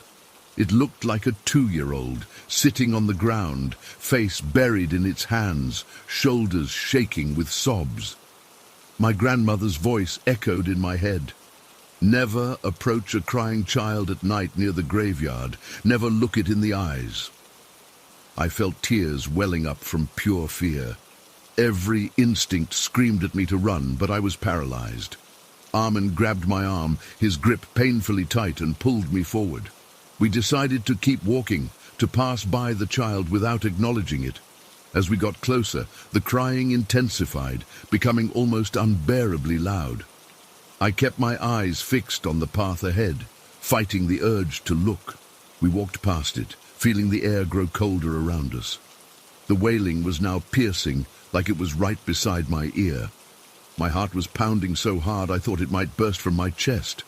The crying continued as we passed, following us until we were maybe 20 meters away. Then it stopped, completely. No gradual fading, just sudden silence. The abrupt quiet was almost worse than the crying. Relief washed over me for a split second, but something compelled me to look back. I couldn't help myself. I turned my head, expecting to see the child still sitting there, watching us leave. But there was nothing. The spot where the child had been was empty. For one hopeful moment I thought maybe I'd imagined it all. Maybe it was a shadow or an animal. Maybe my mind was playing tricks on me. Then it happened. From deep within the graveyard, not from where the child had been, but from among the oldest graves, came a scream that didn't sound human. It was high-pitched, yet guttural at the same time, like nothing I've ever heard before or since. It wasn't the cry of any animal I knew. It was something else entirely, something wrong. Armin and I didn't hesitate. We ran. I've never run so fast in my life. My lungs burned, my legs ached, but terror pushed me forward. I didn't dare look back again. I could hear Armin's frantic breathing beside me as we sprinted down the path. The scream came again, louder this time, and it seemed closer, like whatever made it was moving toward us. Fast. We could see the end of the graveyard ahead, where the path opened up to fields that led to our village. Beyond those fields, I could make out the glow of a fire, where some villagers often gathered at night to play cards and socialize. That light was our beacon. If we could just reach those people. The screaming continued, now sounding like it was right behind us. I felt something cold brush against my back. The air around us became freezing despite the summer heat. When we finally burst out of the graveyard path, I risked a glance back. In the darkness between two large tombstones, I saw something moving. A tall, thin silhouette that seemed to shift and blur at the edges. It stopped at the boundary of the graveyard, as if it couldn't or wouldn't leave its domain. We didn't slow down. We tore across the fields toward the fire and the people around it. I could feel blood pounding in my ears. My throat was raw from gasping for air. When we reached the gathering, about 10 men from our village were sitting around the fire. They looked up in shock as we stumbled into their circle, covered in sweat, gasping for breath and clearly terrified. I tried to speak, to explain what had happened, but no words would come. The last thing I remember is the concerned faces of the villagers as my legs gave out beneath me. Both Armin and I collapsed from exhaustion and fear. I woke up the next morning in my grandparents' home. Armin was there too, lying on a cot across the room. The village elder and several men were sitting with my grandfather, speaking in hushed tones. When they noticed I was awake, the questions began. We told them everything. The crying child, its disappearance, the inhuman scream, the figure at the edge of the graveyard. Some believed us immediately. My grandmother made a protective sign and started reciting prayers. Others were skeptical, suggesting we'd scared ourselves with our own imaginations or encountered a wild animal. But those who'd been at the fire that night said something strange had happened just before we appeared. The fire had suddenly dimmed for no reason, and they felt an unnatural cold sweep over them. Some claimed they heard distant screaming too, but thought it was from jackals in the hills. In the days that followed, Armin and I couldn't be alone. We jumped at shadows and refused to go out after sunset. Slowly we began to recover, but neither of us has ever used that path again, not even in daylight. When I returned to university, I tried to convince myself it had been a shared hallucination brought on by our village superstitions and the stress of walking through a graveyard at night. I researched logical explanations, wild animals, acoustics that could carry sounds from distant places, tricks of moonlight and shadow. But none of those explanations have ever felt right. Nothing can account for what we both clearly saw and heard that night. I'm back visiting the village now. Last night, Armin and I talked about it again, as we always do when I return. 3 years have passed, but the memory hasn't faded. If anything, it's become clearer with time. Do you think it would have taken us if we'd looked at it? Armin asked me. I don't know. I don't want to know. All I'm certain of is that whatever was in that graveyard wasn't human. It wasn't natural. When people dismiss folklore as superstition, I stay quiet now, because I know that some old stories exist for a reason. Their warnings passed down through generations because the danger is real. The Peshash Gol is real. I've heard its cry, felt its presence, seen its shadow, and it's still there waiting in that graveyard between the villages, for someone else who doesn't heed the old warnings. Story 20. I still remember that summer night back in '95. I was 16 and working at Keller's Lakeside Fish Fry in our small Wisconsin town. It wasn't anything fancy, just your typical Friday fish fry joint where locals would line up for beer-battered cod and potato pancakes. But for a teenager with no real responsibilities, that job felt like freedom. My own money, my own schedule, and most importantly, my own group of friends. There were 6 of us who worked the Friday night shift. Me, Tyler, Jenny, Mark, Dave, Amber, and Scott. Jenny and Mark were dating. Scott was our shift manager, only 19 but acted like he owned the place. Amber was the pretty one who knew it, and Dave was my best friend since elementary school. We were a tight group. After our shifts ended around 11 p.m., covered in the smell of fish grease and exhausted from the dinner rush, we'd pile into Scott's van instead of heading home. Scott's van was this beat-up 1984 Chevy conversion van, navy blue with those typical 80s grey stripes down the side. His dad had given it to him when he got promoted to shift manager, and man, that thing was our sanctuary. The inside had these swiveling captain's chairs up front, a small table in the middle, and a bench seat in the back that folded down into a bed. The carpet was this hideous brown shag that had seen better days, but we loved it. Scott had installed a decent stereo system so we could blast Nirvana, Pearl Jam, or whatever else we were into back then. Our routine was pretty simple. We'd drive to this cemetery about 3 miles outside town, park near the back where the older graves were, and just hang out. I know it sounds disrespectful now, but back then it seemed harmless. The cemetery was quiet, nobody bothered us, and it gave us this weird thrill of doing something slightly forbidden. We'd eat leftover fries from work, drink whatever we could get our hands on, usually just soda, occasionally beer if Scott's older brother hooked us up, and just talk about everything and nothing at all. This particular night in July was hot and sticky, the kind of Midwest summer night where the humidity hangs in the air like a wet blanket. We'd had an especially busy shift. Some church group had come in and run us ragged with special orders and complaints. By the time we closed up, we were all ready to unwind. We got to the cemetery around midnight. Scott parked in our usual spot, this little gravel area near a cluster of old tombstones from the 1800s. There was a massive oak tree that provided some cover, making it hard to spot the van from the main road. The cemetery itself was pretty standard, about 10 acres of rolling hills with graves dating back to the town's founding. The newer section was well maintained with manicured grass, but our spot in the old section was a bit more overgrown and secluded. We had the windows down to catch any breeze, the radio playing softly, and were just doing our usual thing. Jenny and Mark were cuddled up on the bench seat. Scott was telling some exaggerated story about a customer who complained about finding a hair in their coleslaw, and Amber was half listening while flipping through a magazine. Dave and I were sitting on the floor of the van, playing a card game and sharing a bag of Doritos we'd swiped from work. After about an hour, I started feeling cramped. The van was spacious, but with 6 people, it still got tight.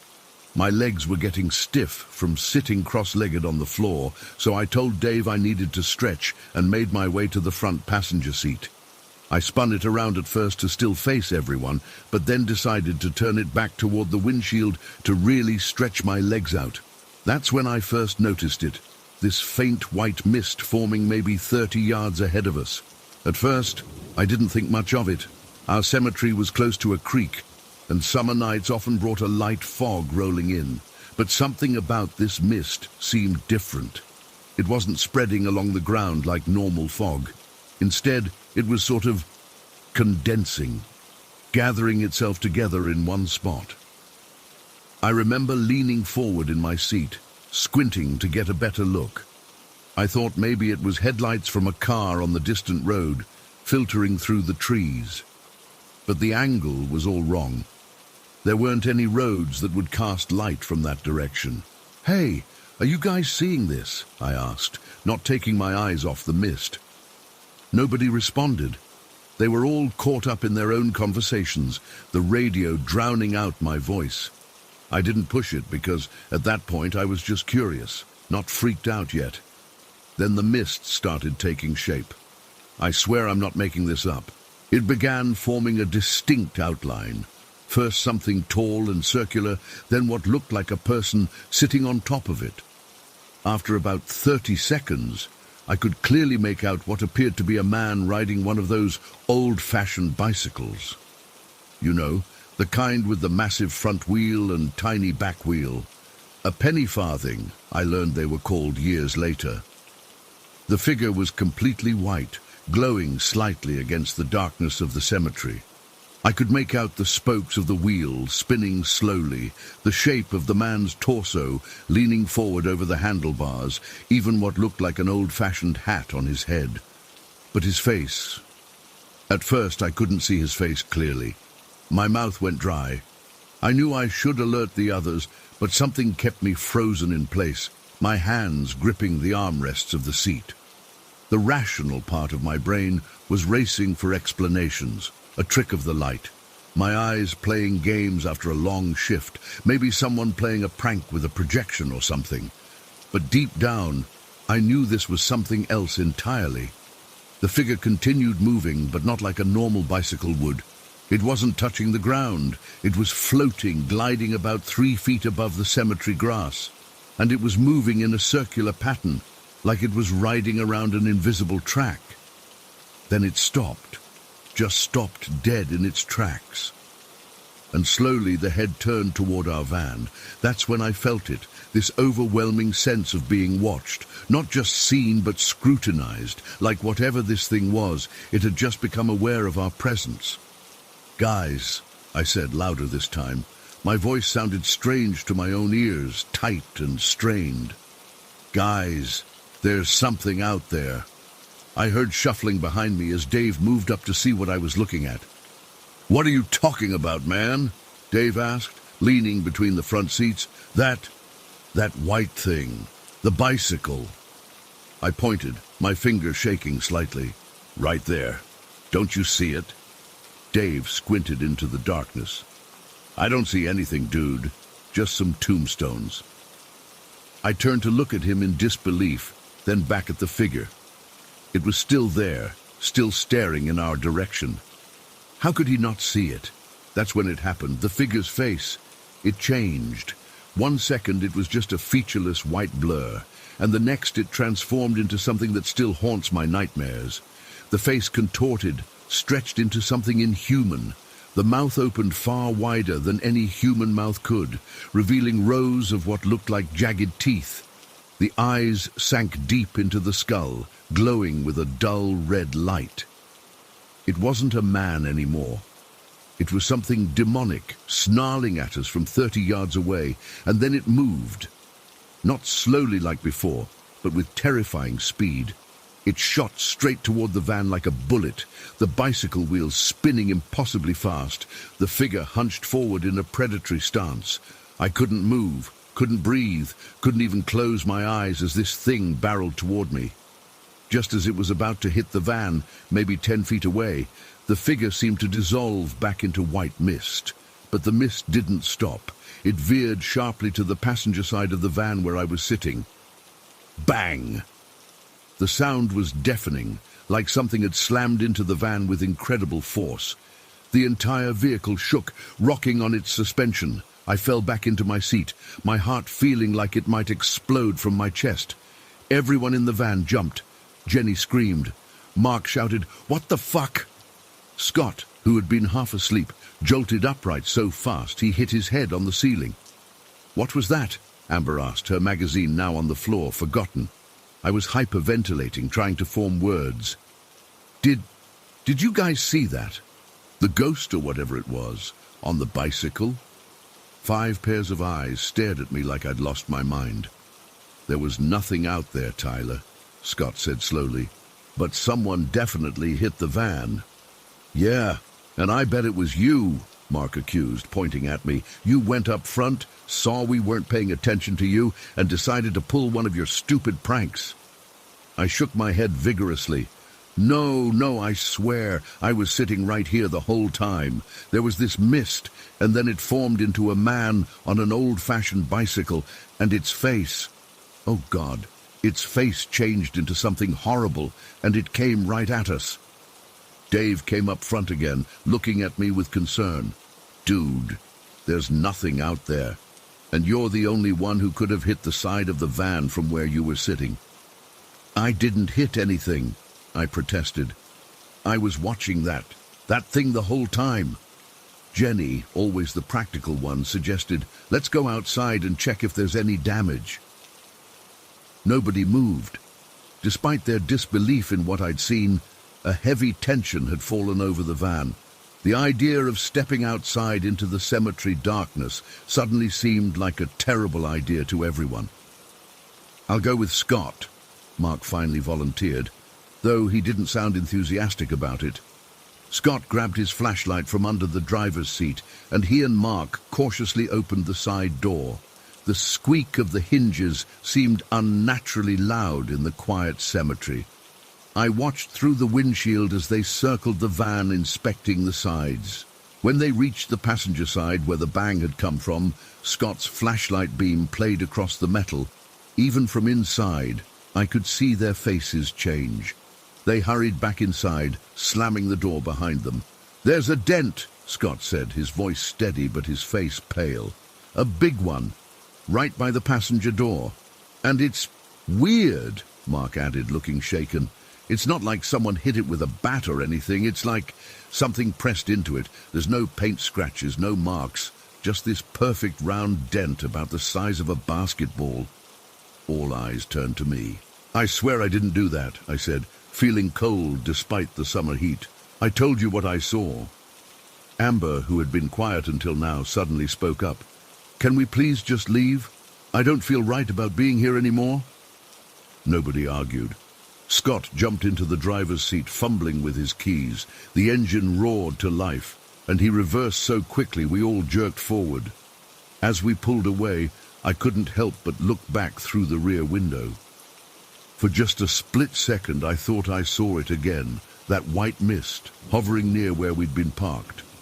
But then Scott turned onto the main road and the cemetery disappeared from view. The ride back was mostly silent. Eventually, Dave broke the tension by suggesting I was just trying to scare them, that I'd probably hit the van myself when no one was looking. The others latched onto this explanation, grateful for its normalcy. By the time we reached town, they were all teasing me about my ghost story and my dedication to the prank. I didn't argue anymore. What was the point? I knew what I'd seen, and I knew I hadn't hit the van. But I also knew how crazy it sounded. Scott dropped us all off one by one. I was the last one, and as I got out of the van, he called after me. "Hey, Tyler, that was a good one, man. You almost had us for a minute there." I just nodded and walked toward my house. What else could I do? That was the last time we ever went to the cemetery. Nobody suggested it the following Friday, or the Friday after that. We found other places to hang out, the 24-hour diner, the parking lot behind the movie theater, the lakefront when it was warm enough. But never the cemetery again. The rest of that summer passed without incident. When school started back up in the fall, we all drifted into different friend groups. Scott kept the van until he left for college. That dent still visible on the passenger side. He never got it fixed. Said it cost too much, but I always wondered if there was another reason. It's been almost 27 years now. I've moved away, got married, had kids. Every now and then, I'll run into one of the old crew when I visit my parents for the holidays. They always bring it up. Remember when Tyler tried to convince us he saw a ghost in the cemetery? They laugh about it, ask me to finally admit it was a prank. I never do, because it wasn't. To this day, I have absolutely no explanation for what I saw that night. I've researched local history, looking for stories about bicycle accidents or deaths in that cemetery. I've read about visual hallucinations and group psychology. I've even considered that maybe I did fall asleep for a moment and dreamed the whole thing. But nothing explains that dent in the van. Nothing explains the bone-deep certainty I still feel about what I witnessed. Sometimes, on summer nights when the air feels heavy with humidity, I catch myself looking out my window, half expecting to see a white mist forming in the distance. I never have, but I still look. I don't know what was riding through that cemetery in Wisconsin back in 1995. I don't know why it showed itself to me and no one else, and I don't know what would have happened if that mist had come through the van instead of hitting it. All I know is that I'll never set foot in a cemetery after dark again. Some places deserve respect and some boundaries shouldn't be crossed. We learned that the hard way.